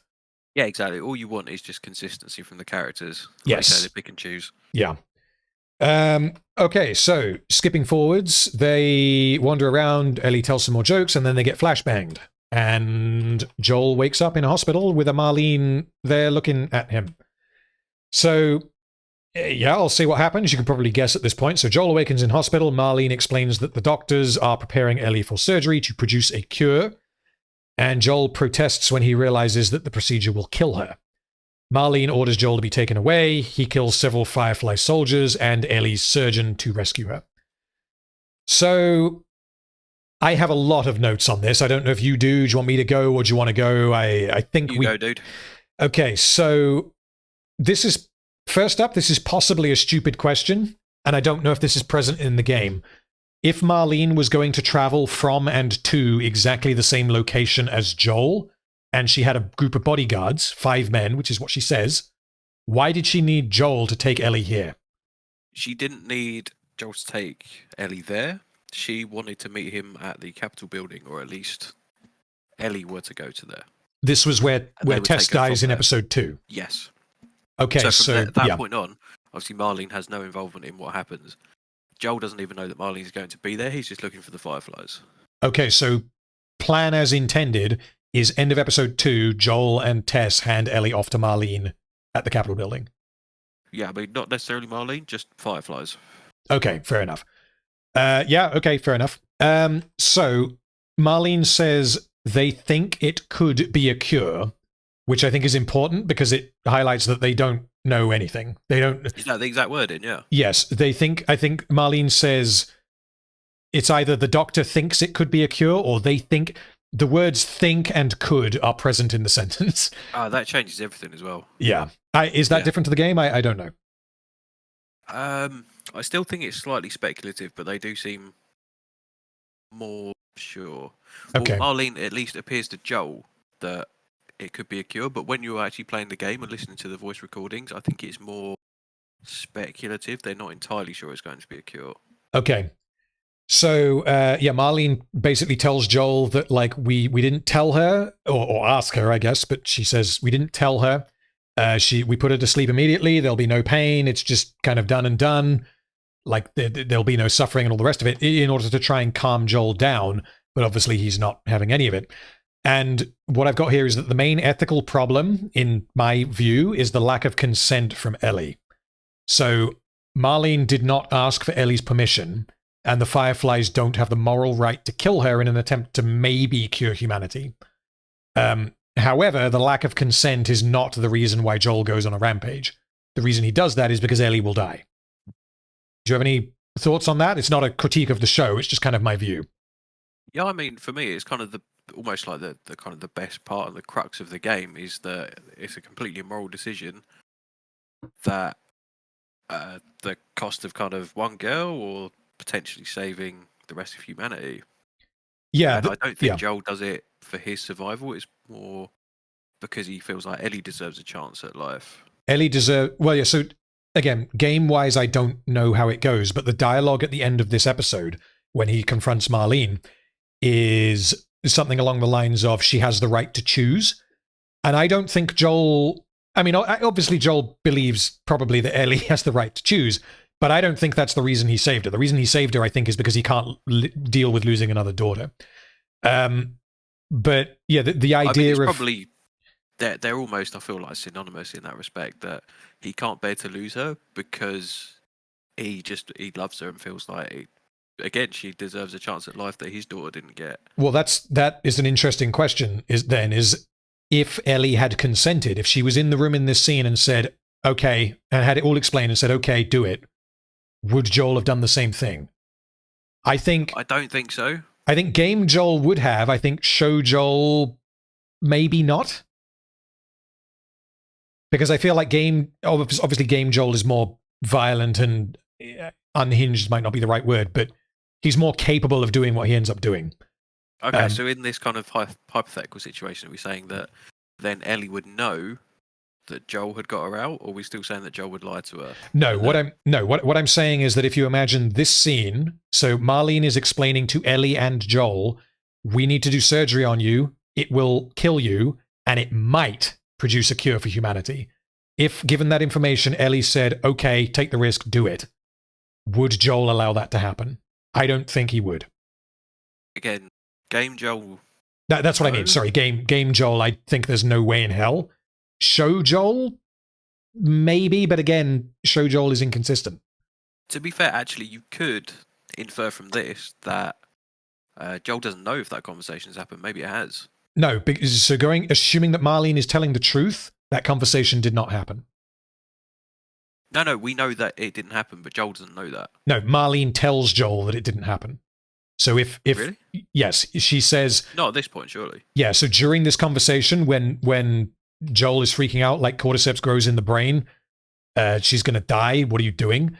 And then in an effort to calm him down, Marlene says, it's okay. We put her under immediately. There's no pain. She doesn't know. We didn't ask her, blah, blah, blah. Oh, okay. Yeah, that's literally what she says. Whether it's in the game, I don't know. But in the show, Joel has no reason to distrust her. And I think she's probably telling the truth. Like, maybe this is the thing is, as far as Joel could be aware, maybe Ellie was asked. But given that he has no reason to distrust Marlene, I don't think he would go down that path. Because yeah, sure. I mean, Marlene completely empathizes with him and gives her perspective of why it's an incredibly hard decision for her to make as well. Yeah, so that's another note that I have, is that I like that Marlene is conflicted about what she's doing because she promised Ellie's mother that she would save her or keep her safe, and now she has made the conscious decision to kill her for, quote-unquote, the greater good. So that isn't something present in the game, as far as I'm aware, because the Ellie's mum thing isn't present in the game, but it's still mentioned that Marlene did know her mum. Oh, okay, so fair enough. Okay. Effectively, the same conversation happens in the game, just without the flashback of seeing Ellie's mum. Okay. So she then says to her two goons, like, take him outside and give him this, which is a knife, and I believe the knife is Ellie's knife. I don't know if I can get it on screen. I think that's it. What's it called? A switchblade. Yeah, so it's not. She doesn't give him a gun or any of the rest of what he had, like his rifle and all that. It's literally here's a knife, which will serve a practical purpose for defense, but also it's a memento for Ellie. So she is willing to give that to Joel, but she also says if he tries anything, shoot him, because she's not willing to compromise at all on letting Joel be a loose cannon and stopping the greater good. I think it's definitely more sensible than the game, where it's only one dude escorting Joel out. Okay, yeah, that if it was two in this one. Yeah, I don't think I have a problem with there being two because they're both armed. If it was only one, I'd have a problem. Yeah. But it's a little bit reckless, you'd say. It's a bit reckless, given that Marlene knows who Joel is. Yes. Yeah, exactly. Okay, so another thing that could have happened during this scene, which I thought was interesting, is that Marlene does not pay Joel, and the whole initial reason for him doing this was that he was going to get paid. And good point. I thought that maybe this could have been a good moment because it would then allow Joel to throw the money back in her face and be like, fuck you, I'm not taking money to let you kill a little girl. Yeah, that's definitely a good point, and a bit of an oversight, I'd say. Well, it's not necessarily an oversight from the show, but I mean, the fact that the money wasn't mentioned is maybe an oversight. The fact that she doesn't pay him, I don't think is necessarily a problem. But well, no, I think that Marlene, she doesn't know that they've developed a relationship at that point. No, and surely you think that Joel was just there for his payment. Yeah. So when Joel woke up, had the scene started with "You did good, here's your money," and then he'd be like, "What do you mean? What?" Because he just doesn't care about the money. He's like, "Where's Ellie?" Like if he just blanked on the money and said, "Where's Ellie?" Because I believe the first thing he says when he wakes up is, "Where's Ellie?" Which makes sense. But if the money is there and he still says, "Where's Ellie?" then that just directly is like, I don't need your money. I'd forgotten about the money, honestly. Like, yeah, because the money isn't even mentioned since like episode 1 or 2, I guess. So, yeah, definitely. Okay, where are we? So then, This is like the worst Die Hard scene ever. yeah. So Joel stops walking down the stairs. They're like, "What you doing? Keep going." And then he grabs the one guy's gun and shoots the other. Holds the other guy at gunpoint and says, "Where is she?" And he's like, "I'm not telling you." And then Joel says, "I don't have time for this," and executes him. Yeah, this made me laugh because I didn't quite get what was happening in that, because exactly the same thing happens in the game where he interrogates the dude to find out where Ellie is, except he is told where she is, but he also says, "I don't have time for this," and shoots him in the stomach as if to say, "Hurry the fuck up and tell me, otherwise I'm going to keep shooting you in really painful places." And the dude does tell him. Whereas in this one, I don't have time for this, and he doesn't find out where she is. Yeah, so because I mean, the next montage that we get is Joel having a rampage through to the pediatric ward, I think it is, which is, I guess there's only one. I don't know. He seems to know his way around the hospital, and he goes to exactly the right place. But Yeah, exactly. Yeah, because I mean, the one defense I did have in my nose is that maybe he says, "I don't have time for this because other people are coming." So he just shoots yes, him. yeah, because he'd already fired a shot into the other guy. So yeah. Yeah, exactly. But you still think it doesn't quite work for me. Yeah, from what you're saying, it's clearer in the game, definitely. Right. Skipping forwards. I don't have time for this. So yeah, this next part is, I mean, in the game, it's a long-ish gameplay segment where you're mowing down the fireflies through the hospital. Yeah. In the show, It's fucking awful. yeah, I thought it was weak. Let me get to my notes. Hold on. Again, it's like, because even the shot that you've got up there right now is that Joel's mows down like 10 dudes On screen, at least, implied to be a lot more.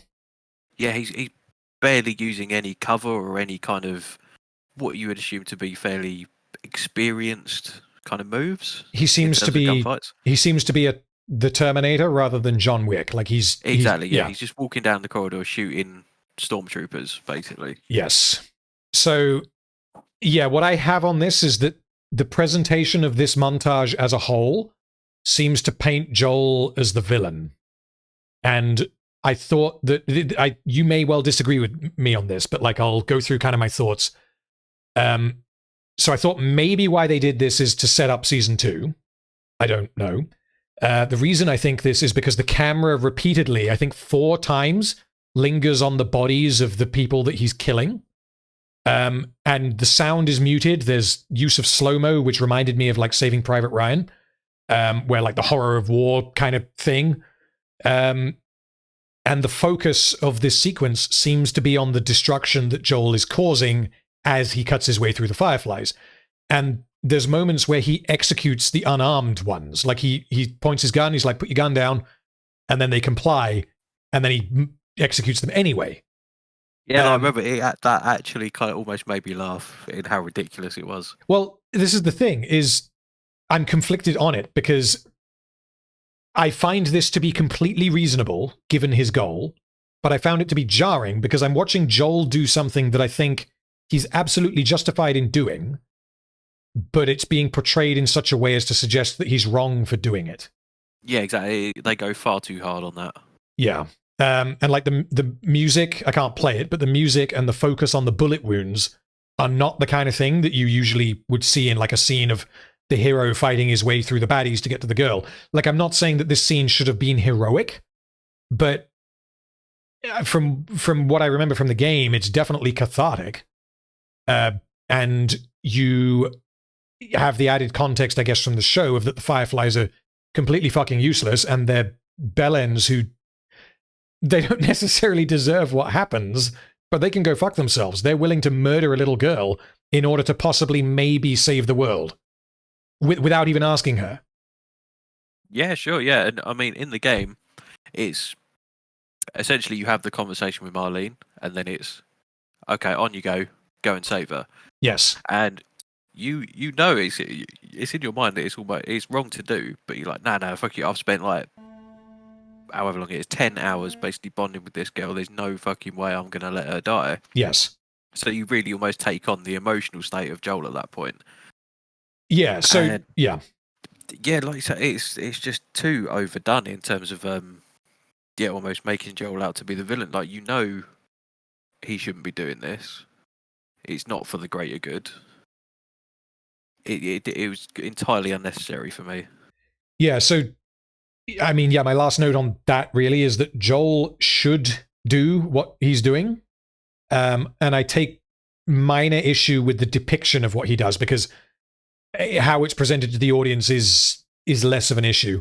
The larger issue that I think I have is the believability of this version of Joel doing this, which feeds into the whole, Yeah, from what we've seen in the previous episodes, it's a lot harder to swallow watching him do this, and it's like you said, it's a lot less cathartic watching him do it, because the version in the game is a dude who's completely, the phrase is, lost his humanity essentially, and he rediscovers it by bonding with Ellie.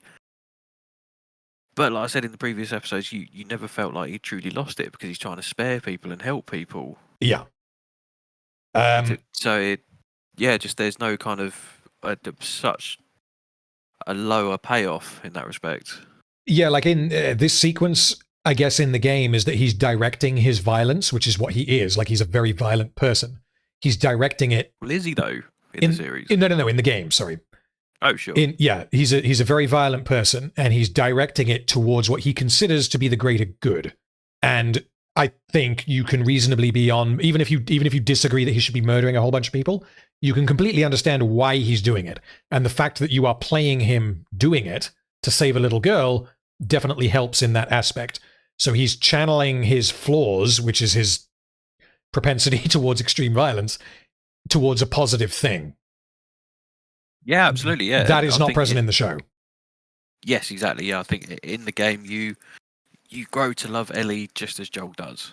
Oh yeah, absolutely. But the character of Joel is entirely different. He's a lot more ruthless about how he goes about his business. Yeah, so like I can completely believe that Joel from the games would do this and could do this. Yes. I have far more of a hard time believing that this Pedro Pascal estrogen Joel would or could do this, because he's nowhere near as violent. Like we were talking about earlier, far less capable physically. Yeah, as explored in episode 6. So this is what I've got here in my notes, is this is why the dramatic change in Joel's behavior hits harder in the game, because his experience with Ellie causes him to go from a violent borderline psychopath on the absolute brink of nihilism to risking his life fighting through fireflies to save her. In the show, he goes from a reasonably nice guy, but he's occasionally violent and has PTSD, to a man willing to commit mass murder. Yes. So, yeah, game-wise, I think that makes a lot more sense than show-wise. And until we see season 2, I won't entirely have wrapped my head around why they did that. But it may be as simple as what you said in part 1 or part 2, I can't remember. It may just be, can you inject a bit of Pedro Pascal into this? Like, we've hired you. So. Yeah, it could be. Yeah. I don't know. Again, because I feel like it won't work as well in series 2 because of this. Quite possibly, yes. I've never played the game of game 2. I know what happens, but I don't know enough to say really what my opinion is on the changes that they've made in season 1. Yeah. I'd like to say more, but obviously I won't. Yeah. So yeah, what I've got here as well is that Joel is essentially a machine that was pushed too far. They fucked with the wrong guy. His past with Sarah allowed for his connection with Ellie, and if it was anyone else that was asked to escort Ellie across the country, then the response almost certainly would not have been this. And like, this seems, when I phrase it like that, it seems to be convenient, but like, that's the entire point of the story. Like, what if these two characters were forced to cooperate and bond? Which then facilitates Joel overcoming his grief because of Ellie, and it then informs him being unable to lose another daughter. Like, that's the whole point of The Last of Us, really. So yeah, exactly, yeah. Okay, so this whole sequence is very rushed. Do you want to take a guess at how much screen time in minutes there is from Ellie being taken to Joel rescuing her? So from when Joel wakes up and has a chat with Marlene to this right here, how many minutes do you think? I'm going to say maximum of 3 minutes. It's actually 8 minutes. Oh, really? Yeah, so longer than you were expecting, but a big chunk of that is the conversation with Marlene. Oh, sorry. Yeah, I thought you meant from like the end of it to. Oh, the end no. of the conversation. No, I'm including. That includes the conversation with Marlene. Including the conversation with Marlene, yeah, because that informs a lot of what he does. Like, that's where a lot of his decision making factors in. And obviously being escorted by the guards and then killing them and all of that. It's 8 minutes. So the entire final act of this episode, which is Joel rescuing Ellie and then confronting Marlene, is done in less than 15 minutes. Yeah, I remember when we initially watched this and we kind of, when it got to the end, we kind of turned to each other and said, what do you think? We were a bit like, that was a bit rushed, wasn't it? Yeah, so right here, the shot here where Joel sees the doctors who are about to do stuff to Ellie's brain. On VLC right here, there is 11 minutes of the episode remaining, including the credits. Yeah, not long at all. Unbelievably rushed, I felt this was. And like on its own, it's like if you have to conform to a particular runtime, then okay, that's maybe a concession that we can make. But you spent an hour and a half on Frank and Bill. And I love that episode, but you're not using your time wisely is pretty much my thoughts on that. I mean, Joel is using his time wisely though, in the fact because it made me laugh both times that I watched this, where he goes in, the doctor says, "I won't let you take her." Yes. Bang! Straight away, he's gone. Yeah, like Joel is not I really fucking like around. that. Yeah, yeah. So yeah, it's because I wrote down it's so like almost like anti-trope. Yeah, there's no negotiating. No discussion. Yep. Yes. I really quite like that, but it just made me laugh because it was so unexpected. Yeah, and had the nurses done the same thing, it would have just been okay, bang, like same thing. He's already crossed the line, and he's going to go all the way to rescue Ellie. Yeah, what's one more? Yeah. Yeah. So the only comment I have on this, I don't know if this is in the game, is that he arrives just in time to save Ellie, because as he enters the room, the nurses say, "Okay, she's ready." Like if he was a minute later, she'd be dead. I don't think you hear that dialogue in the game. Yeah, I don't stuff like that. I don't know why it's in the. I don't know why that's in the show because it's ad libbed, obviously, because I don't believe the nurse is on camera when that happens, and it's to up the tension a little bit more. But all it means is like, okay, well, if he'd taken it 10 seconds longer with killing that one guy, Ellie would be dead. So why do you have to cut it this close to the line? Anytime something does that, I find it very artificial and it pulls me out. Yeah. Yeah, and we get another focus on the corpse of the guy that he just killed, suggesting heavily that it's like, oh, fucking hell, Joel, you've done a bad thing here. Yeah, very bad, man. Yeah, so, the rest of the episode, Joel carries an unconscious Ellie from the hospital. In the car park, Marlene intercepts them, stating that there is still time to find a cure. And, well, I'm not going to read what happens. I'll just kind of show what happens. I think the confrontation with Marlene is pretty excellent because Joel says that killing her to save the world isn't for Marlene to decide, implying that he thinks Ellie should choose. And Marlene then claims that the reason Joel did what he did is because he can't live without her, which is not the same as Ellie deciding for herself, which implied to me that even if Ellie had consented, Joel would still not allow it because he can't handle losing another daughter. Yeah, I think it's probably true, and Joel's probably lying to himself about why he's saving her. Yeah, I think that's a coping mechanism, just straight up. Sure. So then, before we see what happens with their confrontation, we cut forwards, and we can only guess what happens. And as I believe this is the same as in the game, because I vaguely remember this, as he's telling Ellie what happened, which is he's lying to her, obviously, he then flashes back to him executing Marlene. He shoots her, and she begs for her life, and he says, "You just come after her," and then executes her. And what I've got for that is that the show seems to be suggesting, like, oh, how tragic is it that Joel became a terrible person to protect Ellie? But, like, as depicted in the show, the Fireflies can go fuck themselves.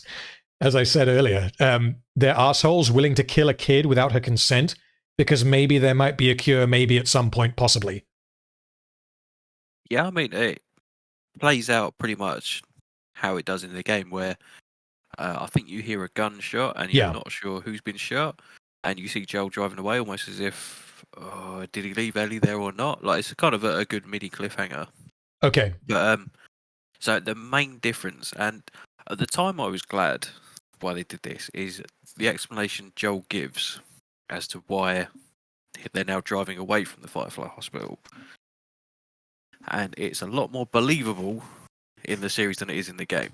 Okay, I know it from the series. What is it? What is it in the game? So what he says in the game is that he's taken her back to Tommy's because there's a lot more people like Ellie, I believe is what he says, in terms of Okay. there's a lot more immune people and they've given up hope of finding a cure. I'm taking us home. And it just sounds like bullshit. Yeah. Like he hasn't thought this through. Yeah, exactly. Yeah, it's completely off the cuff. Whereas he says in this one, raiders attack the hospital. And again, at the time I felt like, oh, okay, yeah, at least they've changed that because it's a lot more believable. But then I thought, it's almost too believable because it's quite clear by the end of the episode that Ellie thinks he's lying. That was my take. There's multiple ways to do it, but yeah. Yeah, so I thought it was an interesting change, and I could bite to it a certain extent, but I then would think, why is Ellie that cynical? Because it sounds completely legitimate.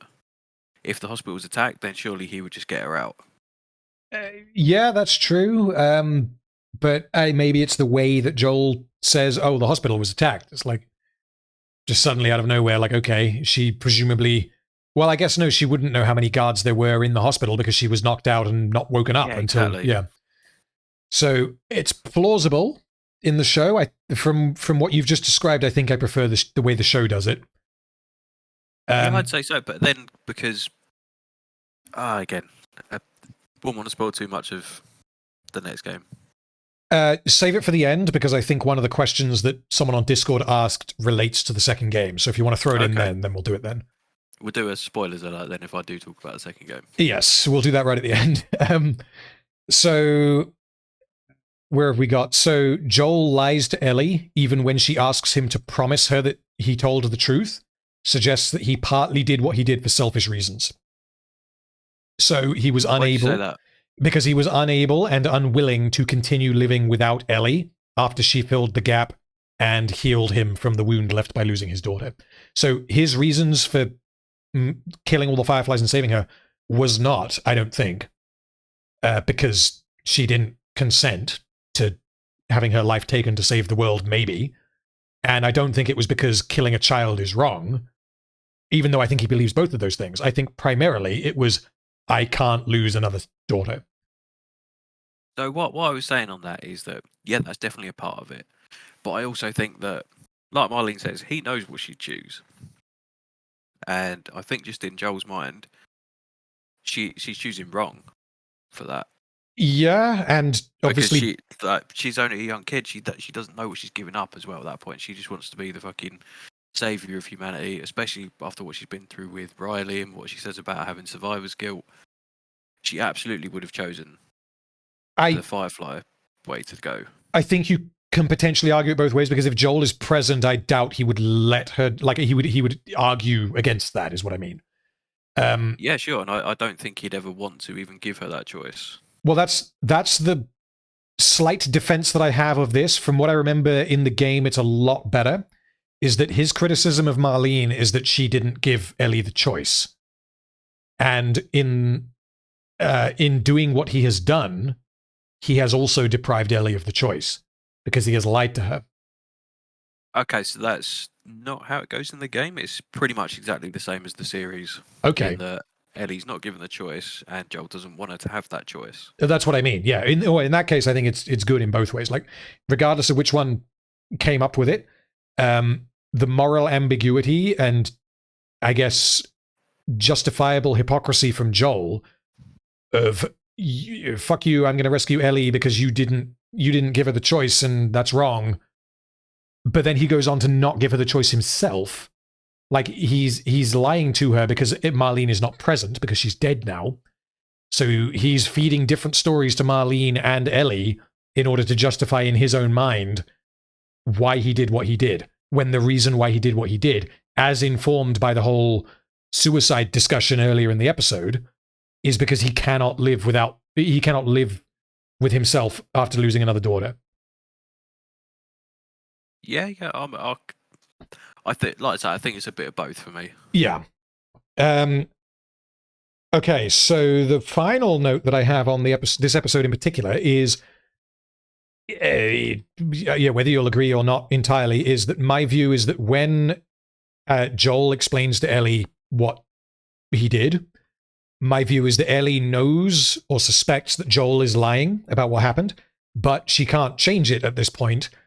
So what will happen next is uncertain. Will Joel's actions have irreparably changed their relationship, or will they continue the father-daughter dynamic? So the cliffhanger ending of her just kind of saying, okay, that completely works for me. And that's the last thing that we get is, swear to me that everything you told me about the Fireflies is true. And Joel says, I swear. And then Ellie pauses for a few seconds and then says, okay. So yeah, so my interpretation is she's basically mulling it over and eventually comes to the conclusion and says, okay, I'll buy that for now. But this is going to come up later on. In her mind, anyway, this isn't over, essentially, but I will accept that for now because of what we've been through, basically. Yeah, I think I agree with that. Like, she's... I don't think she believes... I think it's pretty clear that she does not believe Joel. Yeah, 100%, yeah. Whether she suspects what actually happened, I think is unclear.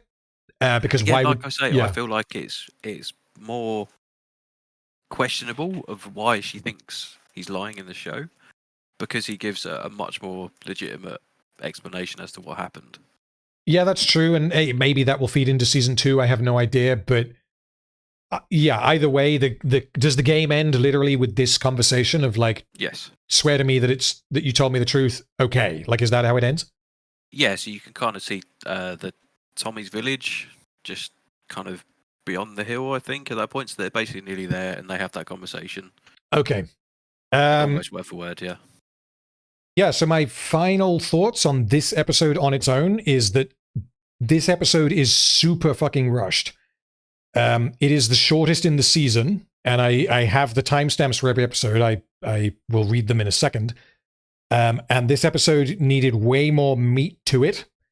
After the prologue section with Ellie's birth, the episode is barely 30 minutes long. And it deals with the conclusion of the series and the biggest character moment in the series for Joel, who is arguably the protagonist, like co-protagonist with Ellie. And it felt the most video gamey of the series because of, I guess, the killing spree montage, I guess. Yeah, I completely agree, and I felt like that was the bit that they rushed the most. I felt like you didn't dwell, like you said, they dwelled on the bodies too much and maybe not enough on basically what Joel was doing, really. Yeah, what Joel was going through in that moment. Yeah, the consequences. Too much on just the dead bodies. Yeah, so what they chose to focus on was, rather than Joel's conflict or lack thereof of doing what he's doing, they focused on the consequences of his actions being corpses. Yes, again, almost to maybe lead into the second series. I think, I feel like they had that in mind too much. I think that's, knowing what I know about Game 2, I feel like that has to be the reason, because otherwise the way you do that is you make the bad guys, quote unquote bad guys, the Fireflies in this instance, you make them faceless and consequenceless. You make it almost bloodless. Like, it's not supposed to be indulgent. It's supposed to be Joel is doing what is necessary to rescue essentially his daughter from the bad guys. So shooting it like a war montage from like Saving Private Ryan or Apocalypse Now or Platoon or something is, yeah, like there's a scene in particular from Platoon that comes to mind, which is shot very similarly. And it tonally, it doesn't work, because you're supposed to, I'll dial that back. I don't think you're supposed to be on Joel's side, but I also don't understand how you can not be on Joel's side. Yeah, exactly. No, I think that they're trying to tell the audience what side they should be on, and it really should be up to the audience to decide afterwards. You just let it play out organically. Yeah. And maybe the reason why they felt like they needed to direct it like that is because in the game, you have the advantage or disadvantage of you are playing as Joel, so you are making the decision to kill all these people. I suppose in a way you could argue that, but again, you don't really have a choice because it's a completely linear game. That's all you can do. That's true So- until you get to the room with the surgeon and the doctors. Like, correct me if I'm wrong, but as far as I'm aware, you have to kill one of them. You don't have to kill any more than one. Yeah, there's various. I remember reading several things that because when you go in, I think you have to kill the doctor because he's holding a scalpel at you. Yeah. There's the two nurses there, and then people have just brutally mowed them down because they thought that's what they were meant to do. It makes absolutely no impact whether you kill the nurses or not. Sure, yeah, it doesn't impact the game itself, but the fact that you cannot do that will mean that like this is something that like it's an advantage that storytelling in video games has over TV shows is that you are making the decision. And imagine replaying The Last of Us and realizing that you didn't have to kill everyone. You're just like, Yes, exactly. Yeah. A lot of people, because it's almost you almost start role playing as Joel at that point. So nothing is going to stop me from saving Ellie. So most people, I probably did in my first playthrough as well, was kill the nurses as well. I can guarantee that I did. Yeah. Yeah. So you're not leaving anything to chance. Yeah. Okay, so I have a couple of comments on the series as a whole. And then do you want to rank them or do you want to rank them now? Let's do the thoughts first, yeah. Okay, so what I've got is that the narrative progression of the season is this. Episodes 1 and 2 is the outbreak and the beginning of Joel and Ellie's mission. Episodes 4 and 5 is them dealing with the Kansas City Henry Sam stuff. Episode 6 is them dealing with Tommy, and you've got big character conflict and resolution. Episode 8 is them dealing with David, and episode 9 is the end. Episodes 3 and 7 do not affect the central narrative, although episode 7 has information in it that is necessary but did not need to be a bottle episode, I don't think. Episodes 4 and 5 could be described as a side quest, which means that if you were to just watch the crucial episodes in terms of Joel and Ellie's story, you watch episodes 1, 2, 6, 8, and 9. I think that the fact that episodes 3, 4, 5, and 7, in particular, you've got episodes 3, 4, and 5 together, means that by the time you get to episode 5, you're like, where's the Ellie Joel stuff? We've had 2 episodes and we're 5 episodes in. Well, I think episode 4 definitely had a lot of Ellie and Joel. Yeah, episodes. It wasn't anything major, but they were still there. But I remember reading a lot of comments at the time, kind of saying, "Okay, when's stuff going to start happening?" Yeah, that's what I mean. Like, episode 4 grew on me that when I rewatched it, because when I watched it, I thought it was the worst of the first 4. Probably the worst of the. Actually, probably on first viewing, it was probably the worst of the series, maybe apart from episode 7 for me. But yeah, on rewatch, there is a lot of Ellie and Joel in there, but the fact that mechanically the episode serves to set up episode 5, which is where all the payoffs are for the Kansas City Kathleen Henry Sam stuff, means that without episode 5, episode 4 does not serve any kind of purpose. And episode 4, definitely. you know, you can fit the Ellie and Joel character stuff from episode 4 into another episode without having the whole Kansas City thing. Or you change the whole Kansas City thing and expand it into 3 episodes, but then focus it heavier on Ellie and Joel. Like, I kind of need to be a little bit careful with how I criticize this because it isn't about Ellie and Joel is not like, that's not a direct criticism of the writing. It's more of a preference. Because, like, I'm going into it with the knowledge that the series is quote-unquote about Ellie and Joel, and the fact that it isn't, I don't like. That doesn't necessarily mean that the episodes that don't deal with them are bad. And I think that, like, episode 3 in particular, I think is exceptionally good. But then the fact that you have 3 other episodes that don't deal with Ellie and Joel primarily means that I definitely got the vibe that essentially half the series is not about Ellie and Joel. It's redundant, essentially. It's inefficient, and it was frustratingly paced.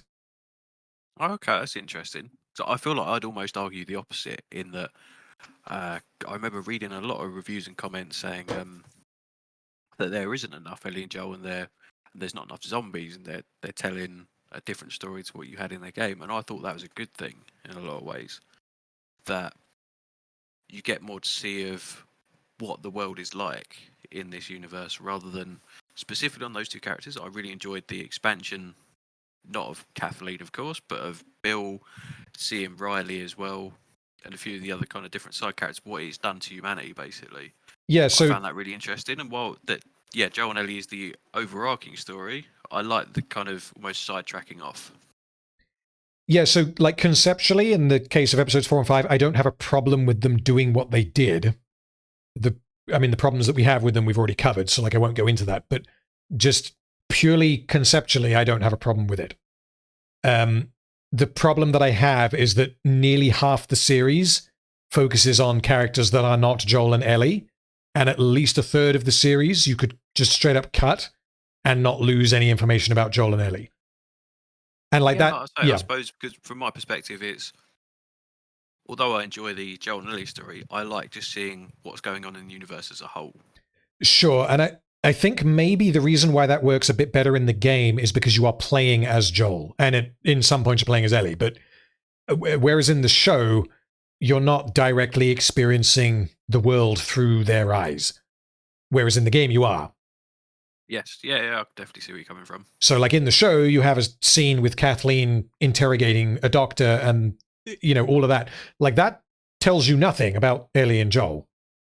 And like if the content of those scenes was really, really good, like in the case of episode 3, in my view, I don't really have a problem with it. It's just not what I was expecting, which isn't necessarily a bad thing. But yeah, in the case of episodes 4 and 5, and in the fact that episode 7 is its own thing, to me stands out as a problem. And the fact that episodes 4, 5, and 7 are the way they are makes episode 3 a problem as well. Yeah, I can see what you mean by cause and effect. It's episodes like 3 and 7 are maybe hard done by. Yeah, like the other episodes. Like imagine if the series was episodes 1, 2, 6, 7, 8, 9. Then episode 7 would not stick out as being like, come on, are we really doing this again? And it wouldn't feel like you're wasting loads of time, or like you're missing out on a load of information in the final 2 episodes because you wasted a load of time at the beginning. So I see where you're coming from, but I feel like, at least in the game, you had to have these kind of side characters almost to demonstrate what the world is like, and how kind of ruthless it is, and how the kind of Riley story shows that just happy endings just aren't realistic. True, but we already had that. Yeah, we already had that in episode 3. And like of the 2, I think I definitely, well, it's not even I think, I straight up flat out prefer episode 3 to episode 7. And I think I can understand that in terms of kind of TV entertainment. Yeah, it was by far the best episode of the lot. Yeah, and the only thing that I prefer about episode 7 is that it was directly relevant to Ellie. So had episode 7 been of the quality of episode 3, which I think that would have been a massive struggle to do that, just because of what happens in episode 3, and had episodes 4 and 5 either not existed or have been substantially better, then the season as a whole would not suffer from the pacing issues that it suffers from. Because, like as is, you watch episodes 1 and 2 and you're like, all right, this is good.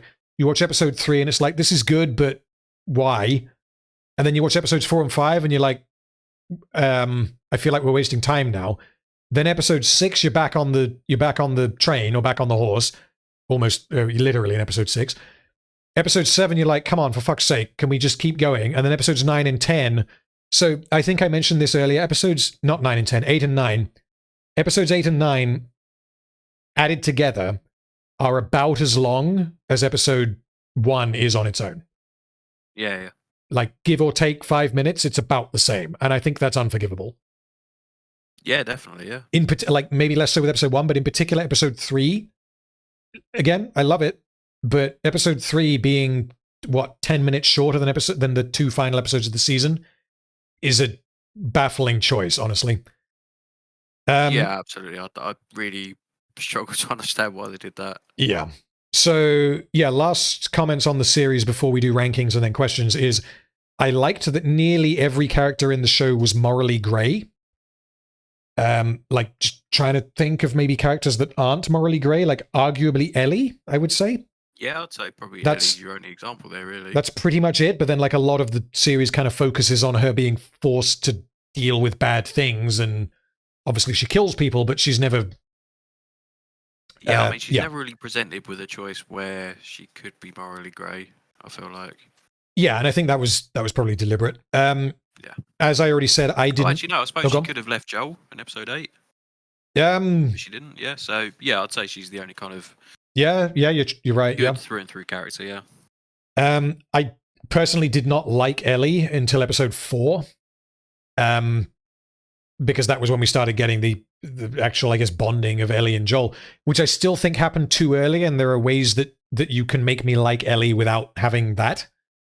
But yeah, by doing that, they accelerated their development possibly I too think much. It's fine. I think it plays out fairly similarly in the game, where I thought it was a she- lot slower in the game. what, as in beginning to like Ellie? No, sorry, the bonding of her and Joel. Joel is a lot. Oh, yeah, of course, yeah. But Yeah. I suppose you just give them more time to do it in the game. But I feel like it's done as almost organically as possible in the series. I feel like it's something they did do fairly well. Okay. I thought, like, visually, I thought there was an excellent blend of, like, CG and practical, which reminded me of The Lord of the Rings with, like, frequent use of, like, real landscapes, often augmented by CG because it's all post-apocalyptic, I guess, like the kind of stuff that's on the screen now, the, ruined buildings and all the rest of it. But a lot of it appears to have been filmed on set, on location, rather than on a green screen, which is a Yeah, I mean, nice just an change. example of the clickers all being practical effects is great. Yeah. And the bloater, like, as little as we see of it, like the bloater was a guy in a suit. So Yeah, exactly. I think I suppose that's a thing I could touch on the series is that by episode 5, a lot of people were kind of saying, "Oh, where's the zombies?" And I was thinking, yeah, that's great. They're using them really sparingly. And then at the end of the series, I'm thinking, it should have been a bit more of them, a little bit more. potentially, I mean, I feel like I'm not sure that I put much weight in that criticism because the zombies are, in the context of the show, they're a means to an end. They're a narrative tool that allows the story of Ellie and Joel to happen. And Yeah, exactly. Yeah, it's all going to be very one-dimensional, but I still thought maybe you could have had a little bit more. You could have done, but again, I feel like maybe There that's could a have view. been a little bit more of a lot of things that maybe they didn't do. Yeah, and I feel like one, that's partly probably something that you're coming at because you know the games very well, and there's obviously a lot more gameplay concessions like combat in the game, so it could be that is more jarring for you than it is for me. I mean, potentially, I would say as well that I really felt like they toned down much of the brutality. Oh, absolutely, yeah. That I felt like it almost belonged in that world, and I felt like it really should have been included, and that could have potentially been including more zombies. I feel like you say, they are just a means to an end. They're quite one-dimensional, but I felt like like you say, it felt like rushed. It Yeah. should have included some more. Yeah. I think, yeah, I don't know if this is if we had to distill it into one criticism, is that the series is rushed. I'm not sure that is how I would put it, because I would probably phrase it like the pacing is fucked because of what we talked about. They dedicate a lot of time to things that they didn't need to dedicate a lot of time to, which means that the bits that were important, given the Ellie and Joel narrative, are rushed. And the fact that it was produced for HBO means that there are no runtime limitations. So there is no reason at all why the finale couldn't have been literally twice as long as it is. Yeah, I completely agree, and it felt like that the creators had essentially said, okay, so we're going to have some creative liberties with this side of the story, Yes. but we have to include these certain scenes. Yeah, that's another. And they just That's a didn't major quite add one. up, yeah. Yeah, that's something that didn't. I'll come back to that in a second. So, like, just to close the door on something that I just said. So the fact that you could have had the finale be twice as long That doesn't necessarily mean that it's going to be better. But the reason why I'm saying that is because it would have theoretically allowed you to have more of an exploration and understanding of what Joel, in the case of the finale, is doing and thinking and why he does it. Yeah, definitely. And like, even forget the montage, because I'm not expecting the show to take half an hour showing him clearing out rooms of fireflies John Wick style, because if you one-to-one translated the game, that's what you might end up with. And I don't think that would work tonally where it might work in the game, because a TV show and a video game are obviously different mediums for telling a story. But yeah, like, I mean, we already know that the writers can craft an emotionally compelling story, because they did that in episode 3. And they did that from essentially nothing. I suppose, yeah, that makes it even more disappointing in a way. Yeah, yeah. Whereas, what was it that you said just now that I dialed back on so that I could clarify the double length thing? I can't quite remember. Can't remember. Oh, Sorry. that's okay. Well, yeah, it's gone. What, kind of toning back the brutality? Yeah, that was it, the brutality. So the brutality is, they kind of play into that a bit in terms of, I guess, bleakness, because in particular, the beginning of the series is very bleak in relation to Joel specifically, because you have the whole, like, he's, as you learn later, suicidal, he's lost his daughter, and he's just disposing of the corpses of children without even batting an eye. Like, he's broken. Like, they do that, but bleakness is different to brutality. And part of the reason, I think, why the game is a lot more brutal than the show is because you're playing as Joel. You see it all happen. You're doing it. The show dials back on a lot of that, apart from the rampage scene at the end and the torture scene in episode 8. I don't know. I mean, the truly brutal parts of the game, I feel like, I mean, there's a couple that spring to mind. You're not necessarily in control. A lot of them are in cutscenes. Okay, would it be the torture bit and the rampage bit, or are there others? Because I don't remember. Yeah, I mean, the torture bit, when they first get into Kansas City or Pittsburgh in the game, where I think in the series, Joel just ends up gunning down a couple of them. Whereas there's some, really kind of brutal action scene in the game that I think it's just like a small quick time event where you basically get a dude's head and put it onto like a glass shard. Okay. That you really get. I felt like that really would have built the character of Joel and how ruthless he can be. I mean, it's been at least 10 years since I played the game, but one of my main memories of Ellie is that whenever you as Joel do a thing, like curb stomp a zombie or whatever, her response is typically, "Holy shit, Joel, like, you're Jesus, you just annihilated that guy's face." Like, yeah, sure. Yeah. She's almost in shock about what's going on. Like, you don't necessarily need that for the show, because the character of Ellie is already a little bit different. But yeah, the dialing back on the brutality of Joel makes the character as a whole, and in particular the ending rampage, less believable and less important of a character moment. Yeah, exactly, because I don't think it ever becomes gratuitous in the game, and it's quite a fine line.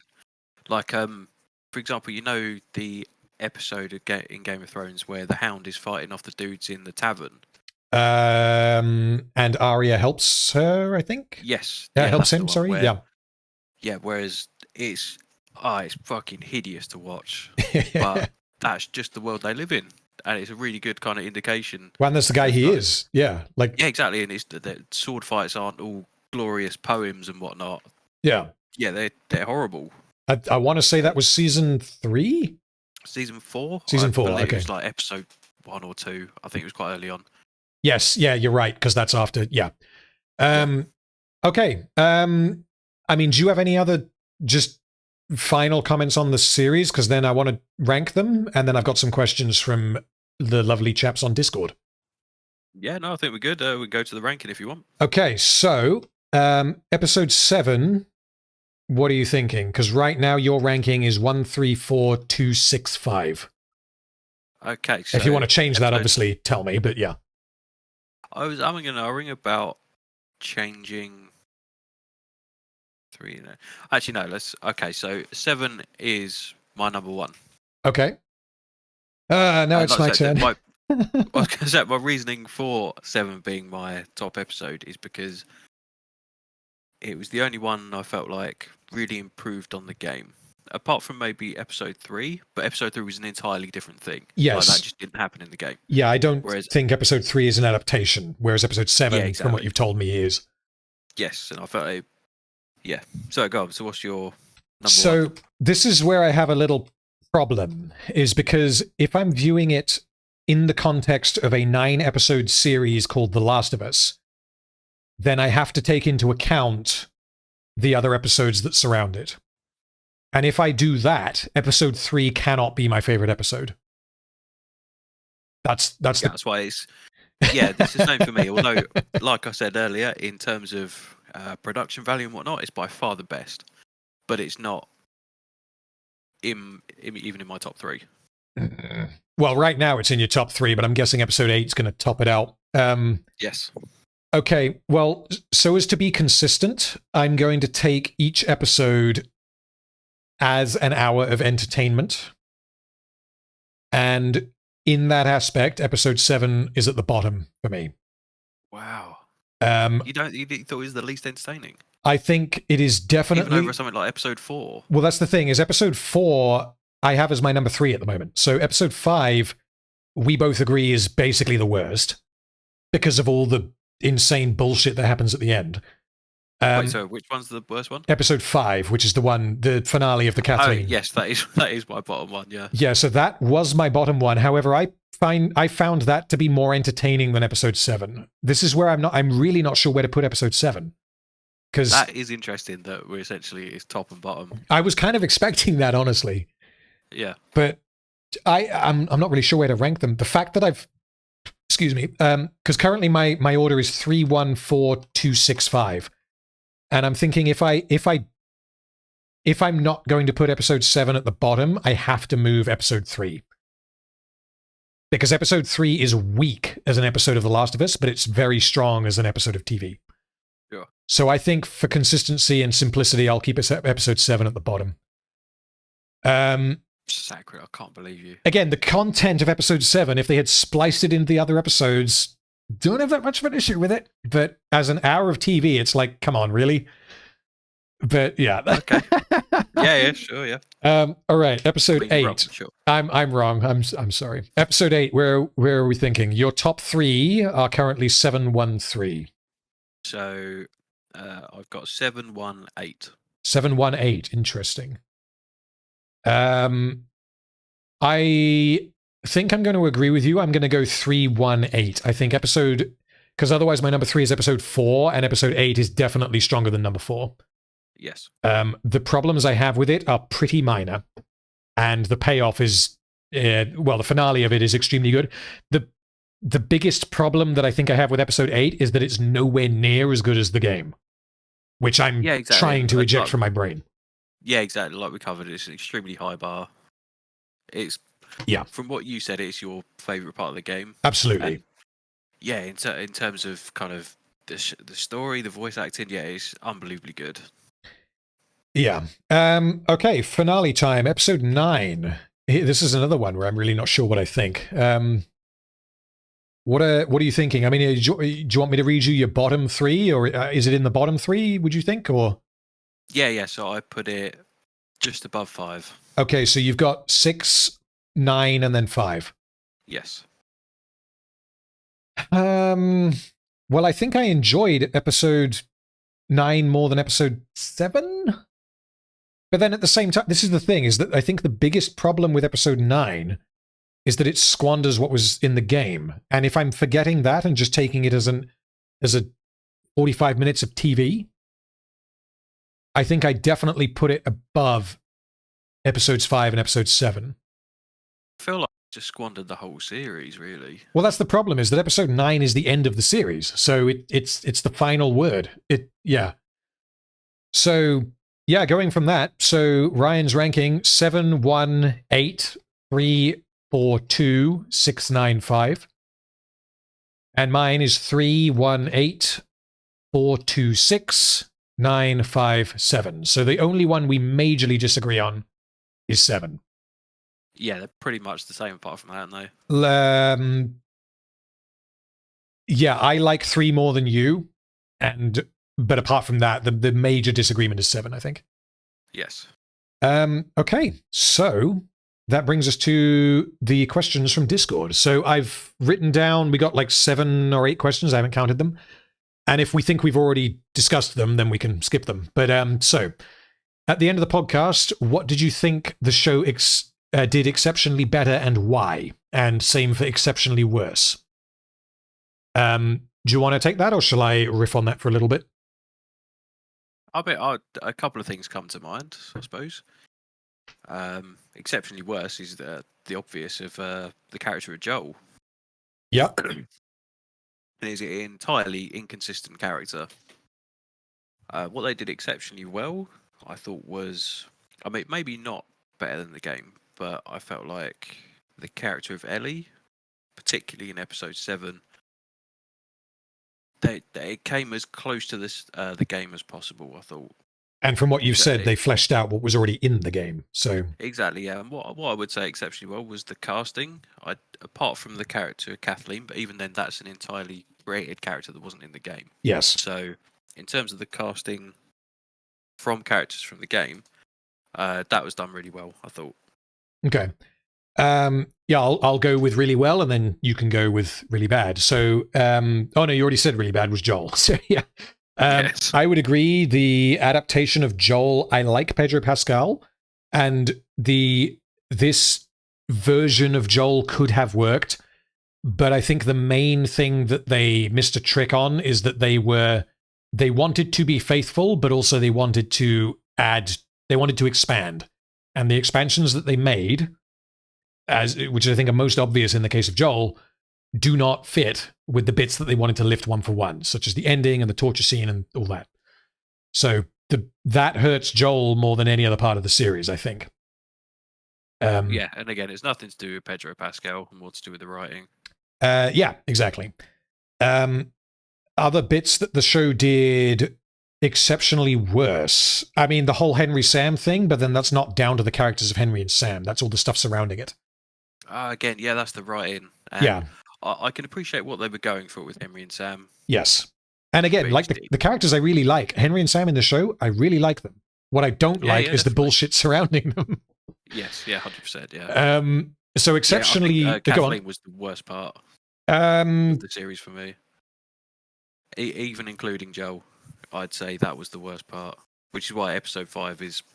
Especially like the Deus Ex Machina episode 5. Yeah, I couldn't take it. The biggest problem that I have with you're convincing me now.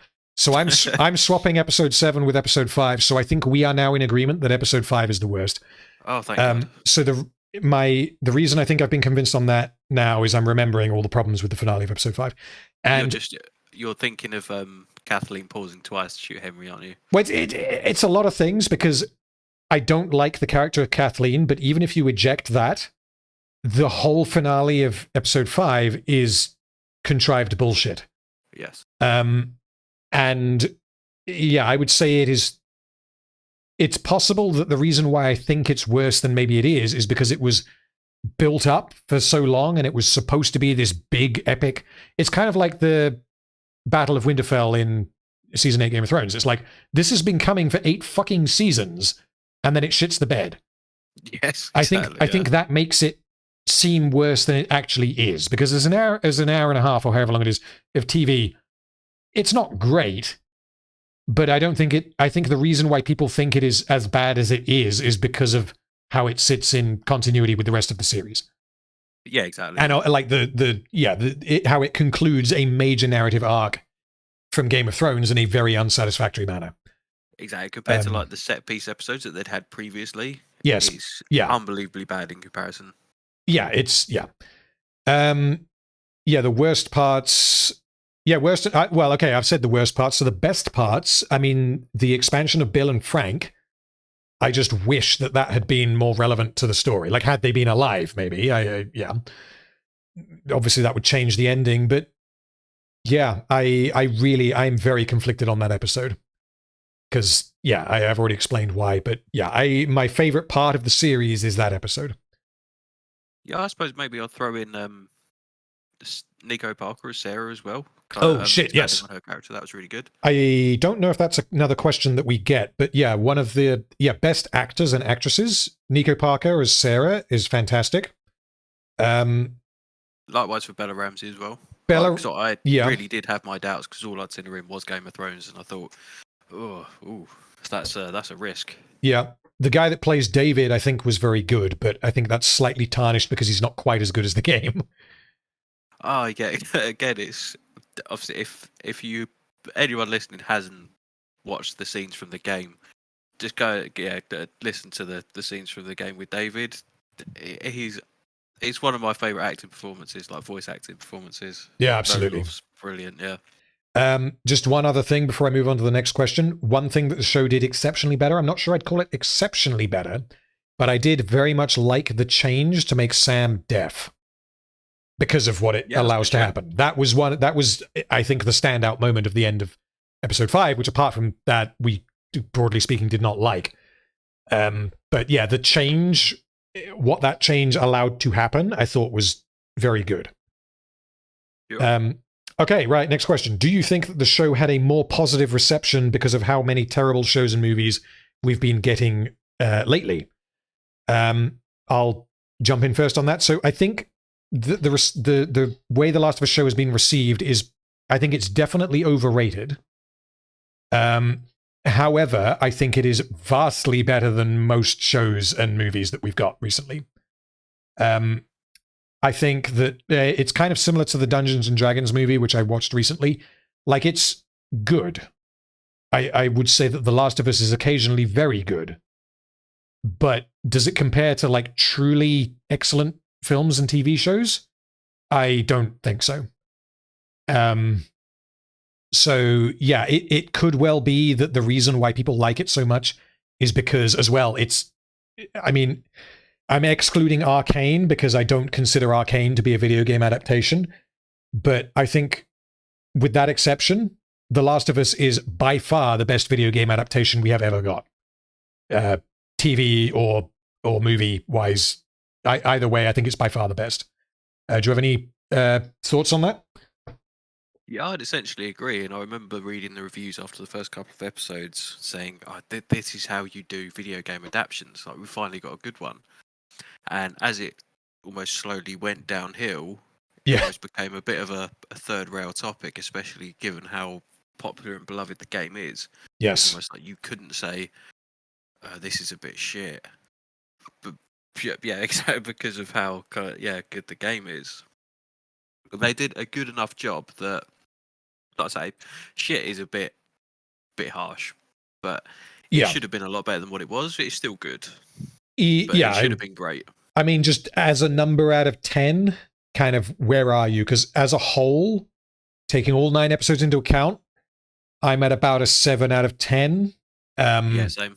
Yeah, and I think I rate pretty harshly. So, like a 7 out of 10 is pretty good, in my book. Like, the worst episode is like a 6, I would say. Episode 5. Oh, really?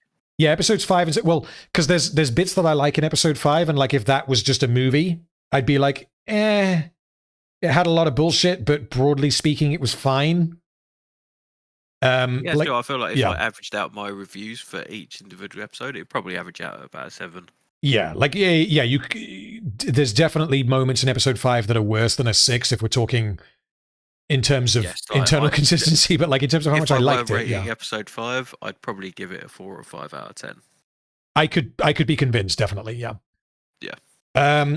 Okay, next question. Do you agree that the show had poor pacing? Because in my opinion, they needed at least 3 or 4 more episodes, especially considering the fact that 2 of the episodes we've had could be considered filler to make us connect with the characters better and give us reasons to like them outside of nostalgia for the game. So you're basically arguing that had the season been 12 episodes, keep the season as it is, give us 12 episodes to let us completely understand, I guess, Ellie and Joel's relationship so that the finale works. Yeah, absolutely. I feel like you addressed that really well, and I think I mentioned it in previous episodes where, like Kathleen or something along those lines, where you could have fleshed out more of other characters' backstory. Yes. Yeah, I think I think the reason why the pacing seems poor is because they don't use their time effectively. And again, the fact that there are no time constraints on the length of any of these episodes means that I have absolutely no idea why they didn't take advantage of the medium. Yeah, because it's not like every episode has to be 45 minutes long. So it's as long as they thought it needed to be. And I am very confused as to why they made the choice to make some episodes, essentially double the length of others. I just don't know. Yeah, it's very odd. Yeah. Okay, so at this point, if you do not want spoilers for season 2 or for game 2 and the theoretical season 2, then switch off and thank you for listening. So, we can talk about game 2 now. Yeah, so one of the questions here is, what is your prediction for season 2? I know that's vague, but knowing what we know about season 1, what do you think? Because I'm not going to have much to say, honestly. Okay, I mean, I expect it to play out pretty much as the game does. I feel like that's what they've set up to do. And I can't remember what I was going to say now about game 2. Well, that's what I was going to say, because I was thinking specifically of Joel's explanation for his suicide attempt, and almost like a key theme of game 2 is how poor both Joel and Ellie are at communicating with each other about what they're feeling and whatnot, and how that poor communication comes out in particularly negative ways towards each other, where it really could have been resolved if they just talked to each other properly. A lot of it is Joel putting up resistance. Okay, so the lack of, I guess, the expansion on the lack of communication at the very end of swear that you told me the truth ends up leading to much conflict in season 2 is kind of what you're going with. Yeah, so essentially, again, spoilers, this is what happens in game 2, is that you see various because the game is 5 years on, it starts off, but you see various flashbacks in those 5 years where Ellie becomes increasingly frustrated with Joel because she knows he's lying, but he won't tell her the truth. And she eventually gets it out of him. But this is why I was thinking that the lie is almost too good. The bandits attacking the facility. Yeah, in terms of the series, I feel like it would at least be reasonable enough for Ellie to genuinely believe what he's saying. Even though it's quite clear that it plays out the same as the game. That she knows he's lying, but I feel like there's less of a reason for her to believe that in the series. Okay, yeah, that makes sense. So, I mean, I'll give my thoughts briefly. Bear in mind, I have not played game 2. All I know is what happens in game 2. My guess is that they are going to have to restructure how the story happens. Because, so correct me if I'm wrong, but the game is obviously non-linear. And you have Ellie and Joel doing stuff for a short period of time, and then Abby appears out of nowhere and golf clubs Joel to death. And then you keep going with Ellie on her revenge quest. And then when she gets to the point of revenge, the game stops and dials you back however many months it was. And then you have Abby for the latter half of the game leading up to her quest for vengeance to, explaining why she wants to kill Joel. And then you get back to the scene of confrontation with Ellie, and then you flip back to Ellie, and it doesn't quite play out, and then you have like an epilogue bit where they escape, and then she spares her. And interspersed amongst all of that, you have flashback sequences of Ellie recalling memories with Joel, which I guess is what you were talking about her getting the truth out of him. So yes. I feel like there is absolutely no fucking way that works in a TV show. And I think that's a criticism of the game that I can completely get behind from people that I've heard the criticism from, is that if you want people to empathize with Abby, you do not introduce her by having her golf clubbing the main character of the first game to death. You can do that. Yeah, sure. Yeah, like you can do that, but you don't do that in the first episode of season 2, and then spend episodes 2, 3, and 4 with Ellie, and then episodes 5, 6, and 7 with Abby explaining why she did what she did in the first. Because at that point, you've already poisoned the well, and everyone's like, "Fuck you! I want you to die!" Like, okay, yeah. So I suppose that would be where I would change it. Like I said, I expect them to keep essentially what is the narrative, but in the order of which it appears would be different. I feel like the Yeah. Ellie side of the story would work really well, but having exactly like you say, having Abby's side of the story after Ellie, it would translate even worse onto TV. I think if you basically flip between the two, that would work a lot better. Potentially you could do that, or like one option potentially is that you start the series with Abby and you're like, who the fuck is this? Obviously people who played the game know who she is and why she's doing what she's doing, and the series almost begins as if like it's a completely new thing with a completely new character and you don't know why she's doing what she's doing. All you know is that she's looking for someone, and then you gradually get drip-fed information, and then eventually you understand, fucking hell, she's looking for Joel. Because like a lot of people watching the show probably won't even know that. And I think in terms of gameplay, whether that would work, I don't know. But like in terms of purely from a storytelling perspective, you build empathy with the character, you understand why she's doing what she's doing, and then you reveal moments before she does what she does that it's Joel that she's looking for. And then you're like, fucking hell, I played 12 hours of this guy. I understand who this guy is. And it's like, bam, he's gone. And then at that point, could potentially work.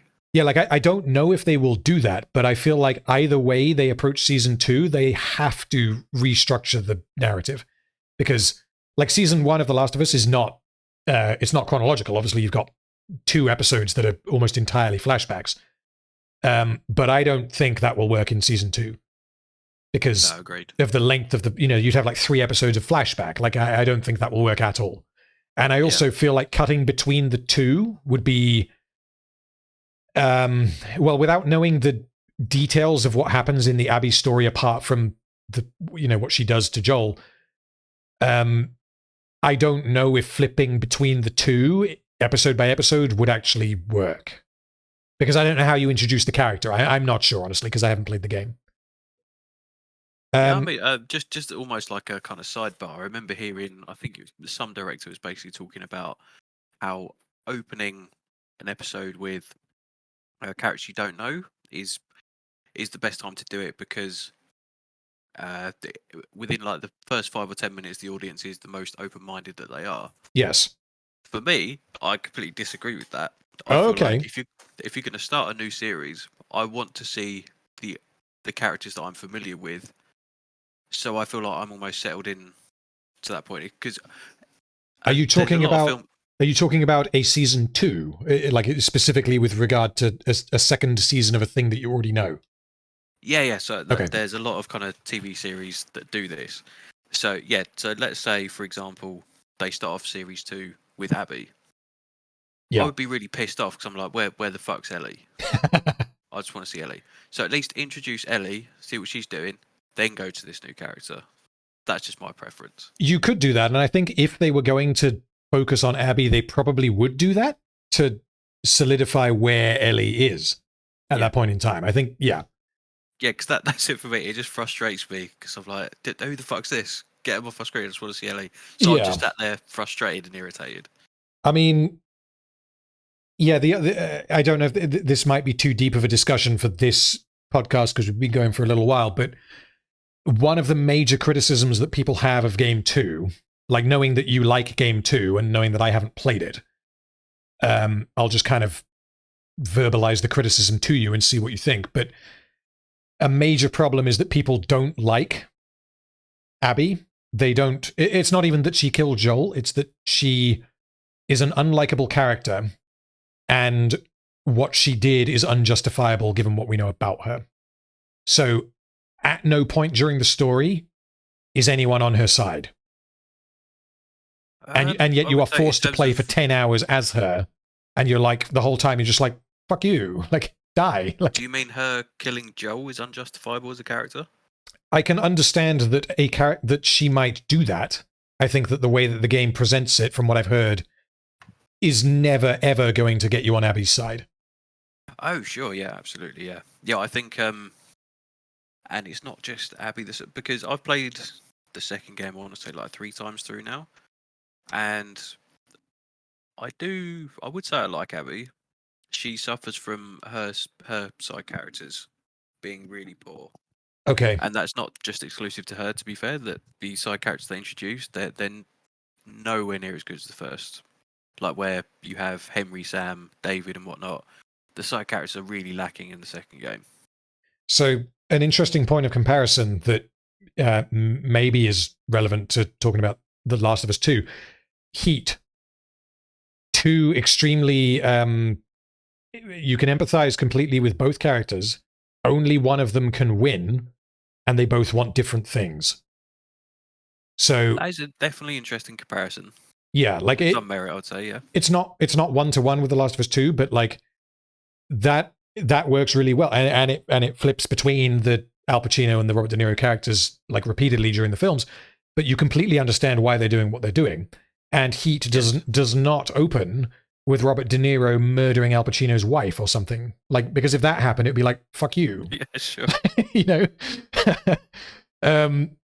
But then that said, like if The Last of Us 2 was a standalone game and it did not have the context of The Last of Us 1, I think a lot of the criticisms that I've heard of The Last of Us 2 would be null and void, because people like Joel and they don't like the fact that this almost non-character, quote unquote, just kind of deletes him.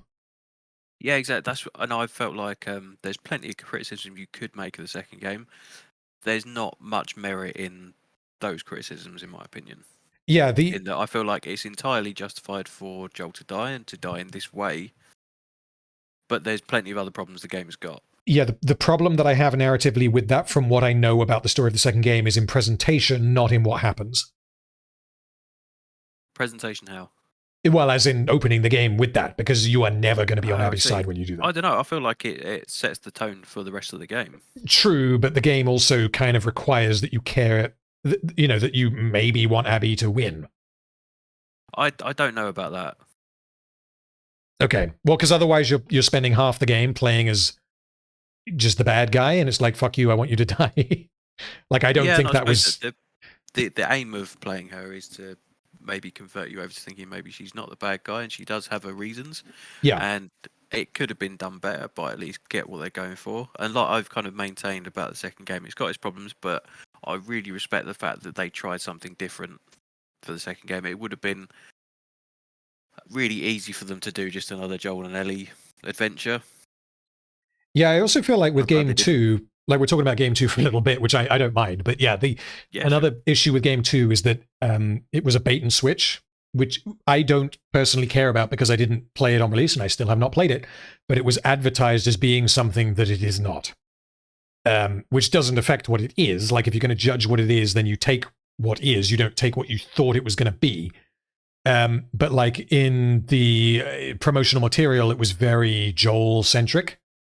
And like, it's going to be Joel and Ellie off on another wacky adventure. Like, and then he's dead in like the first hour or whatever it is. Like, again, I can see why you maybe think that's slightly unethical, but I think maybe they did that deliberately, almost to make it more shocking as to what happens. Yeah, sure. Like, I mean, that kind of stuff happens all the time. Like, but I'm saying that may be a reason why people fundamentally object to what ended up happening. And like I say, from what I know of the story, I don't have a problem with that happening. But that it happens in the way that it does, there is no way I am ever empathizing with Abby. No, sure, and yeah, it's very hard. It's a really jarring transition halfway through the game, and yes, it really could have been done a lot better. Yeah. Eventually, you just have to suck it up because you want to play the game. But yeah, you really don't enjoy those first few hours as Abby. Yeah, that's basically what you've spent about 10-15 hours essentially hunting this character and wanting to kill her. Yeah. To have to play her. Also, I will say, just as because the thought occurred to me earlier, because I think probably my favourite little scene from the second game is it comes basically right at the end. The almost acceptance from Ellie in forgiving Joel. Is this the guitar scene? No. I don't think it's, are you thinking of the where she does Take on Me? I'm thinking of the fingers scene. Fingers scene? She doesn't. She's lost her fingers and can't play guitar anymore. Oh, sorry. Yes, it is that where she basically is thinking back to that point. Okay. I think it cuts from the present to the past. where she is talking to Joel, and it, like I say, it's got its problems, but for me that was by far the standout, where it was just perfectly written, where both of them are just absolute shite at communicating with each other, and they're desperately trying to get it out. And Ellie is really, really struggling, but she at least communicates with Joel enough that she's like, okay, I kind of want to reconcile to a certain extent, and it just means the world to Joel, and it's so great to see, and it puts into context perfectly, because it's the very next day that he dies. So Okay. kind of the significance of that scene. One thing that I think is worth mentioning is going from having obviously seen season 1 and knowing what I know about game 2, if season 2 of The Last of Us is shit, that will not affect season 1, because season 1 is a pretty one and done, self-contained story. There isn't really anything that season 2 can do to ruin season 1. Which means either way, I think season 1, kind of like game 1, let's just say that game 2 is terrible, it doesn't change how good game 1 is, because it doesn't interfere with things that happened during that period of time. Everything that happens happens afterwards. You can just sort of not have that. Yeah, so I'm curious. I wouldn't say I'm excited for season 2, but I'm very curious to see what they do, because I think they're going to say the same. Yeah, they're going to have to make changes. Yes, and judging from the first series, I'm slightly pessimistic about the changes they'll make.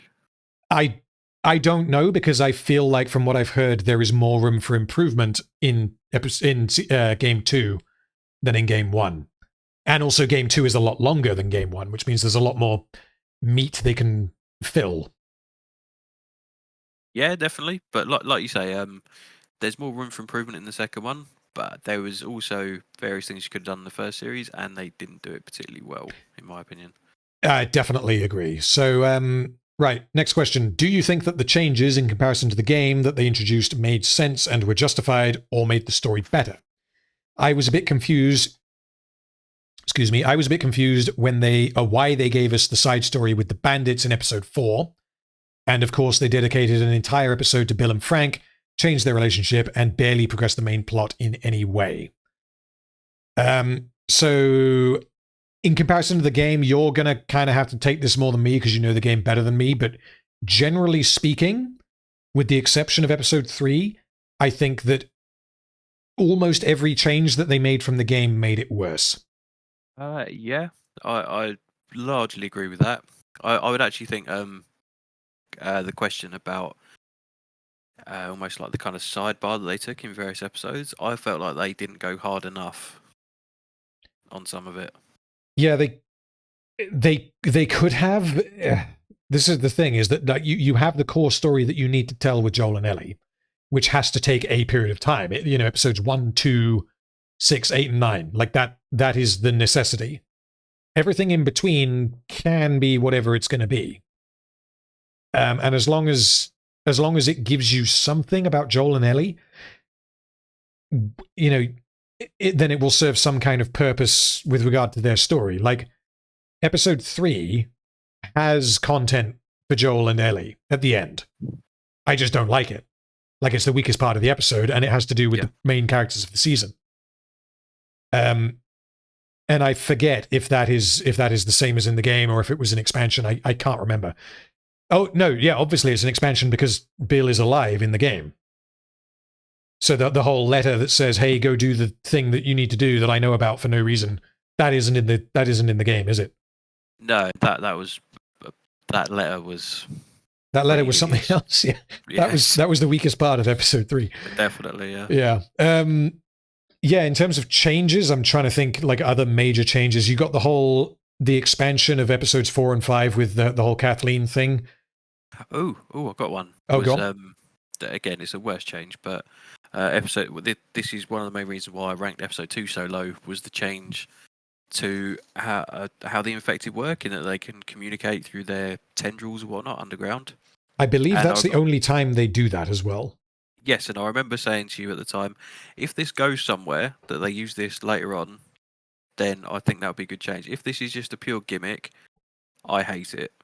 and then we had to wait for the rest of the series, and that naturally concludes itself, really, doesn't it? Yeah, because it causes problems in episode 3. It arguably causes problems in episode 7, and it doesn't actually facilitate anything other than an explanation as to why the infected arrive in episode 2. And that could have been explained with a gunshot. Like, you don't need to do that. Exactly, yeah. It was a weirdly contrived way for Tess to go down in a blaze of glory. Yeah, I can't think as to why they made that change, honestly, because... I don't know. I think they've just been a bit too fancy. Possibly. Okay, we got 3 more questions. So, would you prefer the story of Season 2 remain the same as The Last of Us Part 2 of the game, or would you like some changes to happen? I've heard that they plan to keep it the same to anger the haters, as Druckmann said, but we'll see about that. I think we've pretty much already covered it. Like, the main change I would want to see is a restructuring of the narrative in terms of, like, the chronology of it. Yeah, I mean, keep the narrative essentially the same, I'd say. Yeah, you can. So the main bullet points of the story in Last of Us 2 can function. The main problems that I have heard that people have is that Abby kills Joel, but is also supposed to be a sympathetic character, and the fact that Ellie lets Abby go without really having any reason to do that. Like, you can fix that quite easily. And you could absolutely do that in the show. Like, that would mainly be, I think, a structural change that you would make. But the bullet point events of what happens, you can absolutely keep the same. Yeah, I think you just have to introduce Abby in a slightly better way, because her story with Lev and the scars is really interesting. It's definitely one of the highlights of the game. I don't even know what that is, but anyone who's played the game would probably know what you're talking about. Yeah, sure. Yeah, I think actually... obviously you won't know this, but Lev is probably the best side character in the game. Okay. And it just happens to be that it's on Abby's side of the story. Okay. But yeah, I hope they largely keep the same narrative, because even though... Anyway, Druckmann kind of addressing the haters, that I feel like it was quite a vocal minority, because the game still won God knows how many awards and is rated extremely highly. Yeah. Quite a vocal minority. It could well be a vocal minority, but I mean, in particular the 2 moments that I mentioned, I think that I completely understand those not sitting right with people. Sure. Okay, next question. Do you think that The Last of Us will be a show that is still talked about long after the show is over? I would say yes, and the reason I would say yes is because it is, again, the best video game adaptation that has ever been made, I think, of any that I have seen, and I've seen quite a few. Whether it will remain to be so, if they adapt, I believe they're doing a God of War adaptation soon, and if that just blows The Last of Us out of the water, then probably The Last of Us show won't be remembered very fondly. But at the moment, it's the best one. So, like, yeah, it's going to exist for a little while. And I assume they're making a game 3 because games 1 and 2 were very successful. And we already know that they're making a season 2. So, yeah, it's going to be around for a little while. Okay, so to answer the question, I would say, in my opinion, unfortunately not. I don't think it will be talked about for a long time to come, because I think it's good purely because the bar of video game adaptations is very low in terms of how it ranks in terms of TV series. It's not particularly high up, and I suppose it more, if we're just talking exclusively about Series 1, I barely saw anyone talking about it after the final episode. I feel like people will just kind of think, well, go play the game.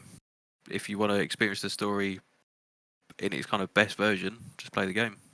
Yeah, I think I agree with that. Honestly, I think it will partly depend on what happens with season 2, because like just imagine if season 2 blows game 2 out of the water, then that would be something special. Very possible as well. Yeah, like that could happen, because like Neil Druckmann being involved it's maybe a blessing and a curse, and if it turns out to be a blessing for season 2, then they can make the changes that we've kind of discussed as potentially being necessary. Definitely. Okay, final question. In the series, the action is mostly focused on the humans, while the focus in the game was much stronger on the fungus and the infected. What do you think is better and why? Fundamentally, I don't think I have a preference. I think the reason why the focus was on the fungus and the infected in the game is almost a gameplay concession, because you're playing as man with gun, and you need there to be things to shoot, to put it as bluntly as I can. But also, zombies and fungus people don't make inherently for particularly interesting storytelling, because the only thing that's interesting about that from a character perspective is how characters react to that. Whereas how characters react to, for example, let's go with episodes 4 and 5, the whole Kathleen taking over situation. There's a lot you can do there that isn't just how do I react to a clicker, because there's only really one way you can react to a clicker. Do you have any thoughts on that? I'd agree with you in what I think the human conflict is far more interesting, and the fact that I felt like it was underused in the first series, but it's very one-dimensional, because you're either going to get eaten or you're not. You're going to kill them or you're not, and the motivations around the fight is always going to be the same reason. They want to eat you. You don't want them to. Yeah, and I think it's a reason, like if you compare it to The Walking Dead, where that is largely around human conflict for that exact reason. Yeah, so the zombies and the fungus and all that is almost like a world building thing to allow for the human conflict to happen. I'll go into it. Why not? So Transformers, like a criticism that I've seen of like the Transformers films is that like the true fans of Transformers just want there to be Transformers and not worry about like the human bullshit. But it's like, okay, but you need a reason to care. So you need it to be grounded in some way. And the best way that they did that, I think, is in the Bumblebee film, which I still don't think was very good. But the Bumblebee film was a girl who finds a robot and kind of has it for a bit. And the story is about her relationship with this robot. Like, that's a very grounded human story. Whereas if the story was about, I don't know, the Transformers just shooting each other, like who really cares about that? Unless you're given a reason to care. And it's kind of the same, I think, in The Last of Us. If the season was about man with gun needs to kill all the zombies, like, okay, he might want to do that, but why is he doing that? Well, he wants to survive. Okay, is that it? Like, that's not a very interesting story. Yeah, pretty much, yeah. And I think that's partly why I haven't seen The Walking Dead past season 1, but I think that's partly why shows like The Walking Dead focus so hard on the humans, is because there's a lot more you can do there. And I think the criticism of not enough zombies, lol, I don't take that particularly seriously, because zombies are kind of a means to an end, honestly. They're exactly the same, yeah. Yeah, it's a movie monster that allows human drama to unfold. Like in episode 7, like the zombie is just plonked there to allow stuff to happen. And the stuff that happens is good. The problem is, I mean, we already went into it, but the zombie itself is not interesting. It's just a thing that's there. Like, yeah, exactly. I remember reading a review from that absolute cretin Ben Shapiro. What, on The Last of Us? Yeah. I think it was by episode 3, because of you know what he's like. He's quite kind of religious orientated, isn't he? He's yeah. Yeah, this was after episode 3 where you had the gay. Yes, exactly. Yeah. So, and it was almost like he was disguising his criticism of the gayness with "Where's all the zombies?"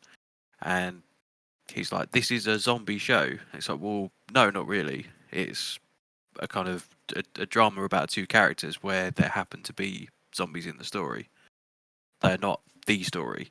Yeah, I think that's an interesting point, because like where he might say this is about zombies, so give me zombies.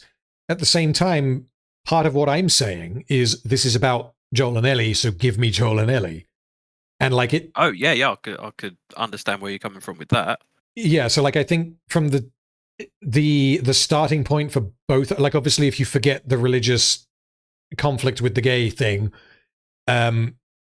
if you completely disregard that, like the starting point for both arguments, I think is the same. And I think you can basically boil it down to what are my expectations going into this, and did it deliver on what I thought it was going to be? And I think that's a different question to, is it good in its own right? Does it do what it was? Well, does it do what it was trying to do? Even that isn't, is it good in its own right? Because what it was trying to do is dependent on what the creators wanted to do. And if they wanted episode 3 to be a totally separate love story between two men, then 10 out of 10, they did that. It was fantastic. But like what they wanted, I don't think is particularly relevant when you're looking at the series as a whole. Yeah, I think you have to consider the expectations they set as well, and the expectations of people going into it where they have played the game. Yes. Well, hence the potential desire for more zombies. Like, I don't think that's a valid criticism, but I can totally see why people would want that. Yeah, I think, but by episode 3, I feel like you're definitely getting far too impatient at that point. Sure, because you don't... Like you say, if you wanted to see Joe and Ellie, that's fine. If you're complaining about lack of zombies by episode 3, this isn't the show for you. Yeah, like the moment when we get lots of zombies, apart from episode 1, because that's when everything goes wrong, is episode 5. And as we've discussed, episode 5 is the weakest of the season, I think, in both of our views. Yeah, but even then, you get the outbreak in episode 1. You have clickers in episode 2. True, but I mean, this is the thing: is if your criteria for how good is The Last of Us is, are there lots of zombies, you're going to be disappointed. But then I don't think that that's a reasonable criteria to have. Yeah, likewise. Yeah, cool. Well, I mean, that has brought us to the end of the questions. And good questions. Yes, thank you for the questions, guys. At short notice, I know, because I only posted them just before we started recording them. I only posted a request just before we started recording. Oh, really? Yeah, and yeah, we had a handful.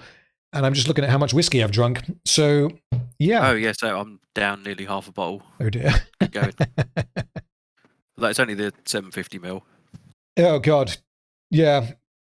Right. Yeah, let's leave it there because I got to be up tomorrow. So, yeah, thank you for listening, guys. That is the conclusion of our thoughts on The Last of Us.